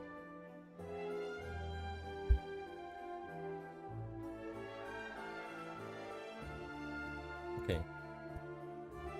No more ribbons. We get 2 lines. Take it or leave it. And then let me see how it moves. How that feels then. Because then my brain is going to fill in the gaps in between.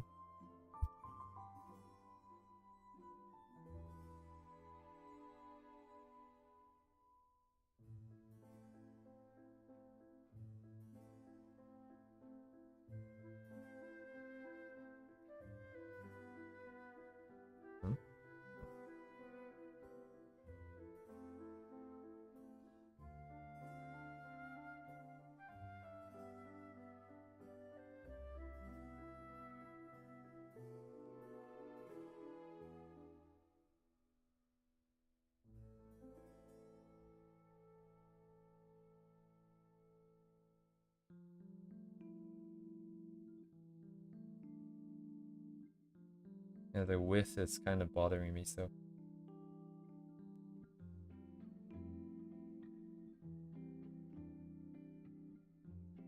No point doing it if it feels bad, so I'm just gonna change it. the width is gonna change, then so be it. If it looks weird, then I can maybe accept the fact that it doesn't change. Sorry. Sorry, what? What did I say? If it looks weird when it changes. Oh, right. As Both of long them as are changes. the point stays in the same place, you can change the width, I feel. Yeah. I'm just gonna make each individual frame's width look okay to me first. That's usually how, yeah.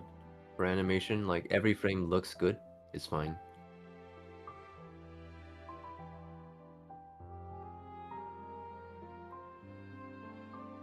That is interesting, right? If you make every frame look good to you, then the final result must... How can the final result look bad if every frame looks good to you? Yeah.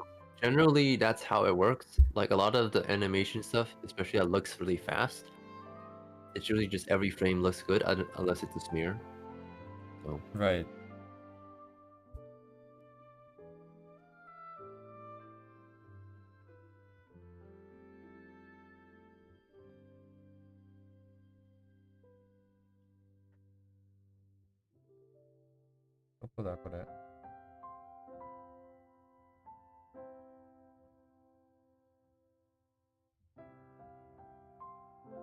Or maybe it's just the extent of the width change was too much. More than what I was expecting. Doesn't mean that I cannot have any.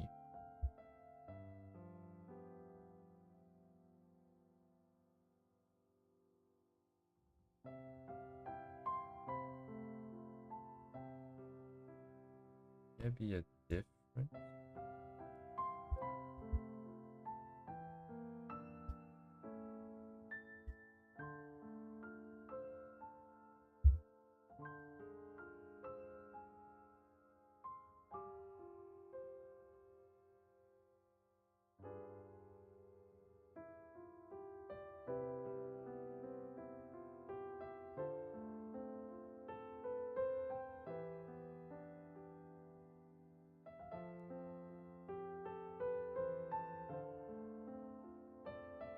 What a nani. 2, 1.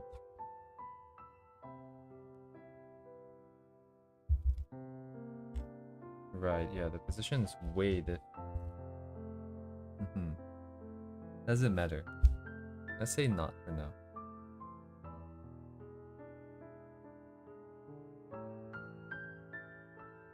Let's say not for now.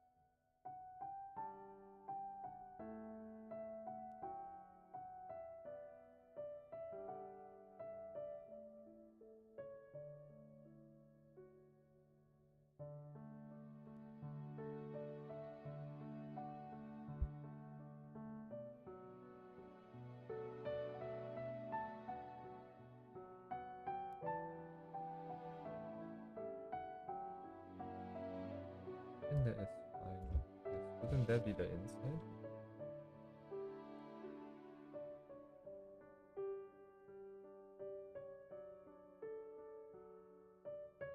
You're spinning, it's sending it up.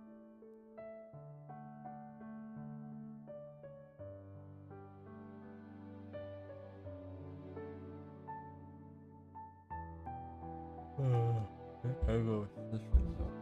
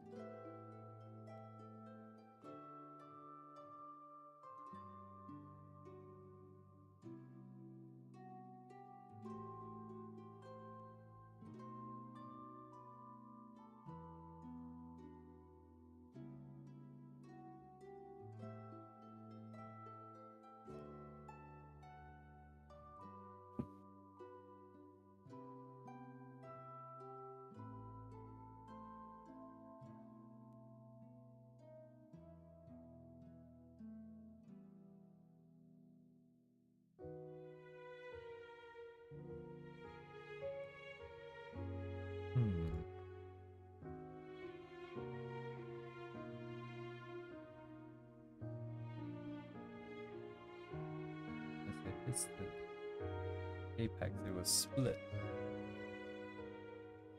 Anyway, we'll come back in.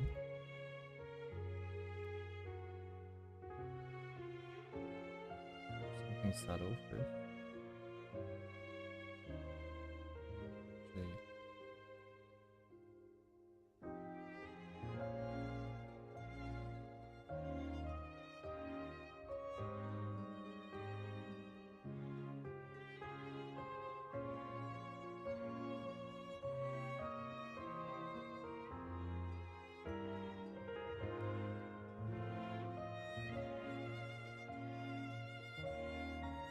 Actually,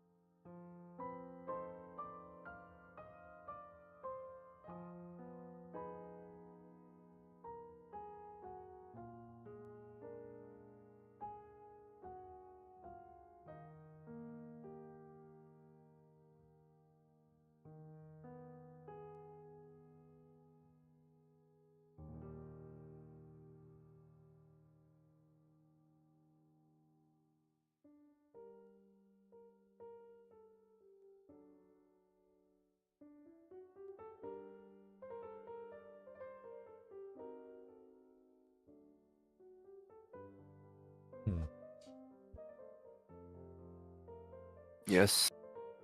Hmm? No, I think... Hmm? You Yeah. just said Yeah, no, I'm just considering my options. There's a limit to how much I can do. I'm trying to figure out what the limit is.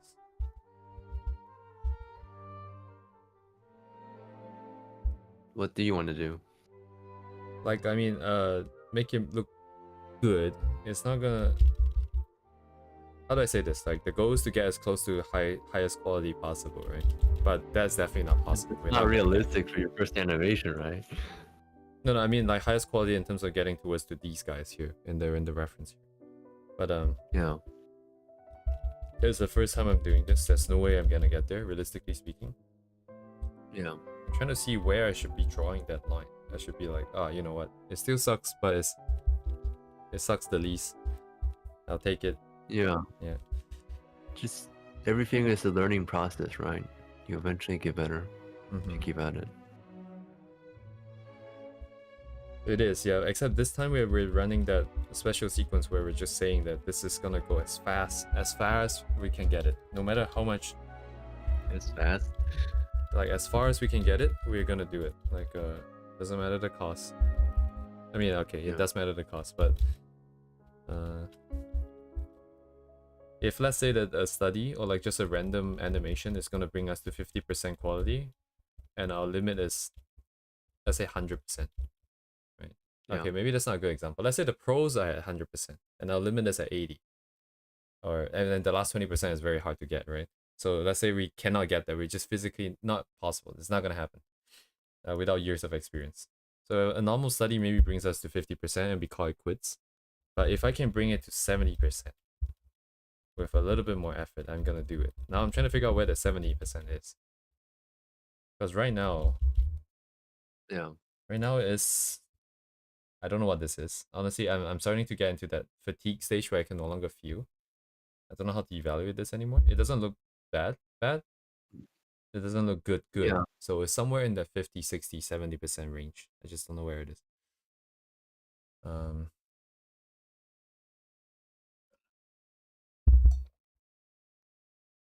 Also, we still have like a bunch of other hair that we want to do.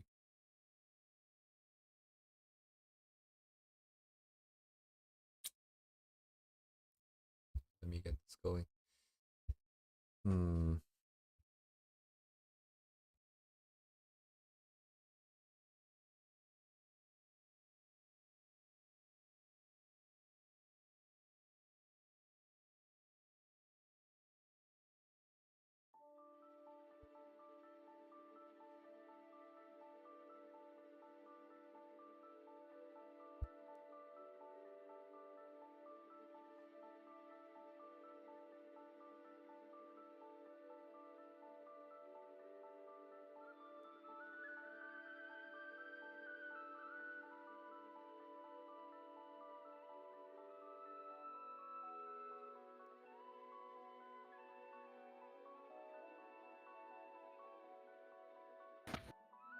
I see.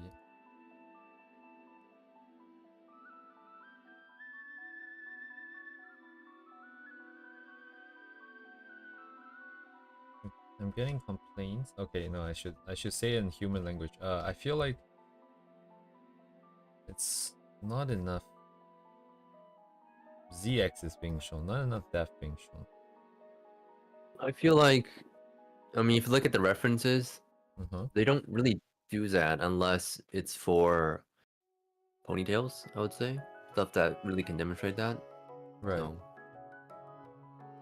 So, usually the reason why I mention it is just to prevent too much thinking about side to side, and also thinking about the physicality, about how the hair is actually strands, and like it's not just like a plane moving left and right, which is a lot of beginners start with that. So right. As another is in my mind, I kind of want to try and go for it if that's one way. Awesome. You use the 3D model. One way would be to make like a model in real life. I'd say. Interesting. So you would take, if you have a mannequin head, just cut some strands and move it around those angles that you're trying to do and see how it moves or how it can move. That's one way to do it, to sort of, you know, not validate, but confirm how it would look. So, Right. I don't have a mannequin pen. you could do it in 3D, but it's kind of hard to do it in 3D. Or you can take a sphere. You probably have a circular object for stuff, you know? You have a ball or anything that's a sphere or a cone. Oh, balls. Yeah, you have a ball, right? Most people, well, most have two, I suppose. You can try.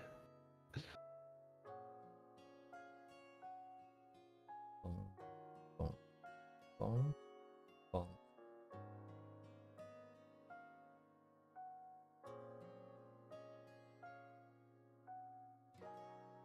Hello, Yugami, welcome. Hello, hello. We are doing animation. Anime. Animu. We are making Animu now.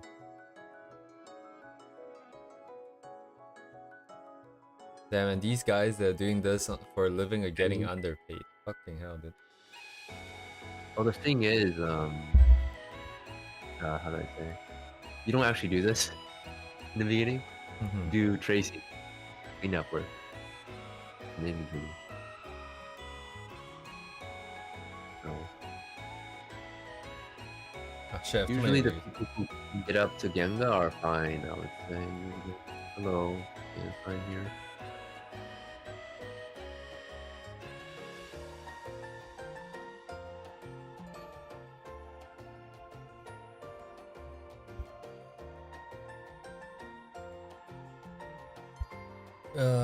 Okay, I think I should just hang on to this for now and then go on to the other, you know, strands of hair.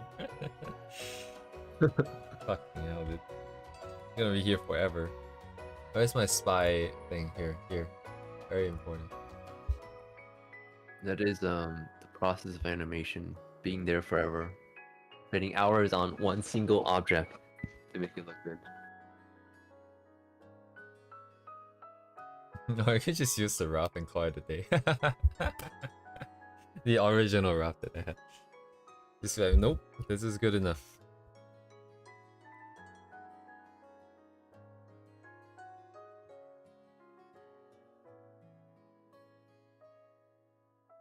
Shit. 10,000 layers. I need to clean up. What are these things? Iranai. 何これ?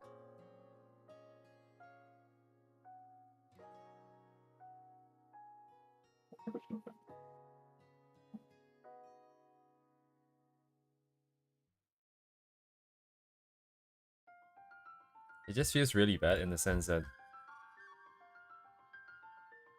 because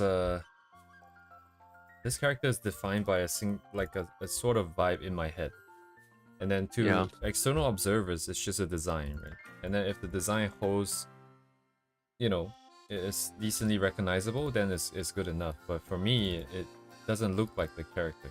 That's the problem. There's that gap that I cannot cross because I don't have a concrete way to say what is and isn't. And then to get the vibe is just like grasping at... What was the expression again? But anyways. Straws. Straws? Grasping at straws. I'm grasping at air, bro. What am I grabbing on? Grasping at Eru? Give me some titties to grab, bro. You can take a break on this one and do the titty grab animation. You can do the titty grab animation, yes, no hair movement. Until I decide to do the head tilt. And then we have more hair animation. Fuck me, dude. Oh man. I mean, hair animation is fun. Oh. It looks good. I don't know if it's fun or not, but... Honestly, this doesn't look bad to me anymore. It's just...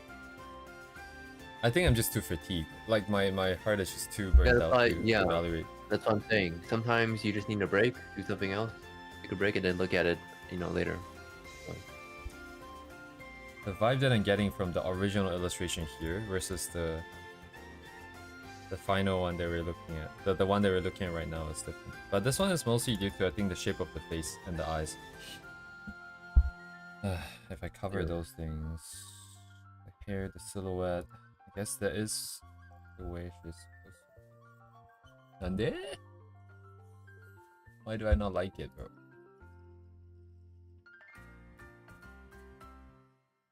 Supposed to be more round stuff or no?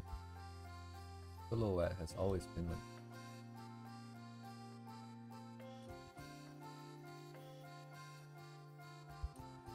Maybe she needs a new hairstyle. New hairstyle? New hairstyle. Start from scratch, Damn. guys. New hairstyle from scratch. New hairstyle. We're from doing scratch. it now. GG. Korean people here now. I do not speak Korean. If they come back 10 years later, maybe I would. 예전지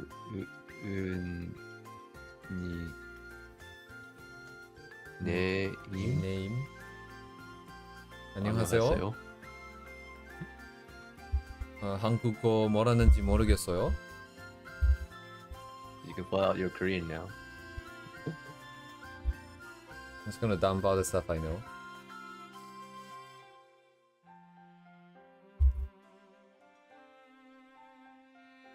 The name doesn't have a meaning, I think. It seems like it's just sounds, I think. Oh wait, I'm not translating from Korean.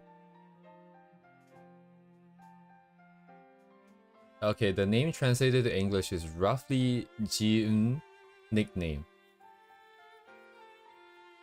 nickname. 에? そのまんまやっけ?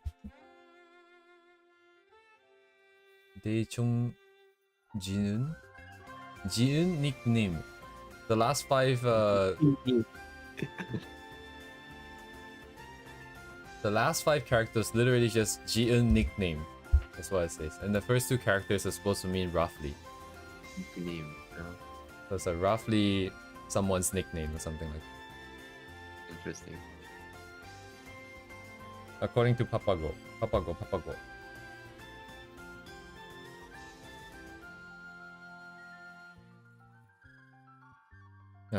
There's something else that I do have to fix, which is the proportion of the face. That one I have to fix. Papago? Papago is the Korean translator website. It's very good for translating Korean. Yes. I guess it's not technically a website. It's part of Naver. It's a subdomain of Naver, but And Papago is the Esperanto word for parrot.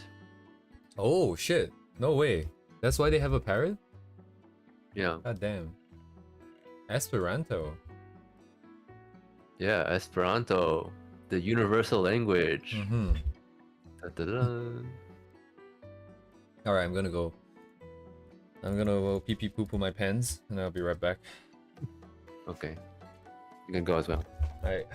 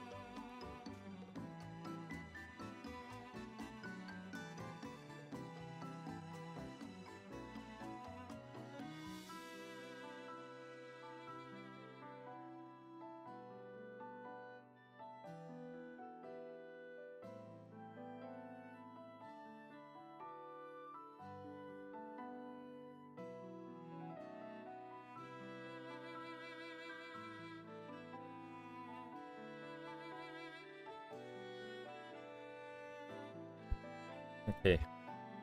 I shall now redraw the face. I'm gonna redraw the face because No matter how the hair looks, no matter how bad the hair looks, if the character's face doesn't look like the character that I want, that I recognize, it's gonna be a problem. Big problem. Existential crisis for the animation itself, so I'm gonna redo that.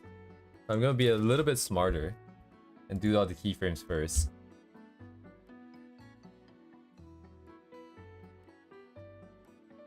This is the part that Mia's gonna be like, you don't have to do it. You're cleaning up right now. Oh. What? What? Did you say? I'm gonna clean up the face now, I think. I'm gonna redo the face. What? No, like the vibe of the character is entirely different. I have to redo it. There's no way. Yeah, Oh. which is fine because the rough stage is just to get the motion. You don't need to Yeah. commit to what you drew. Yes. Just copy paste the face and put it on. Yeah, I'm gonna copy this and put it onto the ones that I can. There's 2 frames that I can do that to, like right here. Wait, what? What's happening? There you go. I mean, Oh, if you want to spend your time, you could just draw every frame again. Roughly. you hear that, guys? We can draw every frame again. Yeah. You guys ready to embark on this journey with me? Why is it not showing up? Oh, it's over here. Of course it's not showing up. It's not aligned. It's so stupid.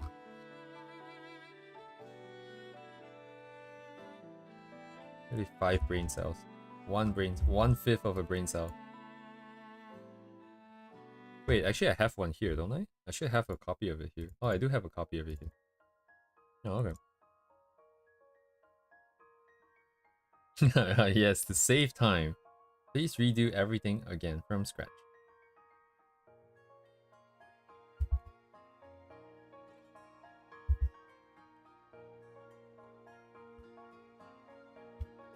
Let me do a cleanup version of this real quick. Give me strength. If you string.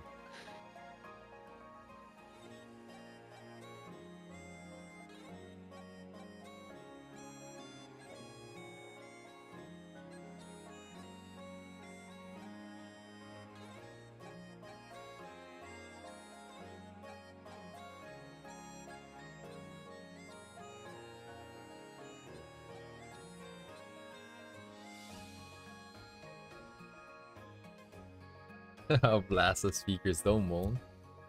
Damn, I wish I could. I can always just play like Pornhub in the background though. What?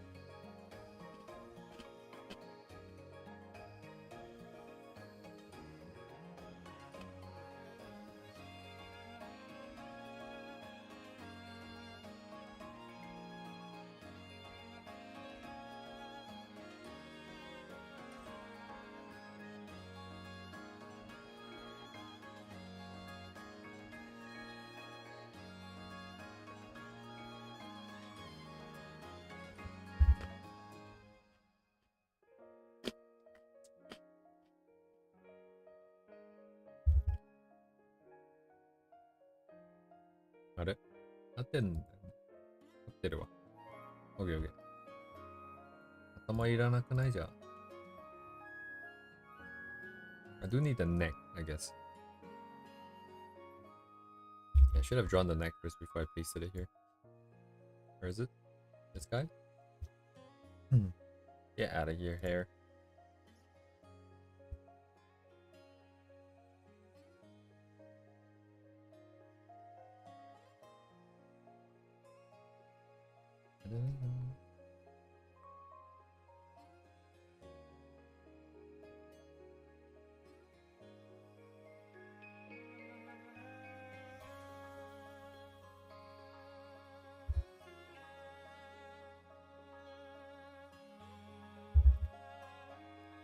Honestly, still less painful than programming.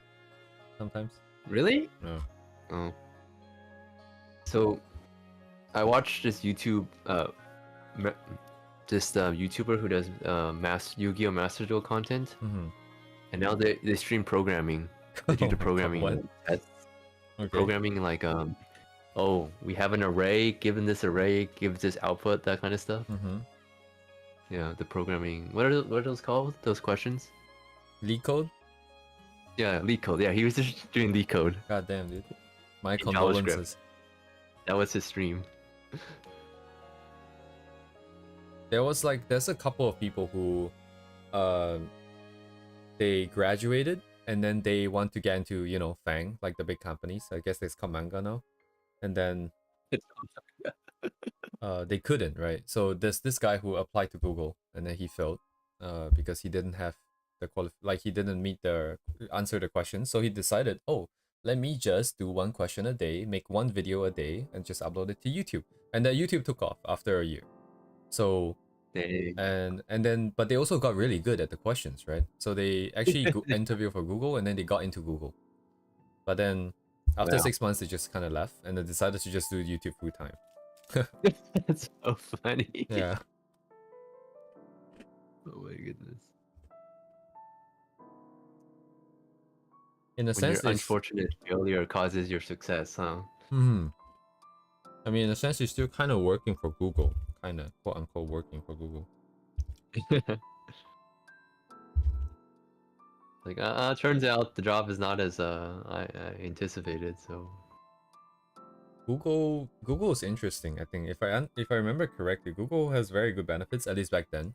Nowadays, I'm not so sure, but Google's work culture is kind of poo-poo, if I remember correctly. Like, it's very competitive. Everyone's like, really, yeah, performance review, something. I've heard stories like that. I mean, it's definitely team based. Like, depends on the team, but yeah, Google doesn't really, to be honest, produce much. So I've heard that Google's yeah. developers, they are required to spend half of the amount of time half of their work hours contributing to open source libraries. Dang. That's what I heard. I mean, that was sort of the motto for Google, but basically right now it doesn't seem to be too sustainable anymore. Okay, I see. Like, they did Android, which is open source, and I'm pretty sure they also contributed a lot of other stuff. Like Facebook also, Meta, they also do some open source stuff as well, but that's not like their main thing. Indeed. Yeah. Times are changing. Did I get filler from yeah.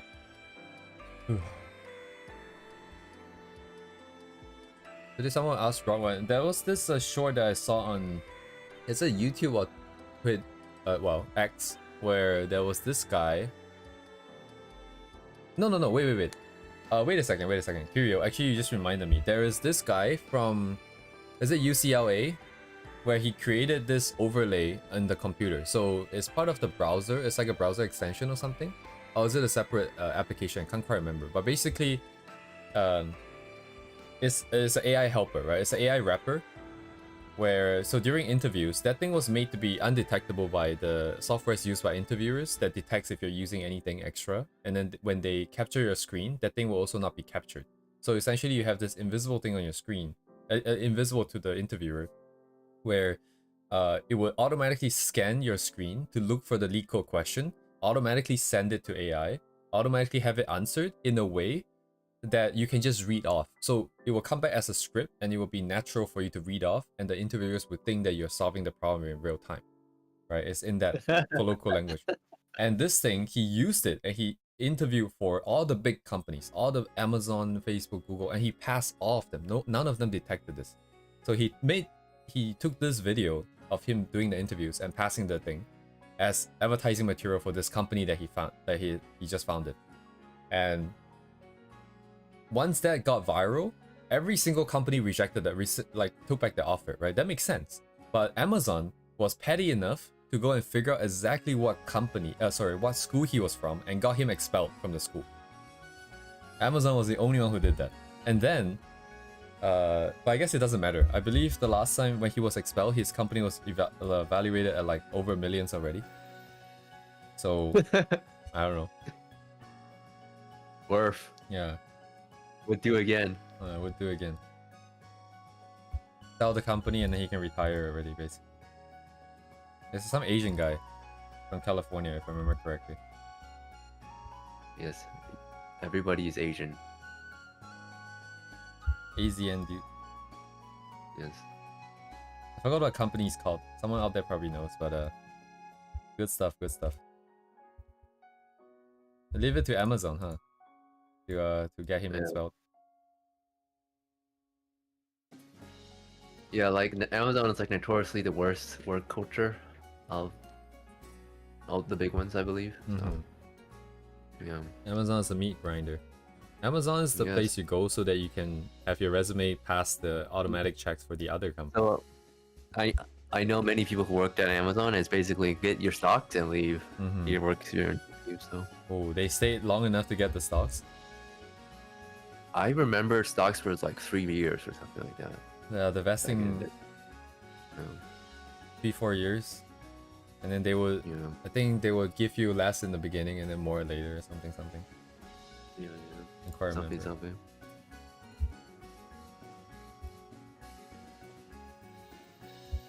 Now, what happened to Cover Corp? After their stocks tanked after Gura left, yeah. Did their stocks tank after Gura left? Yeah, it tanked by like quite a bit. Let's take a look. When did Gura announce it? Going back. I think it went down by like 10% when Gura announced. Yeah, it's going back. Yeah, I should have bought. Oh look, it's yeah, it's already up. It's at 2,000 yen. Okay, 2,200 yen. Yeah, I definitely caught it. I knew it was gonna go back up, but it's not easy for us to buy outside of Japan. I don't think there's gonna be a 10-hour stream. We're only halfway there. You're only halfway there, but I'm not that tired compared to usual though, for some reason. But are you gonna keep on animating for 5 more hours? I would just keep on animating until I'm too tired. If that's 5 hours, I guess it's 5 hours, you know. I want to pull out all the stops for this. Yes. Motivated. Real nice to see someone motivated to do animation. I don't know if you would call this motivated. Like, I don't feel like, oh shit, I'm so excited to see what this is going to be like when it's done. I'm just kind of like, this is what I should do. And 200 kilometers. Dang, dude. Is that like, you're in Indonesia, right? Are all the islands linked, or is this not in Indonesia? Like, are there like bridges between the islands? Oh, I guess he's gotta go. I don't think so, right? They have like a lot of islands. Yeah, there's like probably the most islands. Well, there's probably tons of small islands, right? You gotta do the ad grok. Is this true?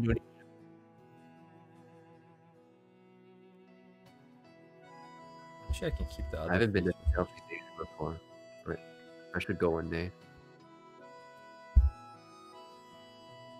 Damn, I can't wait to be good enough at art to travel. What does that mean?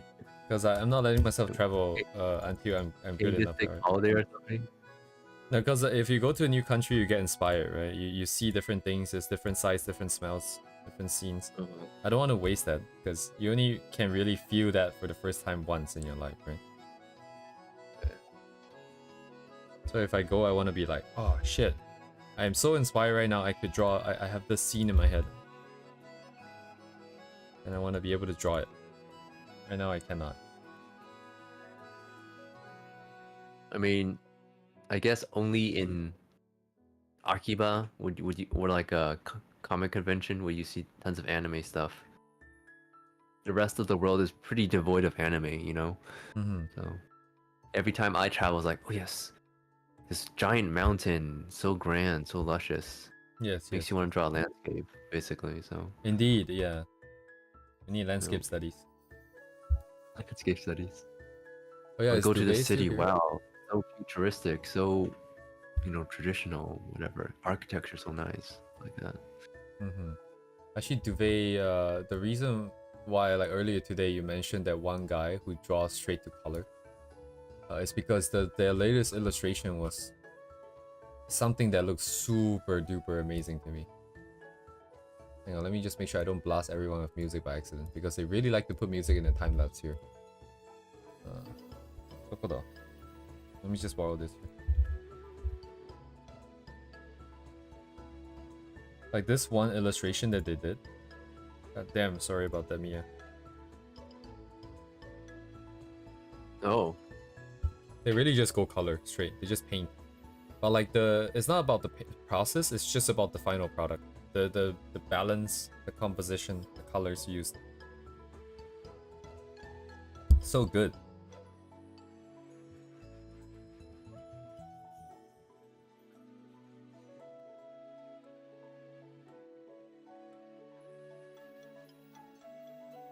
Oh, it's over, I guess. Also, in the beginning, everyone was commenting about how the fact that the character is blinking. Because he's switching between the two. Blinking? Yeah. Oh. Right, and it's not just like blinking. There's like a few quick blinks and then one slower blink, which kind of makes like the characters alive. It makes it look like she's alive. Everyone's commenting it. Oh.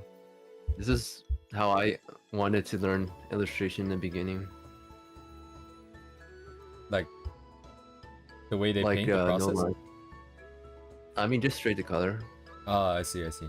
Then I realized I didn't have the mental fortitude to keep painting, you know. I would just get a rough, and then I would just like, oh, I'm done. I don't want a detail.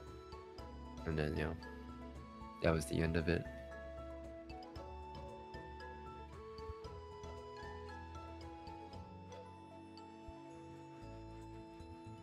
So much happening here. Yes.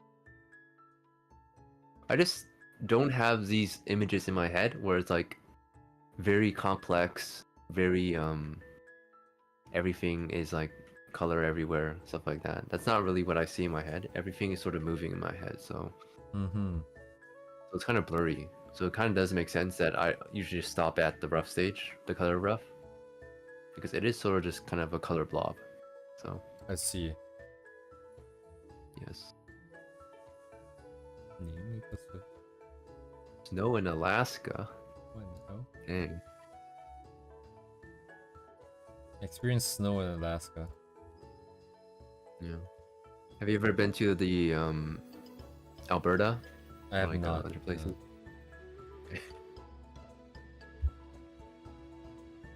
Shit, what's Aphantasia again? Is that the one with the apple? The apple experiment? The mental... Aphantasia is where you don't have a visual image in your head. Oh. Right. No image? I mean... How do I say? I thought I had aphantasia, but I probably don't have aphantasia. Because I do have stuff, but it's very blurry. And you sort of train yourself to have better visual memory. So... yeah. Maybe it's to a different degree, but the people who have aphantasia, they like literally don't have anything in their head, so...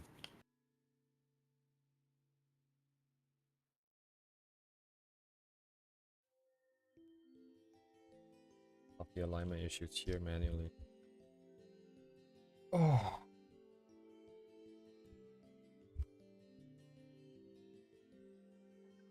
Oh, that means I need to hold the original. Anymore.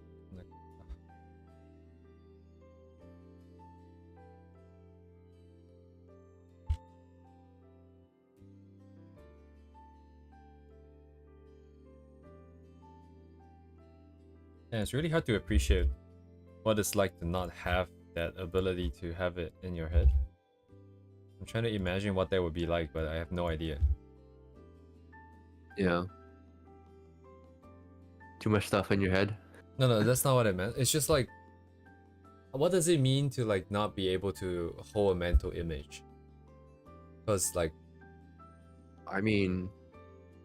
I thought I had it because I just couldn't think about anything when I drive, but yeah. No. I don't know how to...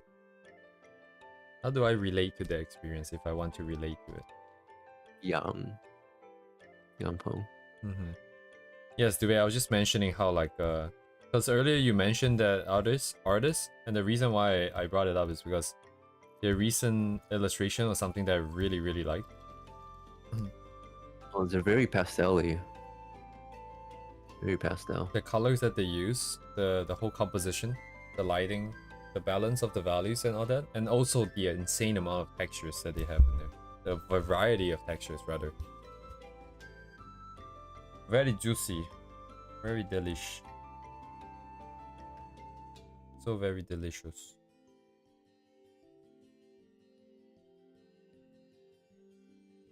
Oh, the sound music. Yeah, but they just really like putting music onto their time lapse. You have to be very careful when you turn it on, when you switch it on. I think it's a TikTok thing, right? Oh, is that why? They're Yeah. making it for TikTok? TikTok, TikTok.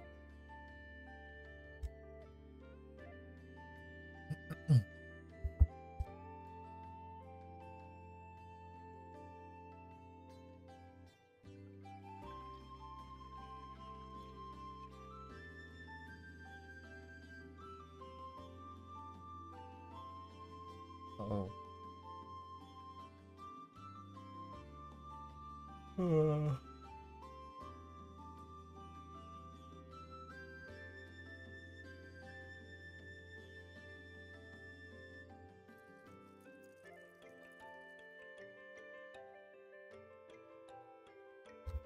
Nice warning.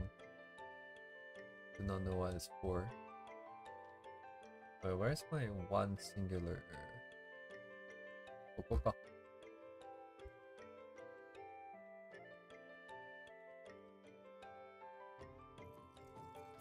なるほど。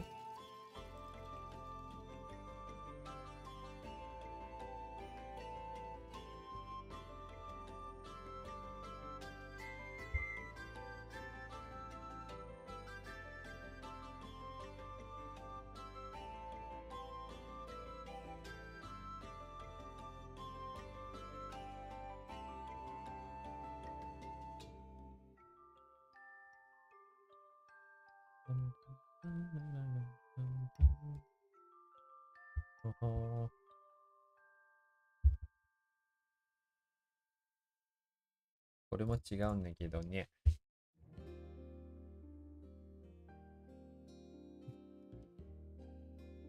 It's not that they close their eyes and see stuff with their eyes, right? It's just hallucination. I suppose, yeah. I think so.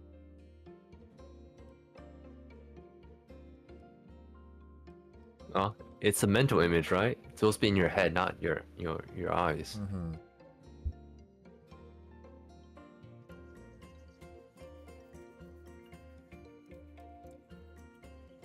I used to okay, this alright, I just remember what this is for. So well, you know, I used to try top-up forcing, and then a part of the exercise was to be really, really good with your imagination, right? So you have to, like, not imagination in the creative sense, but just using your mind's eye to see the world and experience the world around you. So there were exercises like, for example, imagine yourself doing something that you do every day. For example, just going down to the grocery store. But as you're imagining yourself going down to the grocery store, you're not just thinking like really quickly what's gonna happen. You're gonna be very slow and deliberate. You're gonna be like, right now I'm sitting down, so I can feel the chair on my ass. I can feel my body in this upright position. And then I'm going to imagine myself getting up and then feel the increase in pressure on my legs because it's now handling more of my weight. And then as you take every step, you have to imagine every single like physical feeling that you will feel. The different feeling that's on your feet as you're walking, as you're putting on shoes, as you're going down the elevator. What are you hearing? What are you feeling? Is it what kind of smells are you smelling? You know, and then you would just do the exercise. And if you repeat, I did the exercise for a little bit, and it was getting to a point where you can really sort of feel yourself, like, you know, walking down. It's not just like meditation. That one was really, I forgot what it was for. It was something related to top forcing, I think, back then. Anyway, top forcing is yeah, it's basically self-induced schizo. That's what I was thinking. It basically is. I mean, the stories I've heard and the stuff I've heard people talk about.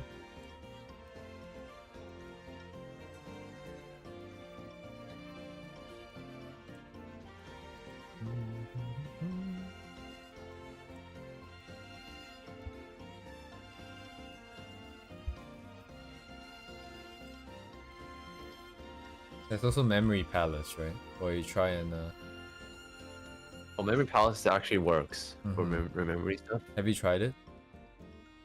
No, why would I want to remember random stuff? I want to forget.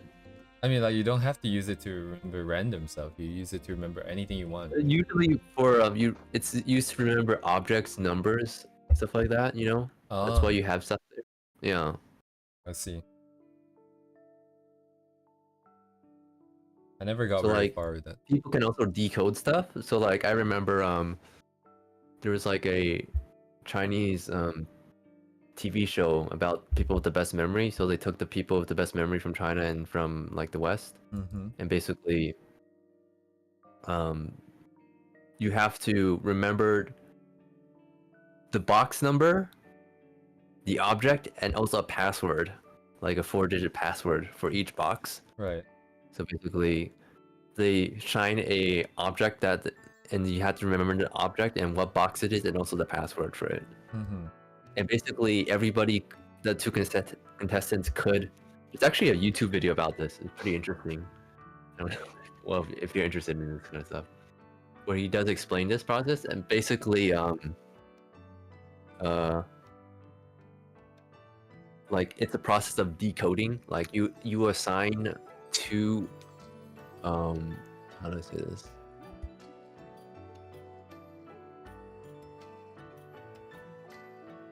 Like to remember these long series of numbers, you have to assign a certain way of decoding it, Right. and also way of remembering. I don't really know for sure because I haven't done it, but yeah, stuff like that. I don't really know how to do it, so I'm sort of blanking on Mm-hmm. the explanation. Right. But Yeah. basically, yeah. Hello, Uni. Hello, Uni.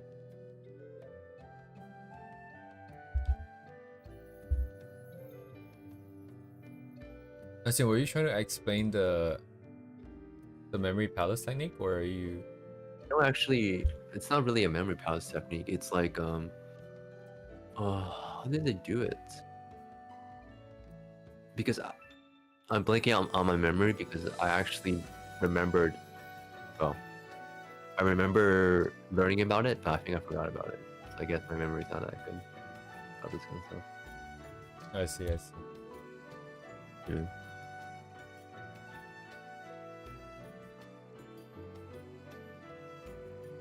I do kind of do that with the alphabet sound, though.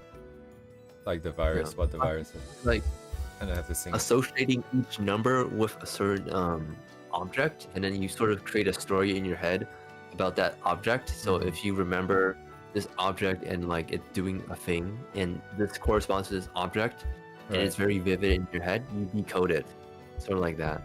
Yeah. Right. Yeah. Yeah, that's why it's sort of similar to memory palace thing. So you're taking abstract concepts and you're sort of making it concrete, and then you sort of already have this like sort of guide for decoding this concrete stuff into the abstract stuff again. Mm-hmm. Okay, so I think I sort of explained the fundamentals of how this kind of works. So yeah. Right. Yes. Makes sense. Makes sense. But the thing is, like, I don't necessarily have a reason for doing this. Like, I don't really want to remember my credit card number or my social security number or stuff like that. So I sort of purposely don't try to do stuff like this, to be honest. And many times I sort of just want to forget about stuff because I have a pretty good memory about stuff that happened, like actions, and yeah. So usually I do want to get more that I don't want to remember. Right. I forgot what I was trying to use it for. No. I do distinctly remember using it. Oh, you did? Yeah, I remember trying to set up a room in my mind. It was like, there's this thing here, this thing. Actually, I did set up a room, but that was for a different purpose. That was for the top of forcing one. The top of forcing room I still remember. The room that I created. Oh, in my head, and everything Yeah. had a very specific purpose in it. And then there was actually one thing that was actually beneficial in that exercise. Yeah.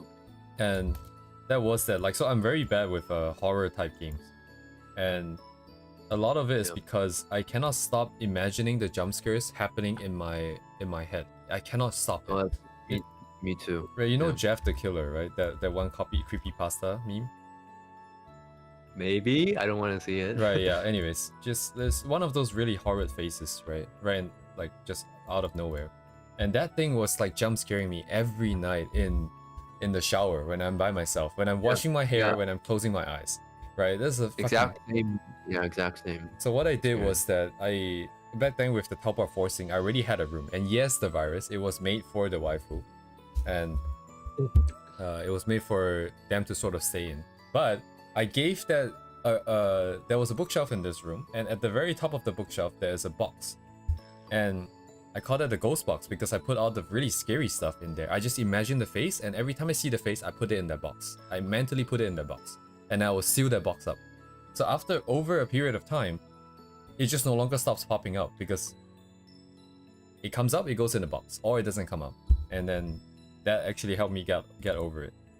And then nowadays, I'm just kind of used to the face now, so I just kind of stare at it. It's like, you play Repo, and then you get those jump scare stuff as well. And it's like, I don't know. And you make eye contact. It's like, cool.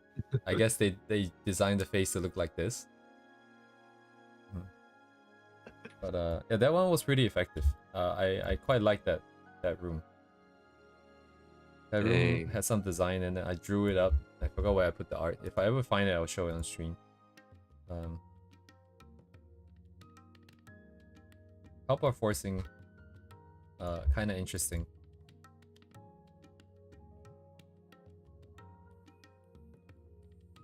Okay, this would be my base.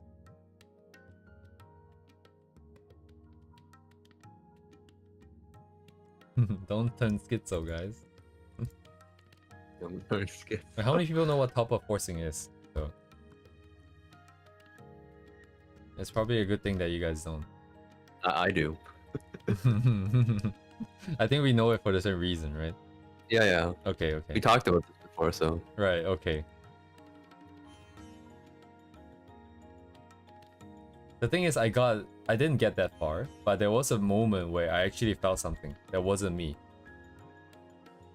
It was a very distinct sort of emotion that just hit me all of a sudden, and it didn't originate from me directly, from what I was thinking of directly, and that was interesting. Dang. And that's the other interesting part is that I thought that it felt interesting and it didn't feel like it was scary. You know what I mean? Like, because it's a very foreign thing. I should have been afraid, but I wasn't afraid for some reason. The meditation thing, or like memory palace. This is for remembering shit. If you're talking about the meditation nonsense that I was talking about, where you imagine every single like physical feeling as you're doing something, I don't know what that is called. I think that's just called having too much time on your hands. I forgot where I got that from, actually. I also got that from somewhere.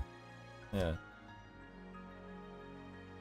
Some nonsense top up forcing threat, I'm pretty sure.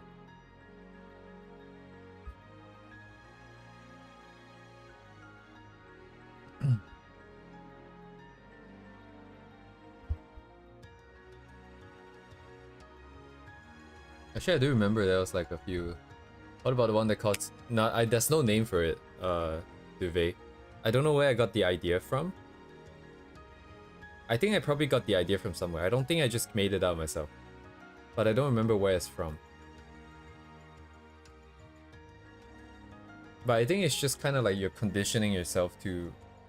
It's like a muscle memory for a mental action, right? You're just repeating the action over and over. So it does it automatically in the back.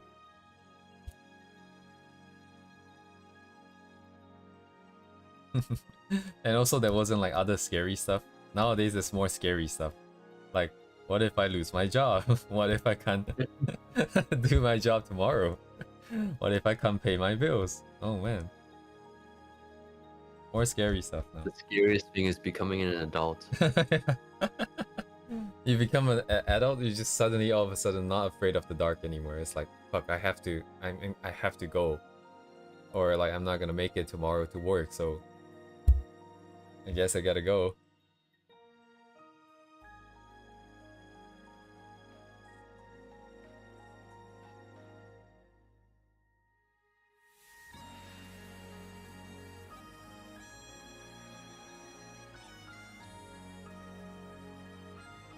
Distortion is not enough possibly, but 8k.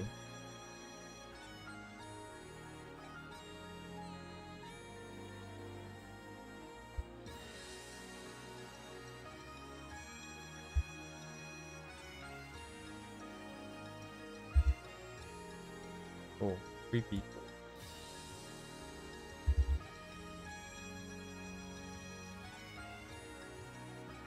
Okay, does this work? Oh, I need the neck.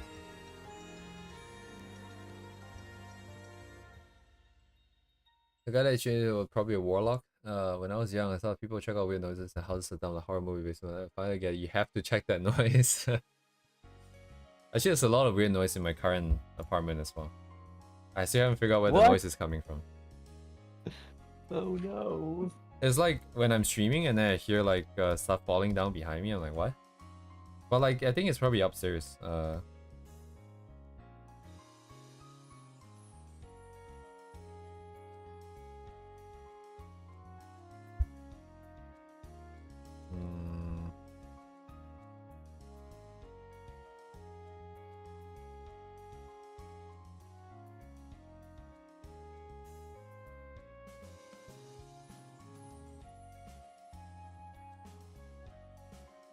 Probably upstairs.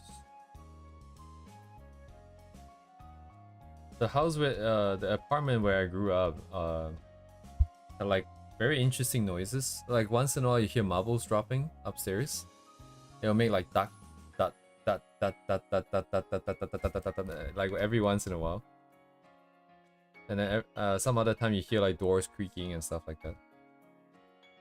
And those are very normal household sounds. It's just, why is it that only those ones are the ones that's making it through?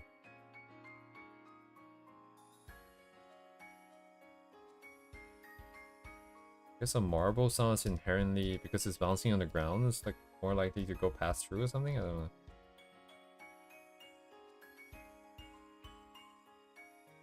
No, it's like, it's very clearly from upstairs, and but so it's not like ghost, but you know, I feel like there should be more stuff if you're hearing that as well. I'm glad I live in a quiet part of town. Oh, okay, I see. Because that can be taken as like you're in a quieter part of town, so there's like more likelihood there's weird stuff happening. But I guess, yeah, there's less neighborhood disturbances. Yeah.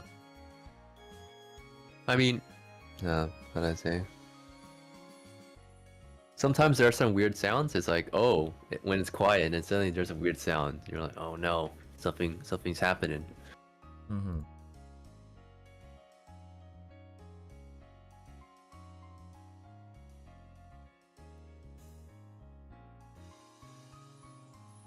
Their expression changed. Definitely changed a little bit.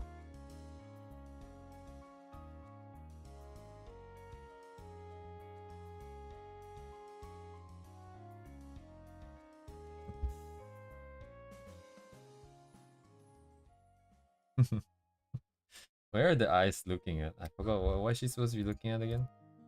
Just randomly in the front. Okay, I see. Means this is being painted.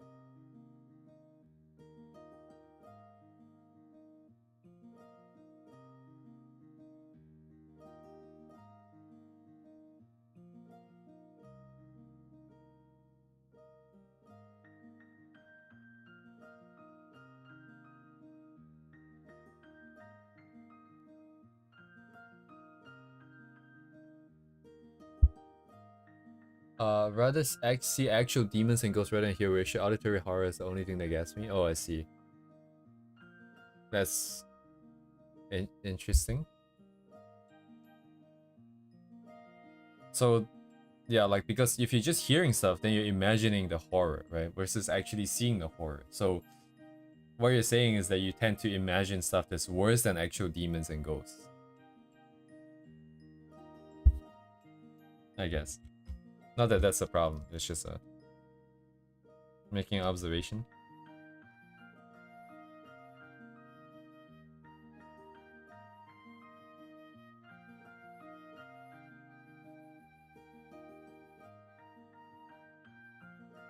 It's okay, man. We got like anime waifus in our hearts. Like what's like ghosts gonna do?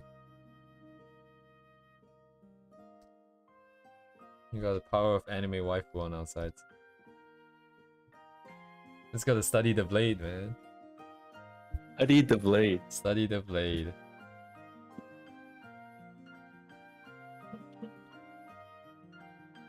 While you were outside partying, I was studying the blade. Oh yeah. I was studying drawing waifus. Yes. Oh my god, jiggle physics. Okay, let's make her grab her breasts. Kinda done with this.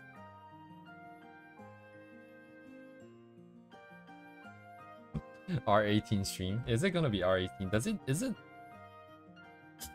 I guess the guidelines are not necessarily that clear in that regard as well.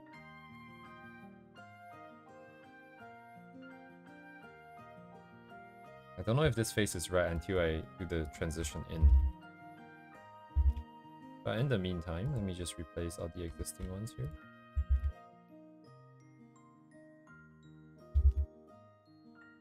Wait, no, this is not the one. Oops. No, wait, this is still... What? How many frames do I have that uses this? Oh, wait, okay, I see.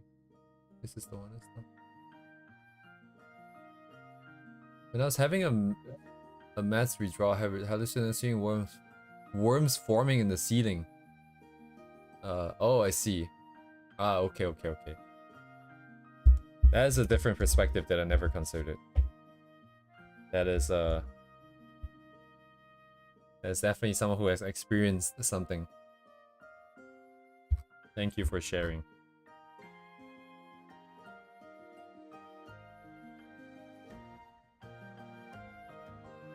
So transit into here, transit into nothing. Okay, cool beans. I just need to go back to frame 1. Eyes are doing junk. What's the eyes doing?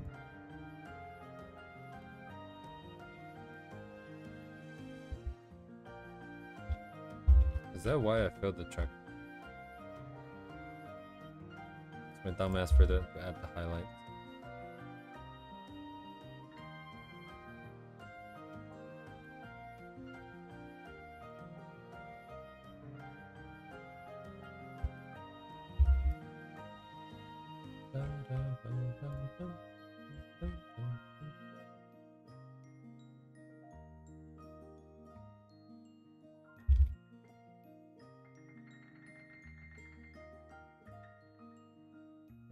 Actually, speaking of auditory stuff, I remember there was only one time where I truly experienced sleep paralysis, and then I saw and then it was like kind of like a scary situation, not horrifying, not like, you know, I'm afraid of my life kind of situation. It's just kind of scary situation. I was sleeping when I was in a... Was I not supposed to sleep back then? I can't remember. It's like over 10 years ago. But I was sleeping on the couch in like an office. I mean, I was supposed to be manning the office. And then I hallucinated. I definitely heard screams, I think. And I wanted to get up, but I couldn't because I was stuck. And I was aware that I'm stuck. But I couldn't differentiate between like reality and whether if the scream was real or not. I was just stuck for a while. I didn't see anything. I just heard. That was the only one time that I experienced that.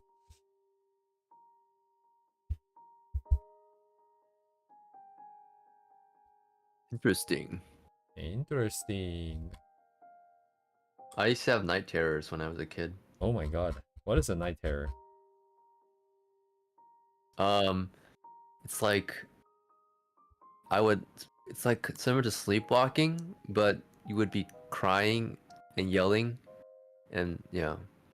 So I still have firm memories of it. So I would just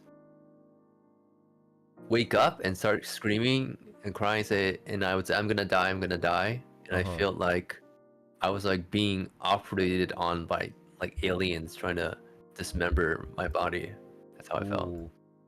Dang, dude.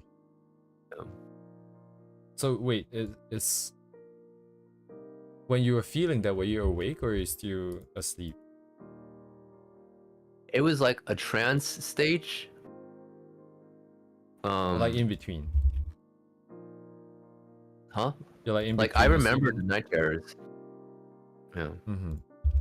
So it's like a nightmare, but like Ah, okay, okay. you're awake. It's like a Yeah. nightmare when you're awake. Oh my god. Yeah. So like night terrors is causing a feeling of panic or dread, lasting 10 to 10 minutes, especially in children. Yeah. But Damn, that's intense.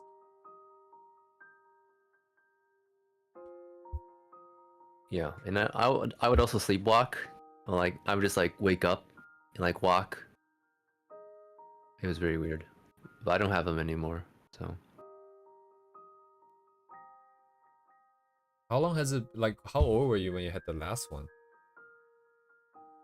um, probably 8. 8. Okay. Yeah, I think it pretty much really only occurs in children. Mm-hmm. So yeah, And never anything like that for me before. and like I would have them repeatedly. I think it also helped was because of the weather. Because I was in China and it was Mhm. very humid, and we did not want to turn on the AC to save electricity. I see. Okay.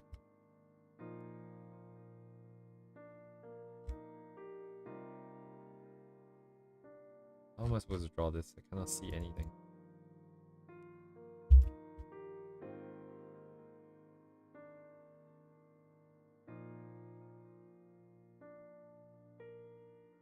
I think the only thing that I ever remember for as a kid was just being sick and then lying on the bed and felt like the whole room was spinning and then coming into me.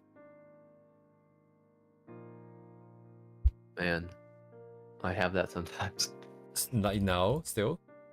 No, I have vertigo recently, and Oh. sometimes I just also sometimes before I had that I felt like it was earthquaking when it was in earthquaking. Mm-hmm.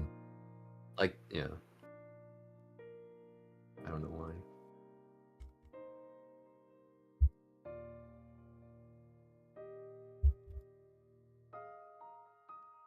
You think one day humans will like, how do I say this? Like, I mean, if we have computers strong enough to simulate everything in the human body, then they will be able to figure out exactly what's wrong, right? Like why we're feeling these things that we're feeling. I mean, neuroscience, honestly, it's like pretty much inconclusive. Like the data and like its assigned value, like um, like the brain is way too complex for like the current data Mm-hmm. that we receive from that can be analyzed to sort of confirm stuff. So we can't really pinpoint stuff at the moment, you know. Right. You think we get there one day? Um, I don't think so, to be honest. Don't think so. The way technology advances, like the current way technology is advancing right now with the Mm-hmm. current quote unquote AI revolution, it just seems to be more about replicating stuff we can already do rather than discovering things that we can't do, you know? So Ah, true. No money in there, huh? Wait, yes, gotta follow the money. yes, there is money in there, but not And that honestly, it much. seems like the current advancements are very much based on lots of investment and like if you look at the current situation with the economy, at least in the US, I feel like it's very hard for that to keep on going. So now I must go. You know.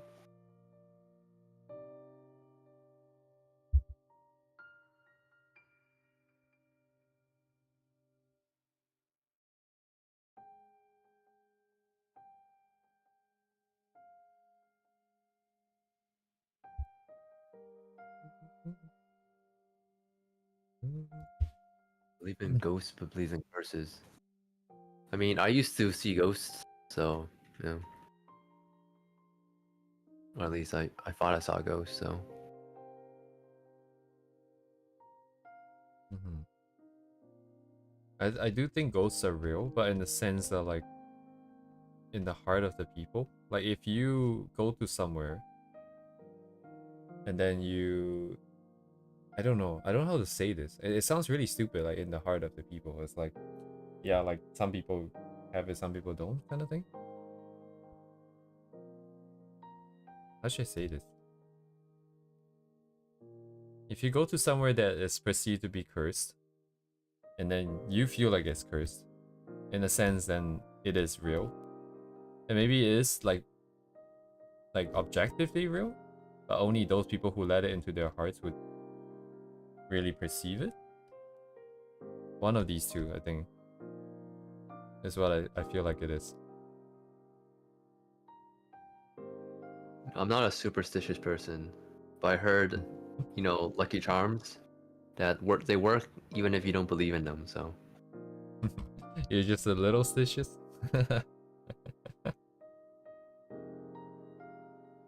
something feels off. Hello again, Silver. You woke up? Are you feeling alright, Silver?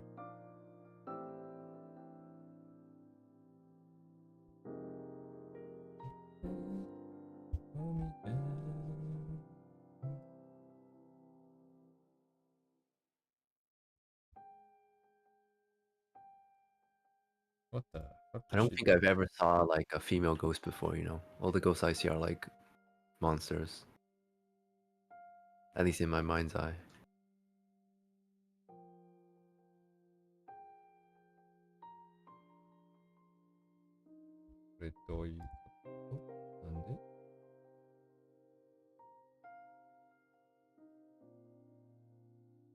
What the hell? She just like kind of sits forwards? What?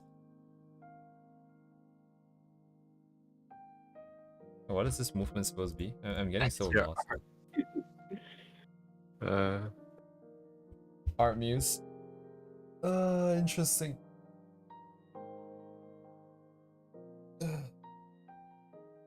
My OC's my art muse.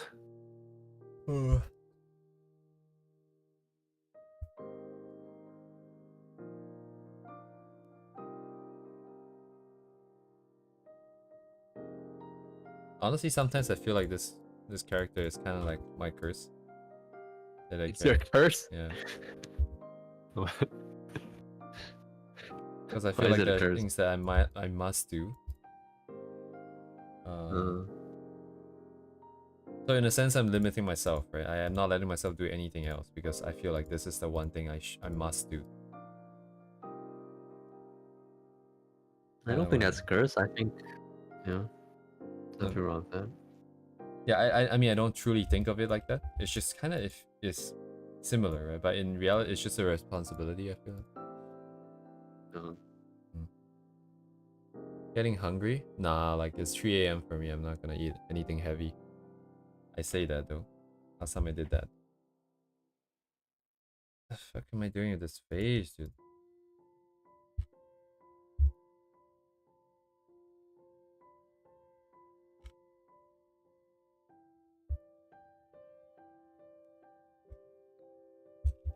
If my OC is something evil in disguise, I will still support her. Who is that behind me? Uh, I wish.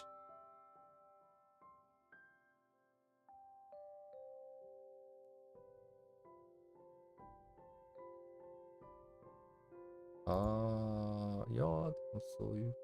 Ja, ja. 何がしたいの?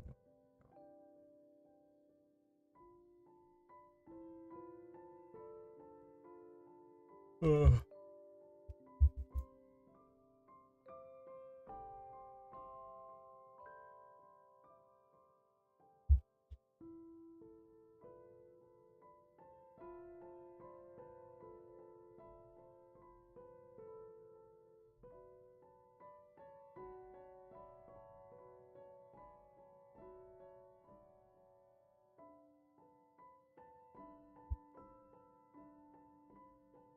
You know, I thought about my OC Mm-hmm. and gave her a backstory. Right? Yeah, like they're kind of similar to my backstory, but they Uh-huh. would be like going across, um, you know, like abandoned areas and looking for like paranormal activity, that kind of stuff. Mm-hmm. And basically, it would mirror my experiences of growing up, kind of stuff. You did that? Going around looking? No, Oh, I see. no, well, I used to go a lot around into like nature areas quite a bit. So like just going into the wilderness very often. Mm-hmm. And it's basically a lot of what I did growing up, like going on road trips basically. But like not going to like a populated area or just like going into like the wilderness and like taking pictures and stuff like that. Mm-hmm. Yeah. I see. Yeah. Paranormal activity. So why did you choose that? I mean, I don't really believe in ghosts or anything. Mm-hmm. But it's just in order to have an interesting story, I guess, or Ah, having something interesting happen, you know, I see, I or see. like it's like I see it more psychologically, like it's like a manifestation of how you feel in this certain area or this certain state that it manifests as paranormal. That Mm-hmm. makes sense. Right. So you can do that in animation, whereas it's sort of, you know, people understand that this is sort of quote unquote symbolic of this feeling that people have, Okay. but it's like in a visual form. It's like, how do you visualize anger? Like you can do it literally, like, oh, someone's really angry, he's yelling, Right. or you can have like some sort of demon who like all they seek to do is destroy things, you know, Mm-hmm. or like some sort of conception like that. So it's something I've been thinking about. Well, I used to think about. I don't know. Gonna make any content with it? I guess The after. woods. I always thought about like going to the wilderness of woods or like just having some sort of hunting rifle, you know? Like you don't know what's lurking out there, that kind of stuff. Mm-hmm. It's something interesting and really reminiscent of my experiences growing up, or maybe like a night drive, something like that. Go into some sort of, you know, business, and like things kind of feel off. So Interesting. Wasn't there? Oh, I see. It's reminding me of like this Twitter that there was that one person on Twitter that's making like it's like a game screenshot like illustrations where it's like a girl and then there's some paranormal activity stuff. yeah, I wouldn't say I was ever a fan of this kind of stuff, but Mm, I don't know. I'm just sort of leaning into it for my personal stuff because it just kind of feels right, you know? right.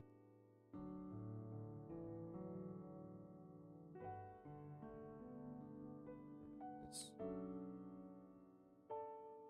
sequencing warning. Okay.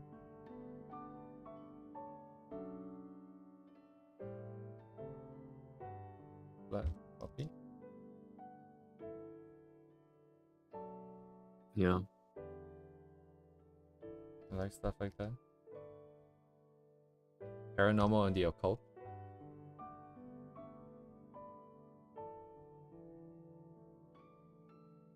Oh my god, the Oh yeah. fucking eyes, bro. It definitely has to do with the dreams I have a lot. Like all the dreams I have, they always seem, if you reflect on them, paranormal in nature. So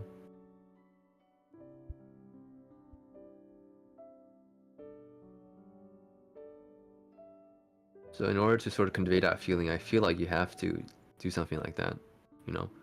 for to convey something that seems familiar yet strange in a sense. Kind of similar to surrealism, but more grounded in reality.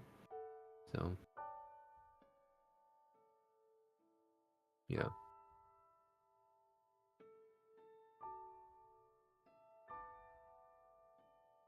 He got young David Lynch to Fear. Who's Doesn't David Lynch like just randomly appear in his movies sometimes? I don't know. Or is that a dream? I don't know this dude.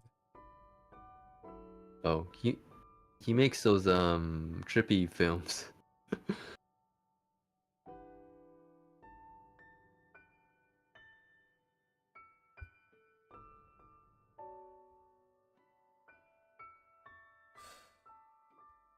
I mean, But he's sort there of he known. was. I mean, he's sort of known for his sort of surrealist Americana films. So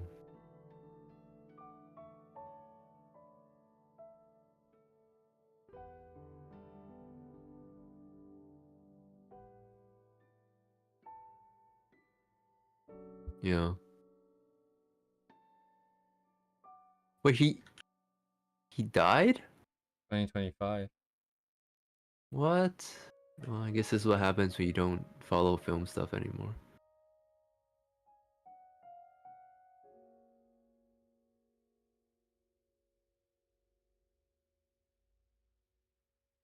Dang. I was drawing every day in February. Yeah. After the LA fires, huh? Yeah, LA was pretty much Burned to the ground. no, pretty much symbolic of his films. Like Oh. a lot of his stuff take place in LA, and basically it was during sort of a more um what's that word?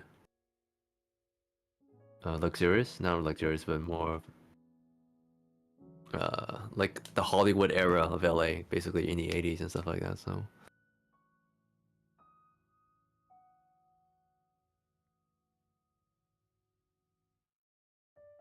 yeah, I know literally nothing about film.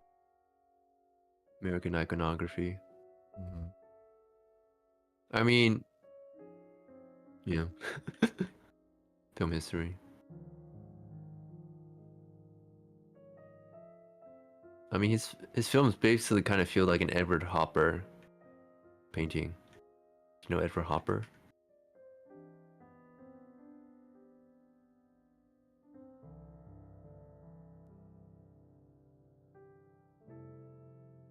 Americana sounds like a coffee. It is a coffee. Isn't that the Hopper? Edward Hopper? He's the painter. He made this painting called Nighthawks. Doo-da-doo.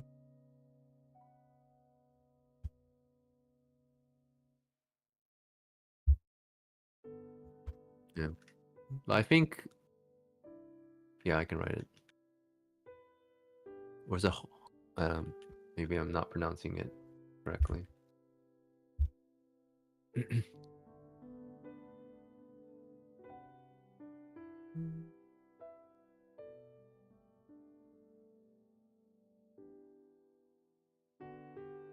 know, it's always raining somewhere.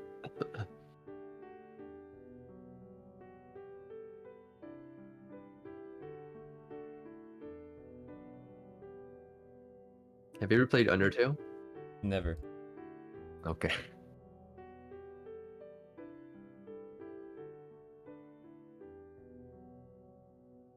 Maybe one day. Maybe one day. Mm. I mean, there's this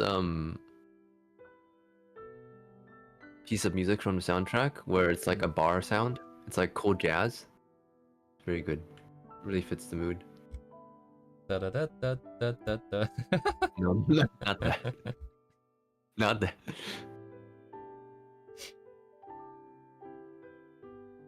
Da da da. God damn it. Am I morally obligated to play on stream now? Mm. Sorry, shit. What did I just do? What did I just draw? Brain is not braining.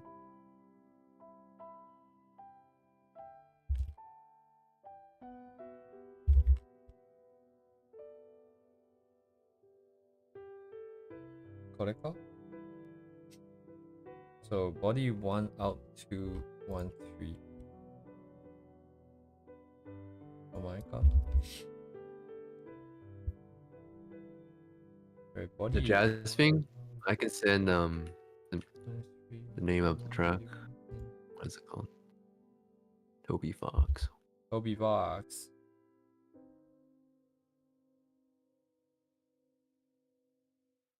It's called It's Raining Somewhere Else.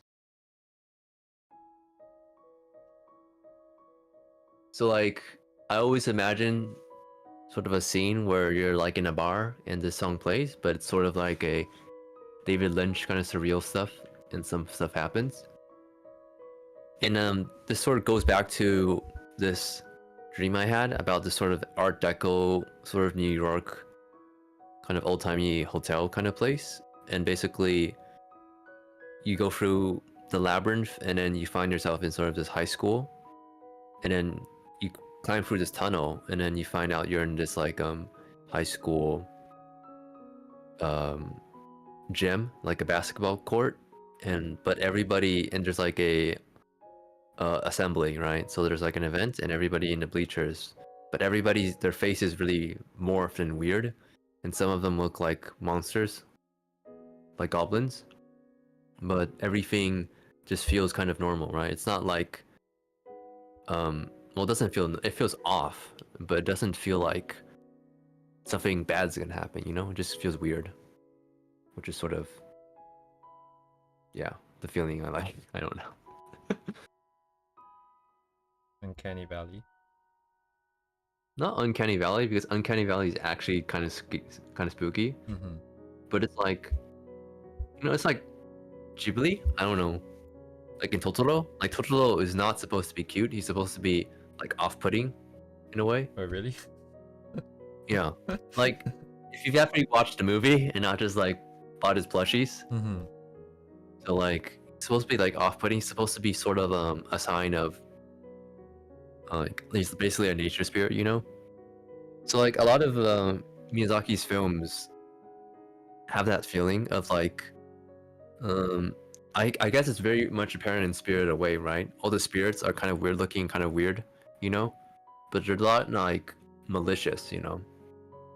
Everybody's kind of benign, even though they kind of seem strange. Even No Face, he just sort of envelops, you know, the greed of humans, you know.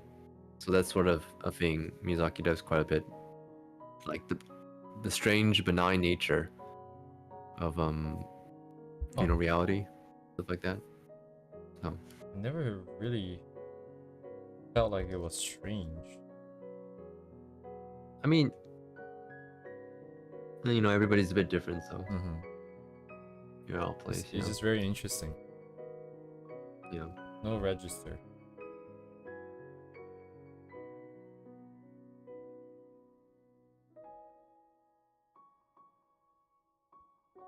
And that is my film critique essay. That is my dissertation.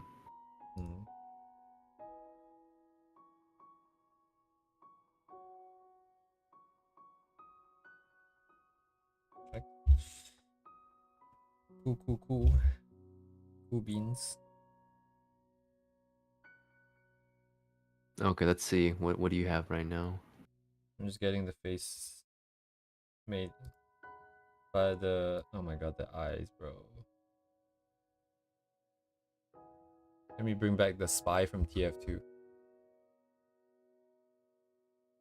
Kill me later. It's in your Pura. Yeah, no, I just added it quite a while ago when I was struggling with the hair. Decided it was appropriate.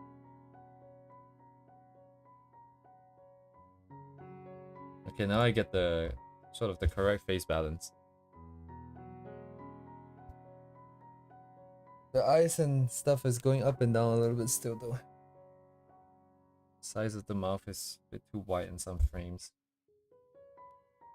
These ones, for example.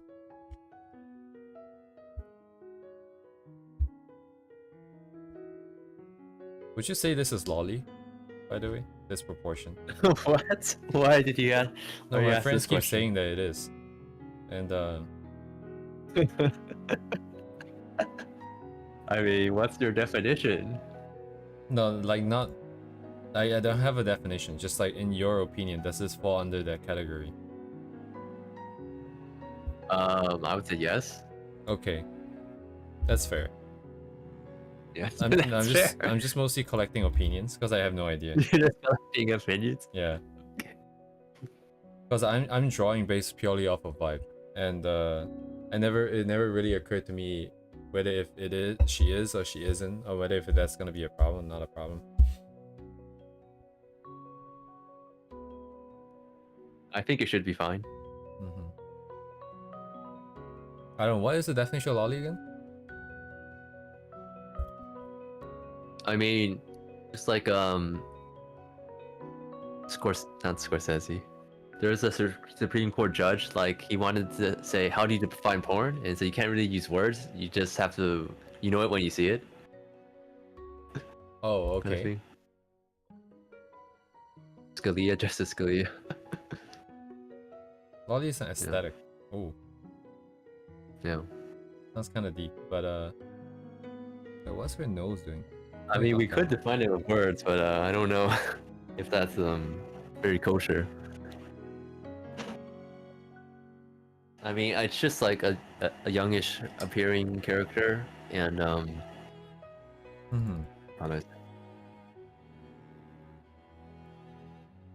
and usually defined by big head. It's basically body proportions, I would say. Big head and usually small breast or no breast kind of thing. So, yeah. What proportion would you put that? Like 6 heads?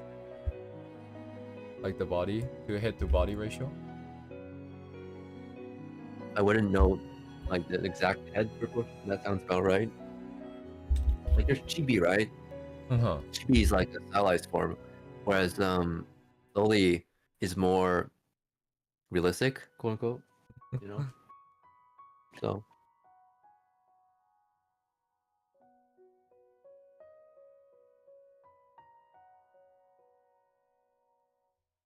Interesting. Interesting. Yes, I have to report this because in my opinion, originally I didn't really classify her as lolly. What did you classify her as? I mean, it's just a word. It doesn't really mean anything, to be honest. Yeah, no, like, cause in my head, like, I thought it was like way younger. Way younger? Cause like the target age here is about like high school, right? If you go high school, how should I say this? Like the vibe that I was getting is like preschooler, and then yeah, okay, I guess I don't have to report this anymore. But yeah, preschooler or like primary school. That was what I thought the definition was around. Yeah, right. It started from Lolita. It's not even the meaning here, but I mean, words they change, but in the concept of Japanese anime, like tons of high school characters are drawn like that anyway. So yeah, it's just a style. Oh yeah, true. Right, that doesn't exclude her necessarily. Yes, indeed. Yeah, it's just a style. So. Because there's a different form of her that I wanted to do, but we haven't quite gotten there yet. Let's see. The lines are kind of junk. It's going up, up, up, down, down. But the down, down, makes sense. This up, does it make sense?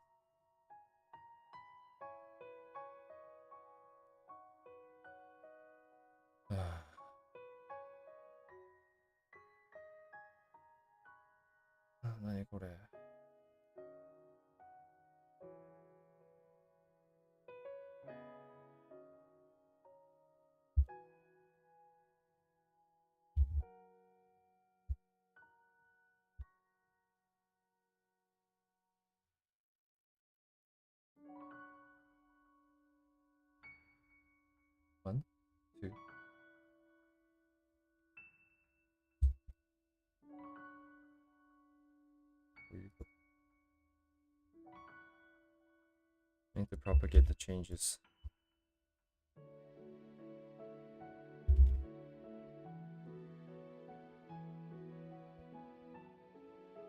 And the logo. Huh? Oh, it's bugged. I see. Actually, the word loli in Japan comes from, there's this Lolita complex, which comes from a American psychologist kind of thing. So it doesn't actually come from the novel.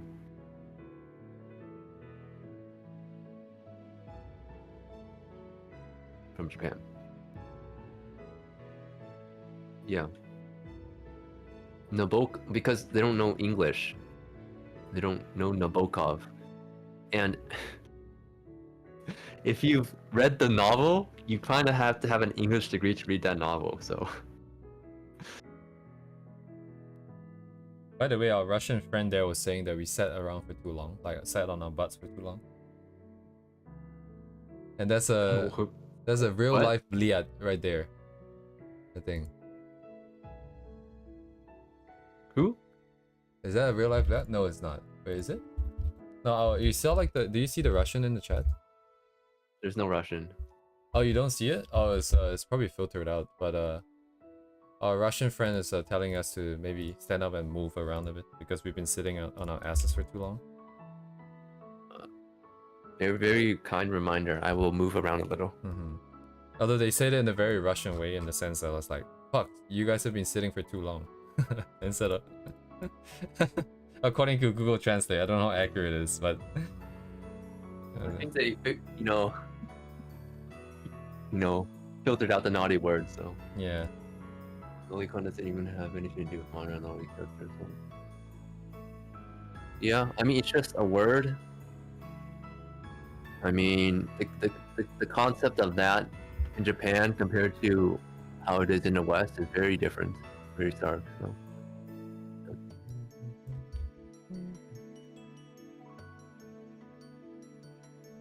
Lolicon just means you like those characters. It doesn't mean anything else in Japan. So, you know.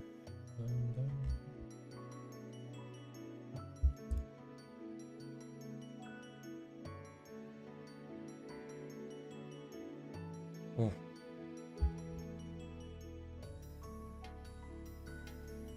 Yabai.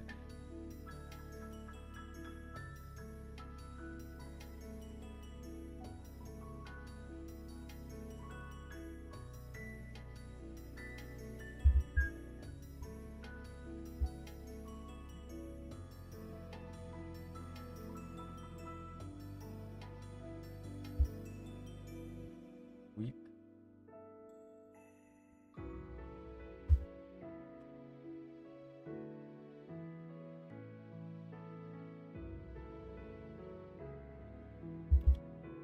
Do you think I should get some curtains?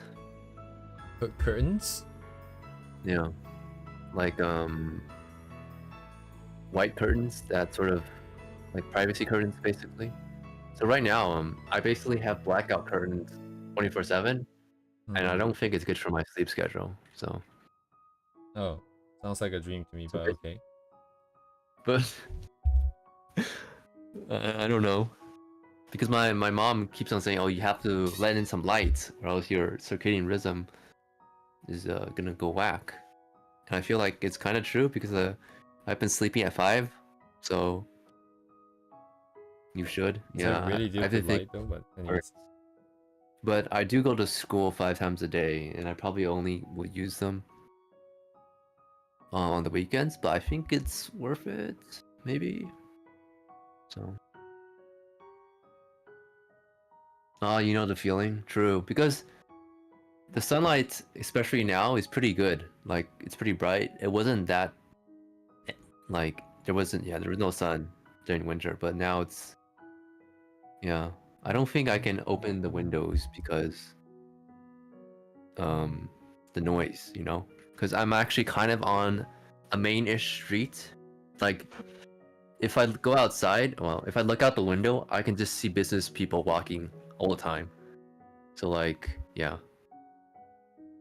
So I want to get something to sort of make sure they don't see me and I don't see them, kind of thing. What you want? Up 2-1. 2-1-3-1 in. That's the one at the very top.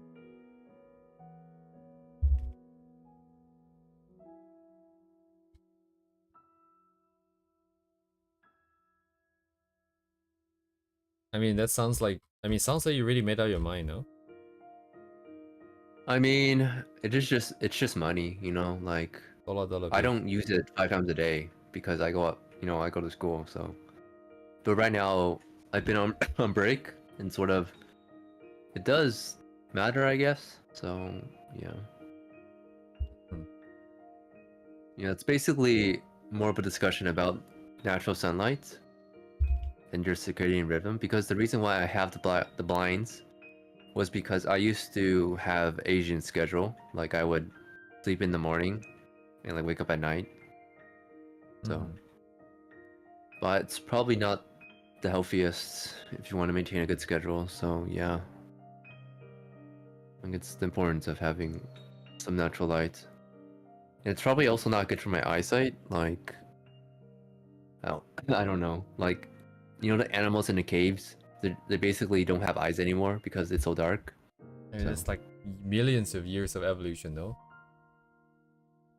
yeah, but mm, And the other thing is that if you're already going, I mean, if you're on leave, that's one thing. But if you're already going to school for 5 days a week, then your rhythm shouldn't be that messed up either way, I think.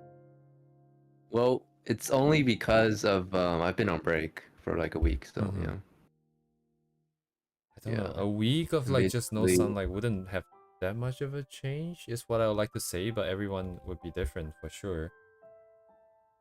yeah. 2-1-3 in, 3 out, 2-3-1. I mean, basically, when I get back, it's already dark anyways. So maybe, yeah, I don't know.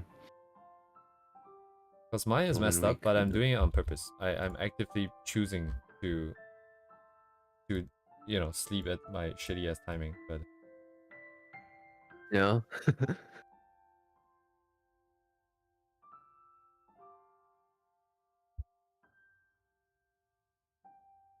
Mm. I think for me, it's mostly for motivation. Like sometimes when I wake up and it's dark, like I have my blinds on, it's like, oh, I don't feel like motivated to draw, kind of thing. It's mostly because of that. So ah, yeah. I don't know. Personally, like having blinds and no blinds wouldn't change that lack of motivation for me. That's why I have the weekly streams, the daily streams. I think it's all very subtle for Mhm. me. Like recently, I've been doing some kind of hardcore-ish, well, more strenuous workouts, and it's definitely helped a lot with that kind of. I think it's like dopamine levels. Like basically, when you get sunlight, it does affect your dopamine levels. So Dopa, dopa. dopamine. Get some of that dopa. Yes, exactly. You gotta prevent. You gotta min max your drawing. Miya Miaks. I mean, if that's the case for you, I guess you should get it. Yeah.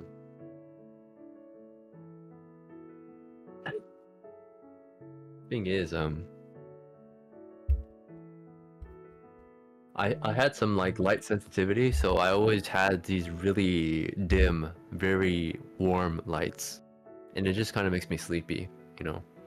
Very cozy lights. So I had them for a reason because I was not sleeping. So yeah, I think the main reason would probably be because I don't get sunlight to begin with. So nothing is like triggering like the sleep wake cycle kind of thing. Do you have a place where you post your art, Mia? Alright. I don't have any art. That's why I can't post it anywhere. Yeah. Post your bodybuilding pictures. My body. I'm not a bodybuilder.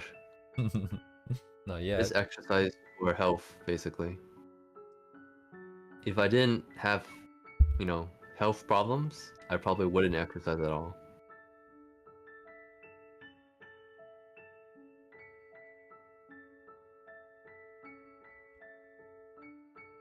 Mm. I mean, I've shown some of my arts on stream before, but that's kind of hard to find, so.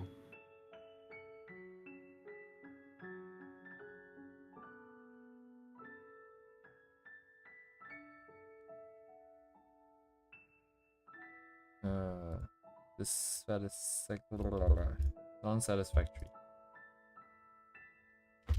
Later.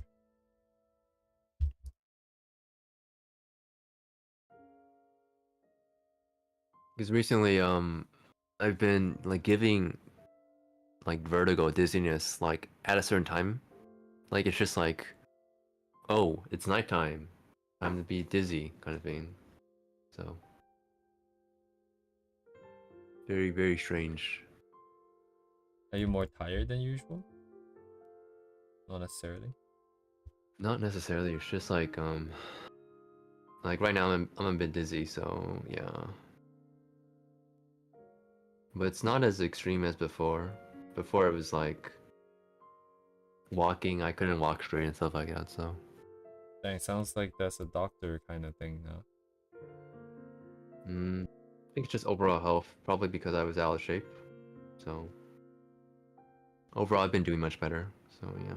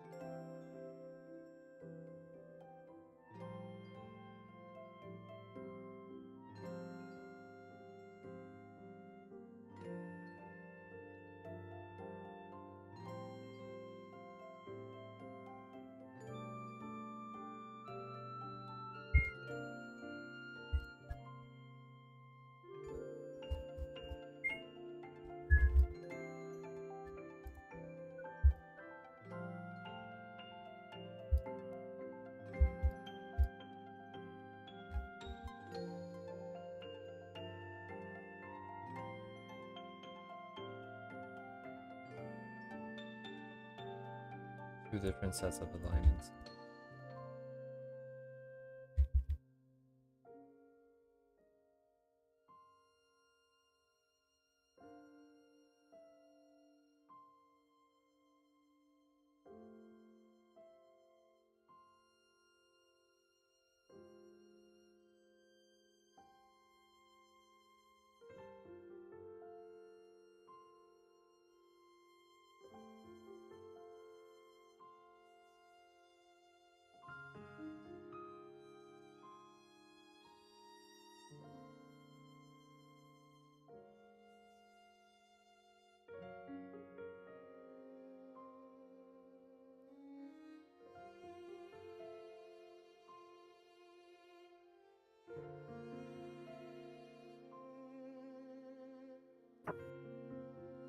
Alignment is different from the usual. I thought he said he drew Blue Archive. All I do is do animation studies. That's all I do. But hopefully, I get to do some Blue Archive animations. Animu. Yes. I've only done really much sketches. I don't. Yeah.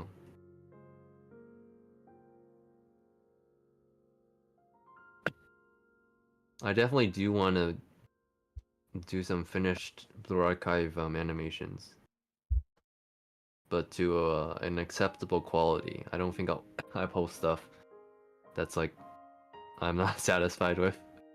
So it's probably gonna be a bit before I post anything. So.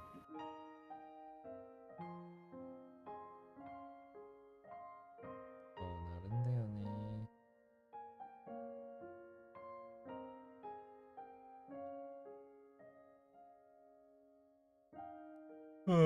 agree. Yawn time. agree でざます.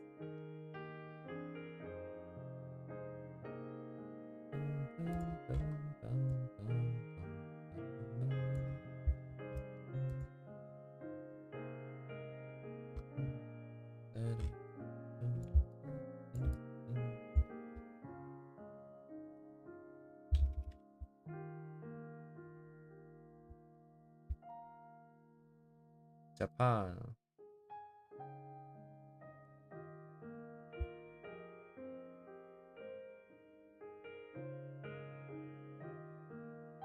Ah, drawing eyes. Don't we have a guide for that, me? Nope. No? You don't have Yeah, an eye drawing guide? I do not. Like, I see I have a rendering kind of nonsense thing, Mm. but I don't have a drawing one. Like, Oh, rendering.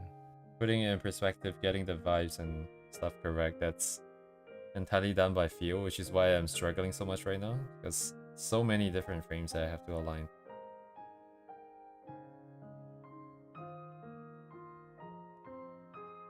Like, all my eyes are kind of jank. They're kind of shifting like a really weird way. It kind of works if you I don't look at the feel. mean, hey, Rakiyaki Oji-san, he has some guides for eyes. So he has a channel called, I think it's Oekaki Memo or something like that, memo, where he posts some guides about basically getting the perspective and like the shape right for the eyes. And basically, sort of like a visor kind of thing, like a strip of paper that you sort of fold over a sphere, kind of like that, so you get the perspective. So Yeah, that's fine too, but beyond that, I think it's the actual frame of the eyes. Because like the vibe, like I know what you're talking about, the ribbon thing, but like the individual shapes, the thickness of the eyebrows, all that, how it curves, how it turns. I feel like just a little oh, bit throws it off by a lot. It always oh, feels for like that. that you just practice. Yeah, You just draw more. that sucks, man. That sucks. I don't want to draw more. Yeah, that's why animators, I think they have the best drawing draftsmanship because they just gotta draw all the time. Drawing. I need to do all the time. Who cares about rendering, colors? All you do is draw lines. Mm-hmm. Draw lines moving, and you have to apply them with like some sort of physics, and form.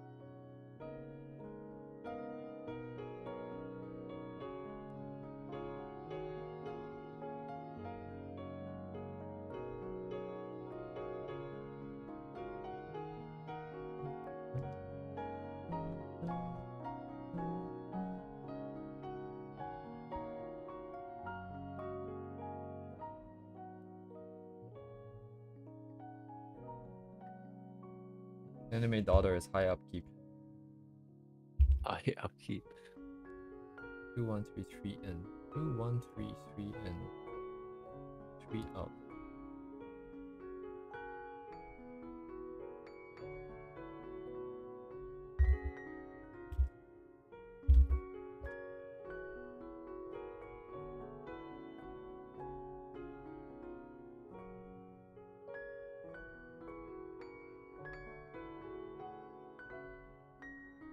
Get water.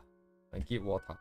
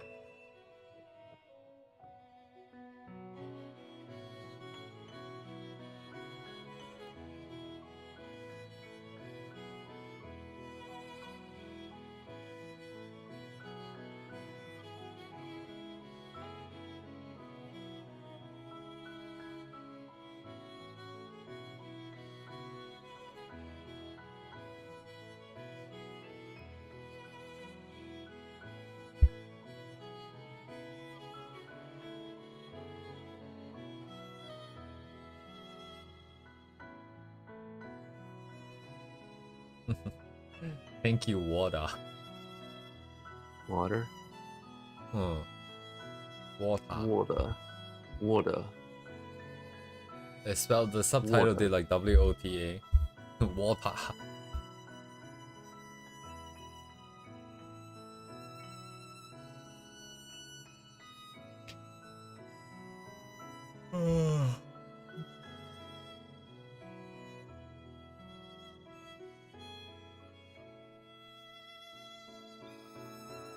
I think I probably missed Warner's message when he dropped out. I think Walnut hasn't been here for quite a bit. Yeah, like 2 hours ago.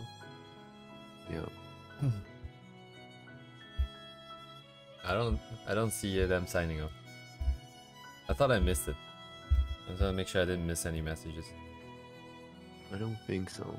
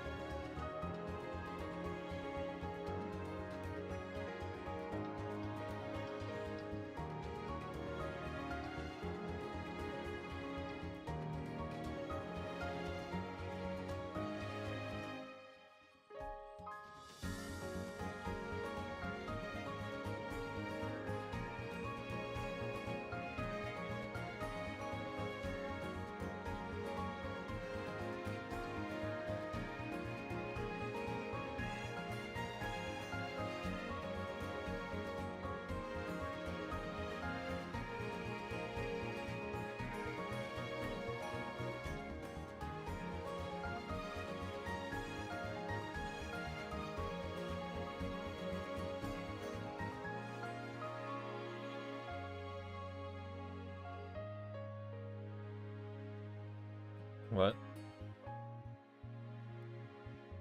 What? I guess I am. Am I?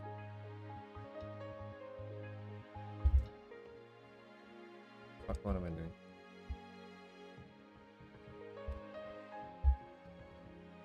Yeah.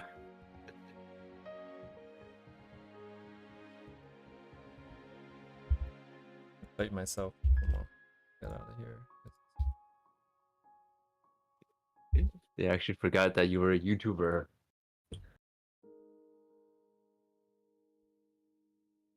Oh, that's interesting.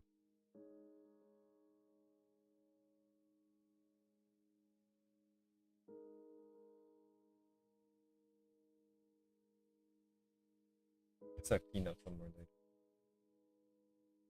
Oh god. Yes. There's a me of a different time. A different me.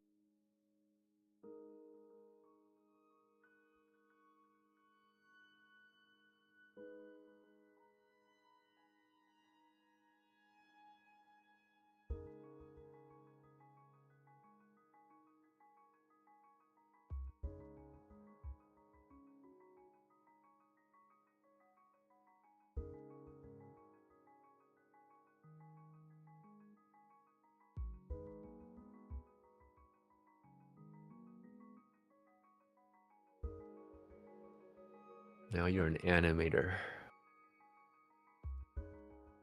I'm just a masochist at this point. You're just a masochist? Yeah. I completely understand what you mean, but like, there's no point cleaning up because we're gonna have to read like the lines. No matter how I push it around, it's still gonna be a bunch of mess. I'm still gonna do it. Still cleaning up right now. Cleaning, quote unquote. When am I gonna stream? I don't know. I don't know. Maybe when I get a job. Hmm. Oh But yes. I don't know if I have time after that, which is not certain for sure. So Yes, yes, yes. So the real question is, when are you guys gonna find Miya a job where he will have a lot of free time? a lot of free time, huh? That is the real question.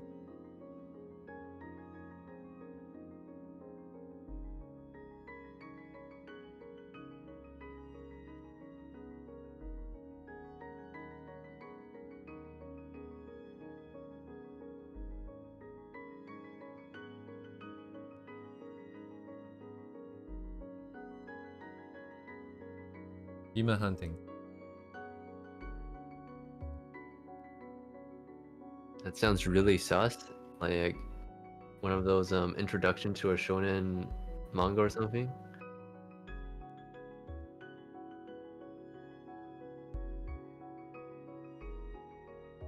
Your mission, should you choose to accept it?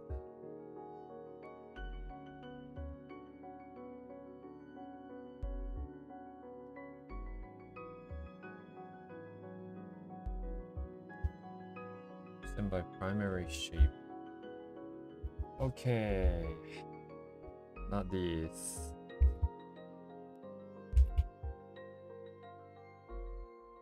Where is my... Oh, I'm looking for my pure ref and I just mentally ignored the spy.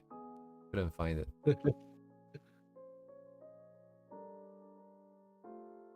Autopilot. Want to mode. be magical girls? Don't you have to be a girl to be a magical girl though? No, but it's 2025. You What can does be that even anyone you mean? want to be.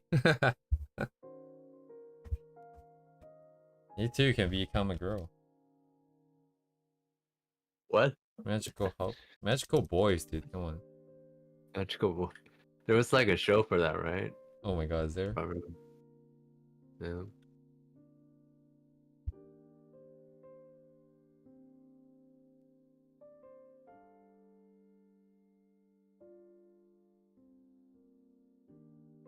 I Oh, think it is.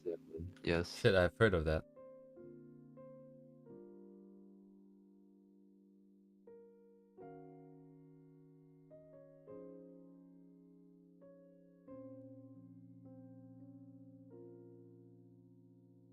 I think there was a different another one, right?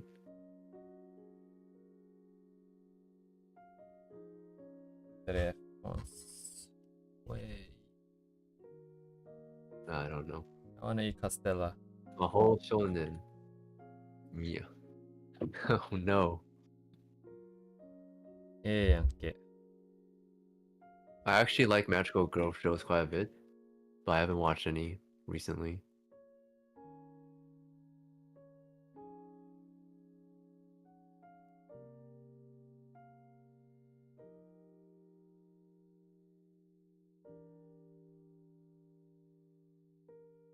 Wee. The ears are like dancing. Ooh. You gotta have to express sniff in the ears, you know? How about that one? What one? Is there like one that we're supposed to like a really, really bad one or something?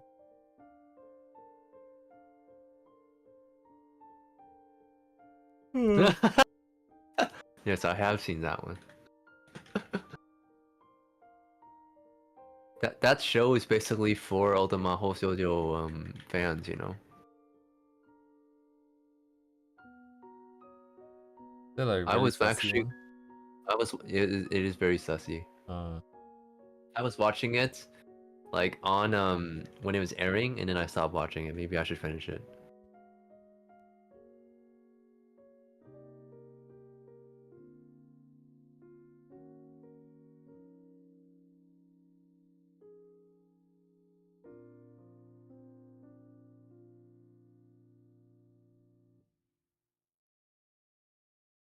yeah. That show had some interesting animation for sure.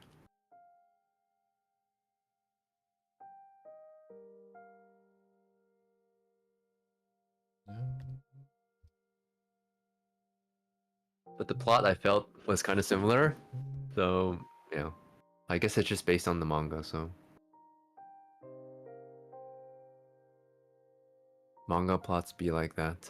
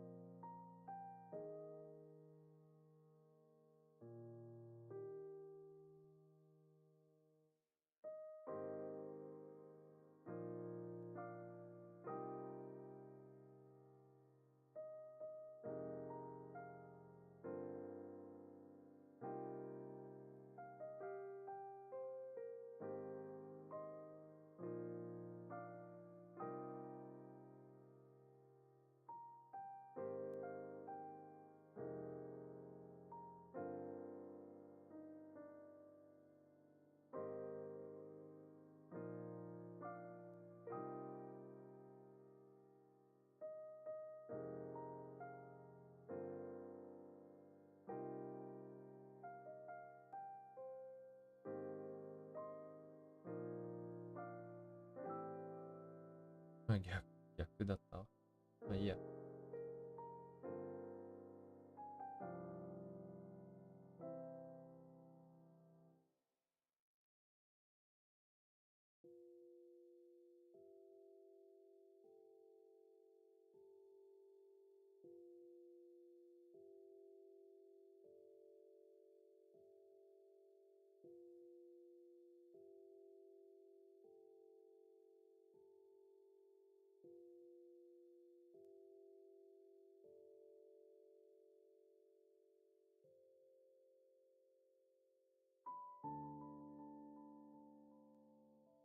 Yeah, speaking of weird sounds that I hear, like I'm hearing weird sounds right now behind me. I don't know what it is.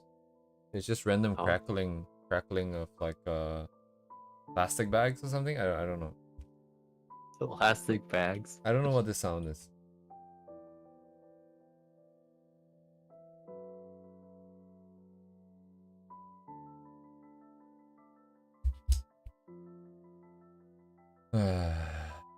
Nyam.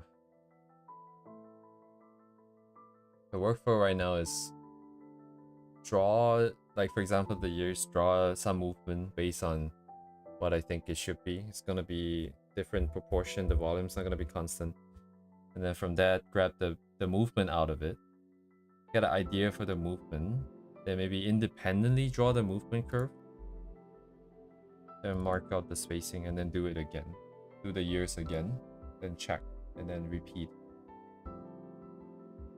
That will bring it to some comfortable level of continuity, consistency. Interesting workflow. Yeah, I think it's like heat expansion and contraction, like with the temperature change or something. Because it's just like one of those. Maybe it's the windows actually. Maybe it's the wind actually. You mean the wind farms? Shit, did I have cancer now? 5G? Oh my god, 5G. Shit, my phone says 5G right now. Oh my god. Wait, do I even have 5G? Actually, speaking of my phone, it's not even here, it's in the toilet. It's in the toilet. Yeah. Left it in the toilet. How's your dinner? Is your dinner okay? I'm okay, I guess, because I actually have some food that I can munch on a little. I have some wraps. If you're... Yeah. If you're hungry or something.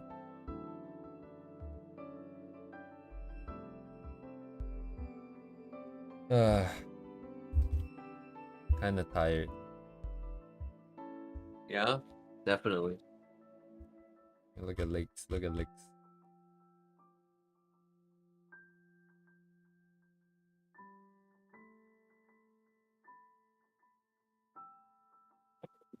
Let's just draw 24 frames for the legs. Copy and paste. What? Copy and paste, change a little bit. Fix the perspective a little bit. And let's up it to 24 frames. Yeah. Why don't you just make a puppet and... Yeah, why don't I just do 3D, goddammit. I should just commission someone to make 3D. Actually, I might. The only reason why I didn't do it before, because I didn't settle down the proportions and the design and stuff like that. You need to have a character design. Now we have something that's somewhat stable. Not recently, there's this, I think he's Georgian. He's a 3D artist of Shanzo. And he's been, doing some character modeling from scratch. Yeah, he's been doing a furry one recently that he imported to VR chat. Yeah, and I think he was on, what was his day? Day 27 is when he finished. Wait, what do you mean? Like it took them 27 days to do one? From scratch, yeah. Is that like, and like time? This guy's been doing this for a very long time. And even for him, it took that long. So. Yeah, his first video about this is about 5 years ago, so... 5 years. Am I burnt for tonight? I can't continue, but the quality of work is gonna go down now.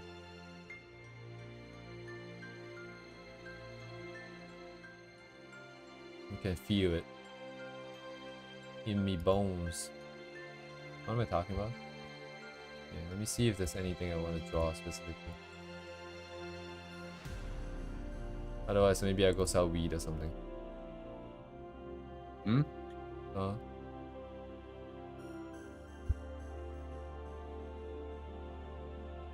Oh, I just remember, yeah, she's still naked. I still haven't put any clothes on the animation yet. That means there's still clothing animation, some amount of it. Maybe. One step at a time. Or you can be lazy and not put anything on. I mean, that is not out of the question because like she still has another set of hair that goes down right at the chest level. Yeah. Wait, she has another set of hair? Like just like 2 strands that goes. Like there wouldn't be too much animation for those because they just kind of sit down, like drape over the shoulders and the chest. No. Mostly static. Static. This guy who does the sketch with Shinobu has like so many So consistent. Yeah. What do you Shinobu. what do you have to sacrifice in life to get skill level like this? Draw Shinobu every day. Yeah, 3 to 4 hours of art a day, not enough. I didn't send you the Shinobu cut, huh? I should just send you it. Because it's kind of short. Or did I send you it? I didn't. Oh, I did. I did send you it. Never mind. Oh, the spin kick one. Yeah. Spin, spin, spin. Yeah, thank you for all the animation advice and guides. Yeah. I mean, honestly, if you don't have anyone to tell you, at least like what other people do, you're just sort of trial and error, which is basically what I did. I just do random stuff and saw what stick. So yeah, Trial. definitely yes. Lots of trial and error. So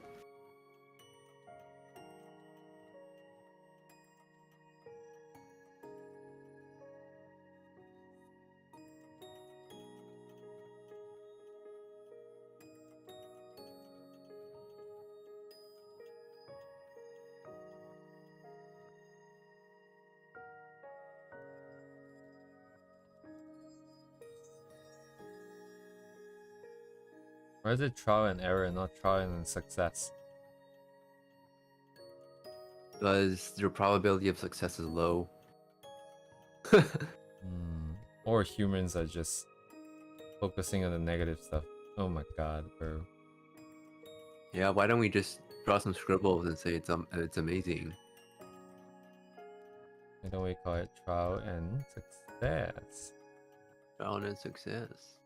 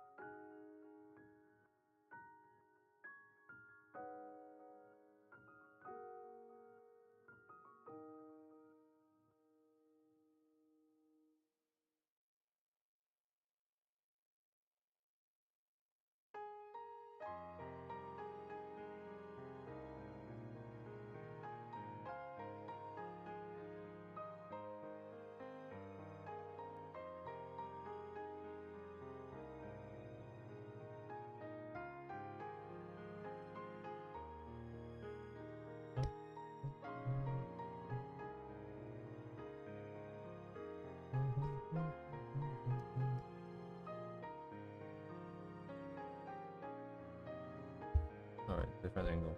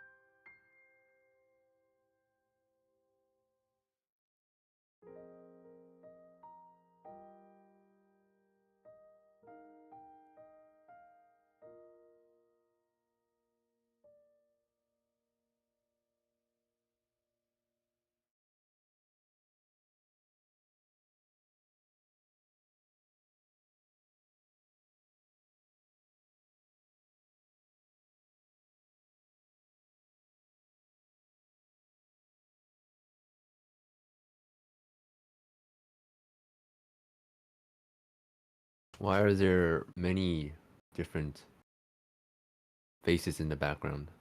Right, yeah, that's 3 pages of sketches. And I just leave it like that because I don't like to see a blank canvas. Uh, Blank canvas is scary. So Interesting approach. we unblank the canvas.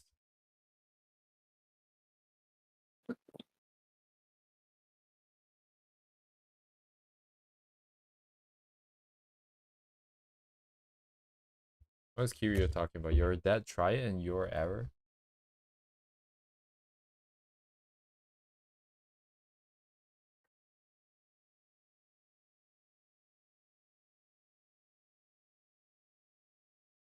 Humma.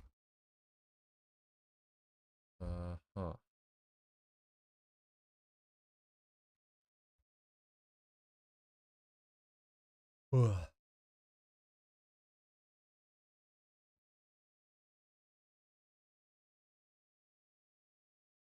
Wait, do you listen to Kafu, the the original singer, not the Vocaloid? I've heard some pieces by her, but I don't really follow her. Let's see how quickly we can get a copyright warning on my Oh thing. no!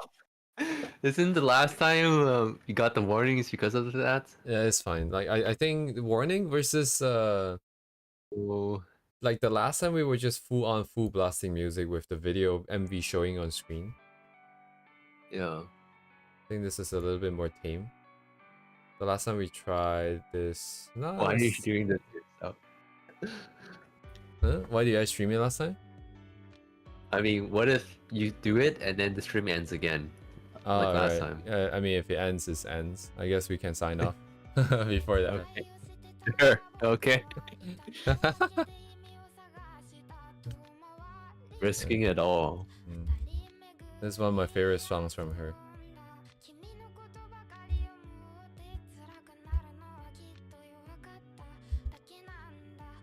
If it gets bad, I'll terminate it. Okay. The warning, yeah, if it comes.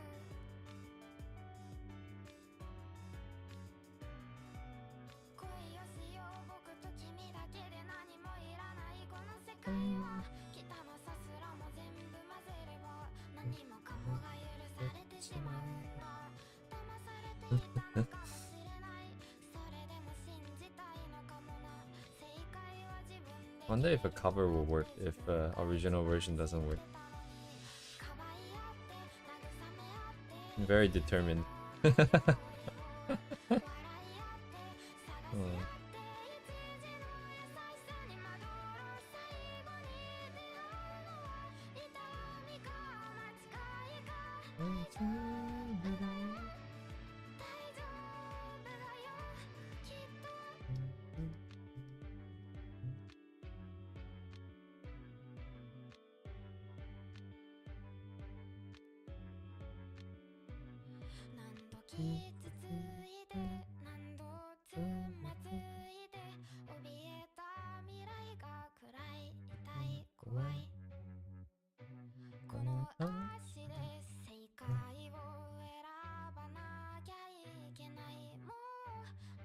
Nakimasu.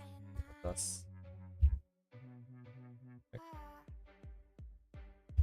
see the vision.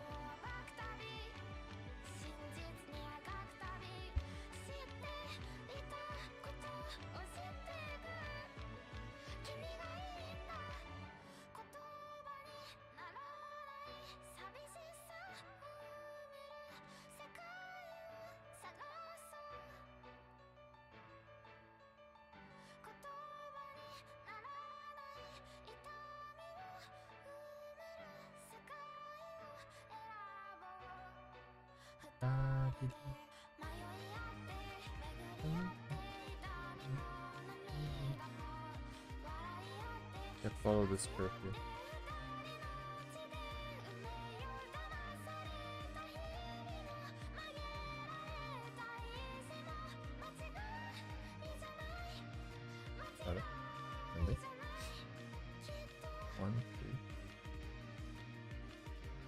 being pushed down, right?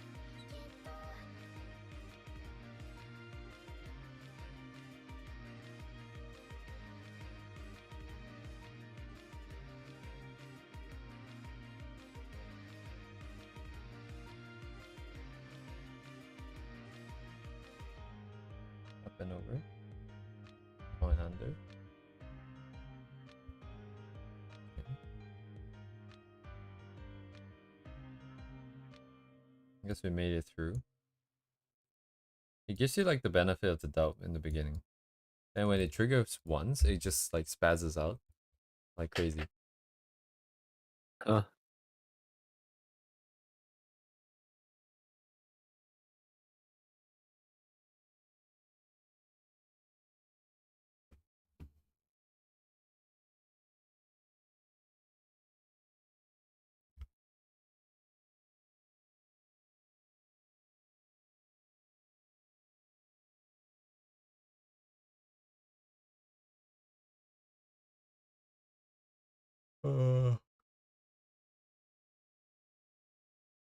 Oh, the Super Mario stuff hit copyright?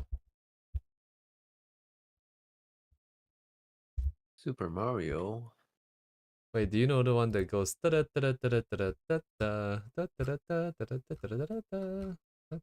course I know that one.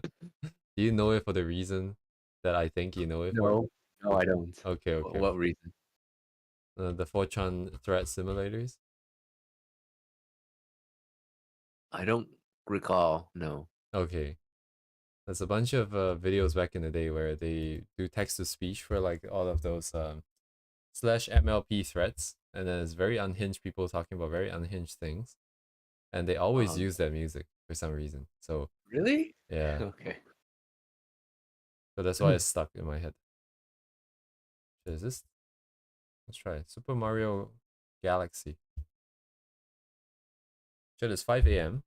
Where it's 5 a.m. The sun's about to rise, I think.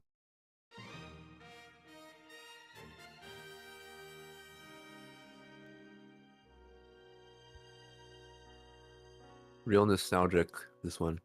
You can see her cute butt, by the way. Oh, I see the raft. I don't know. Here you go. There are no ways to check copyright before running the song. I guess not.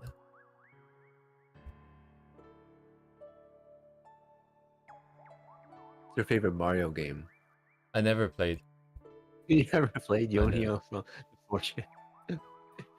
I have never played a Mario game. I mean, like, other than like just doing like 1-1 for one of the games, I remember I did like. Wait, why would I have done that? I've never done that actually. I've never played a Mario game. You've never played a Mario game. Mm-hmm. So, have you never touched a Switch either? I have touched a Switch. My brother has a Switch, and I played Breath of the Wild on it. Okay, so Yeah. you played Link, but you haven't played Mario. Yes, but only the 2016 Breath of the Wild. All the links before that, I have never. Legend of Zelda, I've never touched it. Yeah. That's why it's kind of hard to fully find a place that I can belong right now. Like games, a lot of the What does that mean? retro. No idea. Oh. Not into Soul like, not into a lot of the other FPS. I'm only into like Apex. I used to be in rather. Then From what I anime hear, as it's like well. Apex is pretty dead. But Is it? I don't, It's been a while yeah, since I heard the name. yeah. Like people were complaining about the meta and basically about the company Oh, Respawn. interesting. Yeah. Nintendo Spirit will Crazy. haunt you. I think they should get in line. I think whatever that's making weird noises in my house has dibs right now. We need to play what's that? What's the new Bungie game? New Bungie game. Marathon. What is a Play Bungie Marathon. game? Bungie? Oh, they made Halo and Destiny. Ah, yes, I've heard of those things before. Not the American classics, I guess.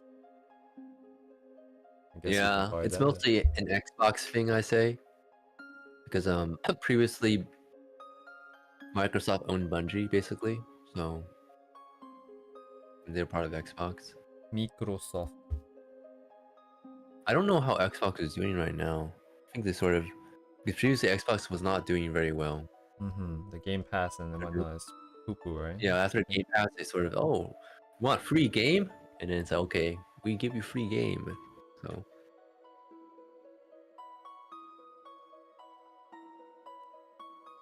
Actually, the angle should be a bit more sharp. Ears are stiffer than hair, so it should track a bit better. Then again, my spacing is also kind of shit. I guess the head is doing somewhat of a very gradual movement, so it's kind of okay to space it evenly too.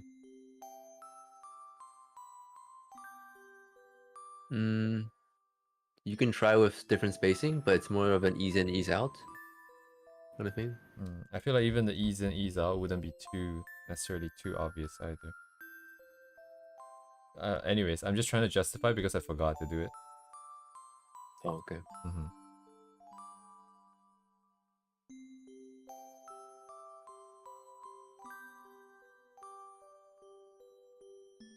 Meow meow meow meow meow meow meow meow.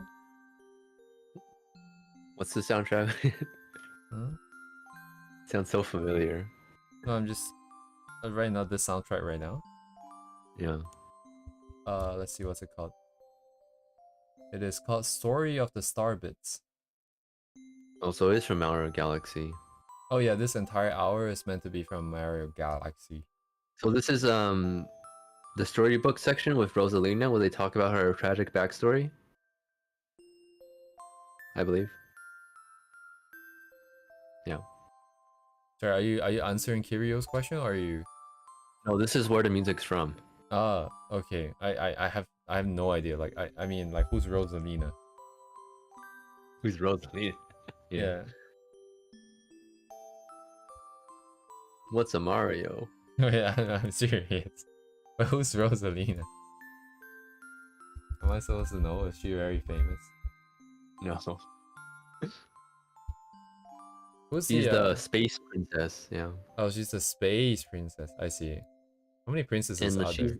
apparently she's heavy class for some reason. So she's in the same class as like Bowser What? in like Donkey Kong, you know. What's she At least in hiding Mario under Kart. that robe, that dress?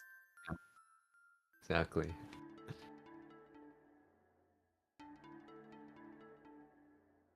Because she's a giant? Like, why is Rosalina a trans icon? What? Okay. what? I did not need to see that Google recommendation. Why is Rosalina heavy in Mario Kart? I wanted to search. And then like Google is like, body shaming is not cool. What are you talking about?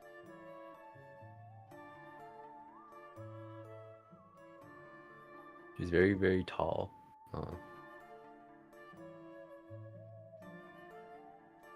An actual giant. As opposed to Hagrid. Hagrid's not a giant? Hagrid's like half. So you know the Harry Potter stories, but you don't know Mario? No, I don't know Mario, man. I don't know Mario. Okay.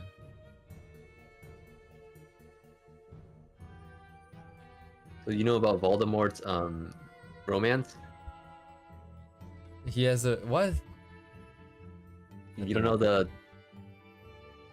was a new Harry Potter movie. There's a new Harry Potter movie? Like Well, which... not Harry Potter, but like in the universe.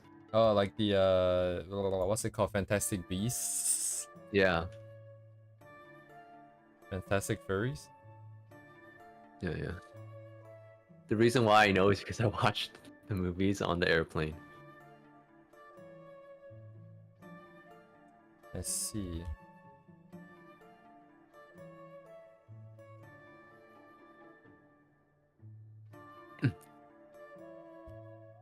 I mean, the movie seems very British, which in this case is probably not a good thing. British? Oh, yeah. Apparently they were in England. I mean, they were in New York, but everyone was British, which is very weird. Yeah. Yeah, this is my experience in New York. In the modern era, everybody is British.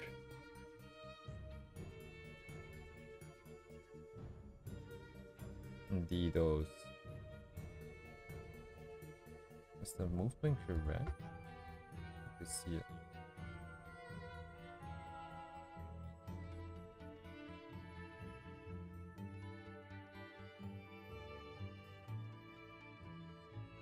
Wasn't You know lagging. Boxy? What? Who? Boxy with 2 X's? No. Okay, good.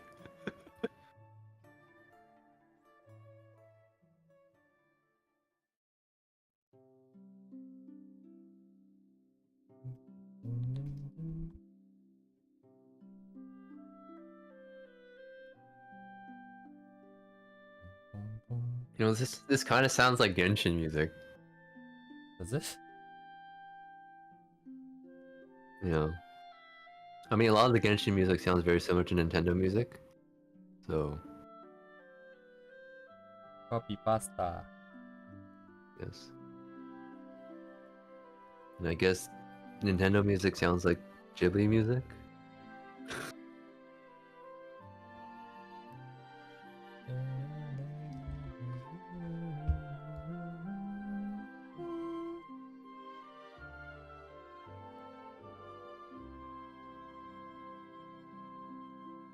Meow meow meow meow meow meow. Meow meow.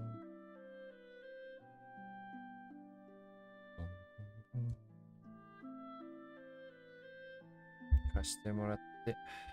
どこだお前かい。あざす。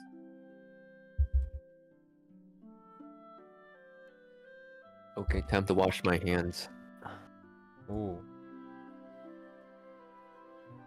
What did Miya do with his hands? That requires washing.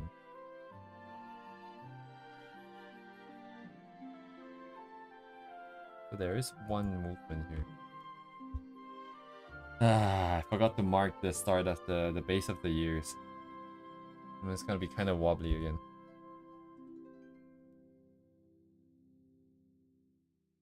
I don't know, maybe I should end. You should what? Maybe we should end the stream, I don't know. Because it's pretty You late should for end. you as well. And I'm Yeah? out of juice. If you're tired, I think it's a good time to end. I'm out of juice. So we've done 7 hours, which is pretty long. So maybe we should do what the Russian guy said and get off our ass. Indeed. So I spent 6.5 hours today, mostly on the animation, along with your advice. That will bring us to 15.5 hours so far. I want to see how long this takes. Oh, you have a spreadsheet. Spreadsheet? You have a time spreadsheet? No, I Like, do not. I'm leaving it in the title of the stream to keep track. And then okay. I will probably need Nice to hanging out with everyone. keep track of it on the weekends. So. Yo, Yvette, the virus, Ibukize, thanks for coming. Yes, And thanks everybody for else coming, who's guys. not chatting. Yes. Hopefully on Monday you guys will see a lot more progress because I'm gonna try and work on this on the weekends. And then Ooh, progress. progress. Like overall, what do you think so far? I mean, I personally think you're doing pretty good, honestly, for your first animation. Thank you. Personally, I just can't believe that she's like lolly. I don't know. I think that's the What? So this is what you're thinking? yeah, like it's never registered as that in my head. And then I'm gonna hear it from my friend again. But Okay. anyways, yeah, I think it's pretty good so far. The hair, the more I look at it, the more I'm okay with it now. Yeah, exactly. I think I'm just being an ass. Yeah, I'll see you guys on Monday when I finish drawing 24 frames. For every single part. And thank you guys for coming again. Have a good night, good morning, good evening. Thanks everyone for coming. Thank you to Miya, keeping us company, sharing valuable years of experience, condensed experience. don't know. Just maybe a year. Yeah, fix you. Mm-hmm. Yep. Yeah, I have no idea how to end. How do people end streams, man? It's such a weird. Thanks for coming. Good night, and then you end the stream right now. Okay, okay. Thanks for coming, guys. Good night. Wouldn't it be diabolical if I just press stop streaming? Anyways, anyway, for real now, guys. Good night. Bye bye.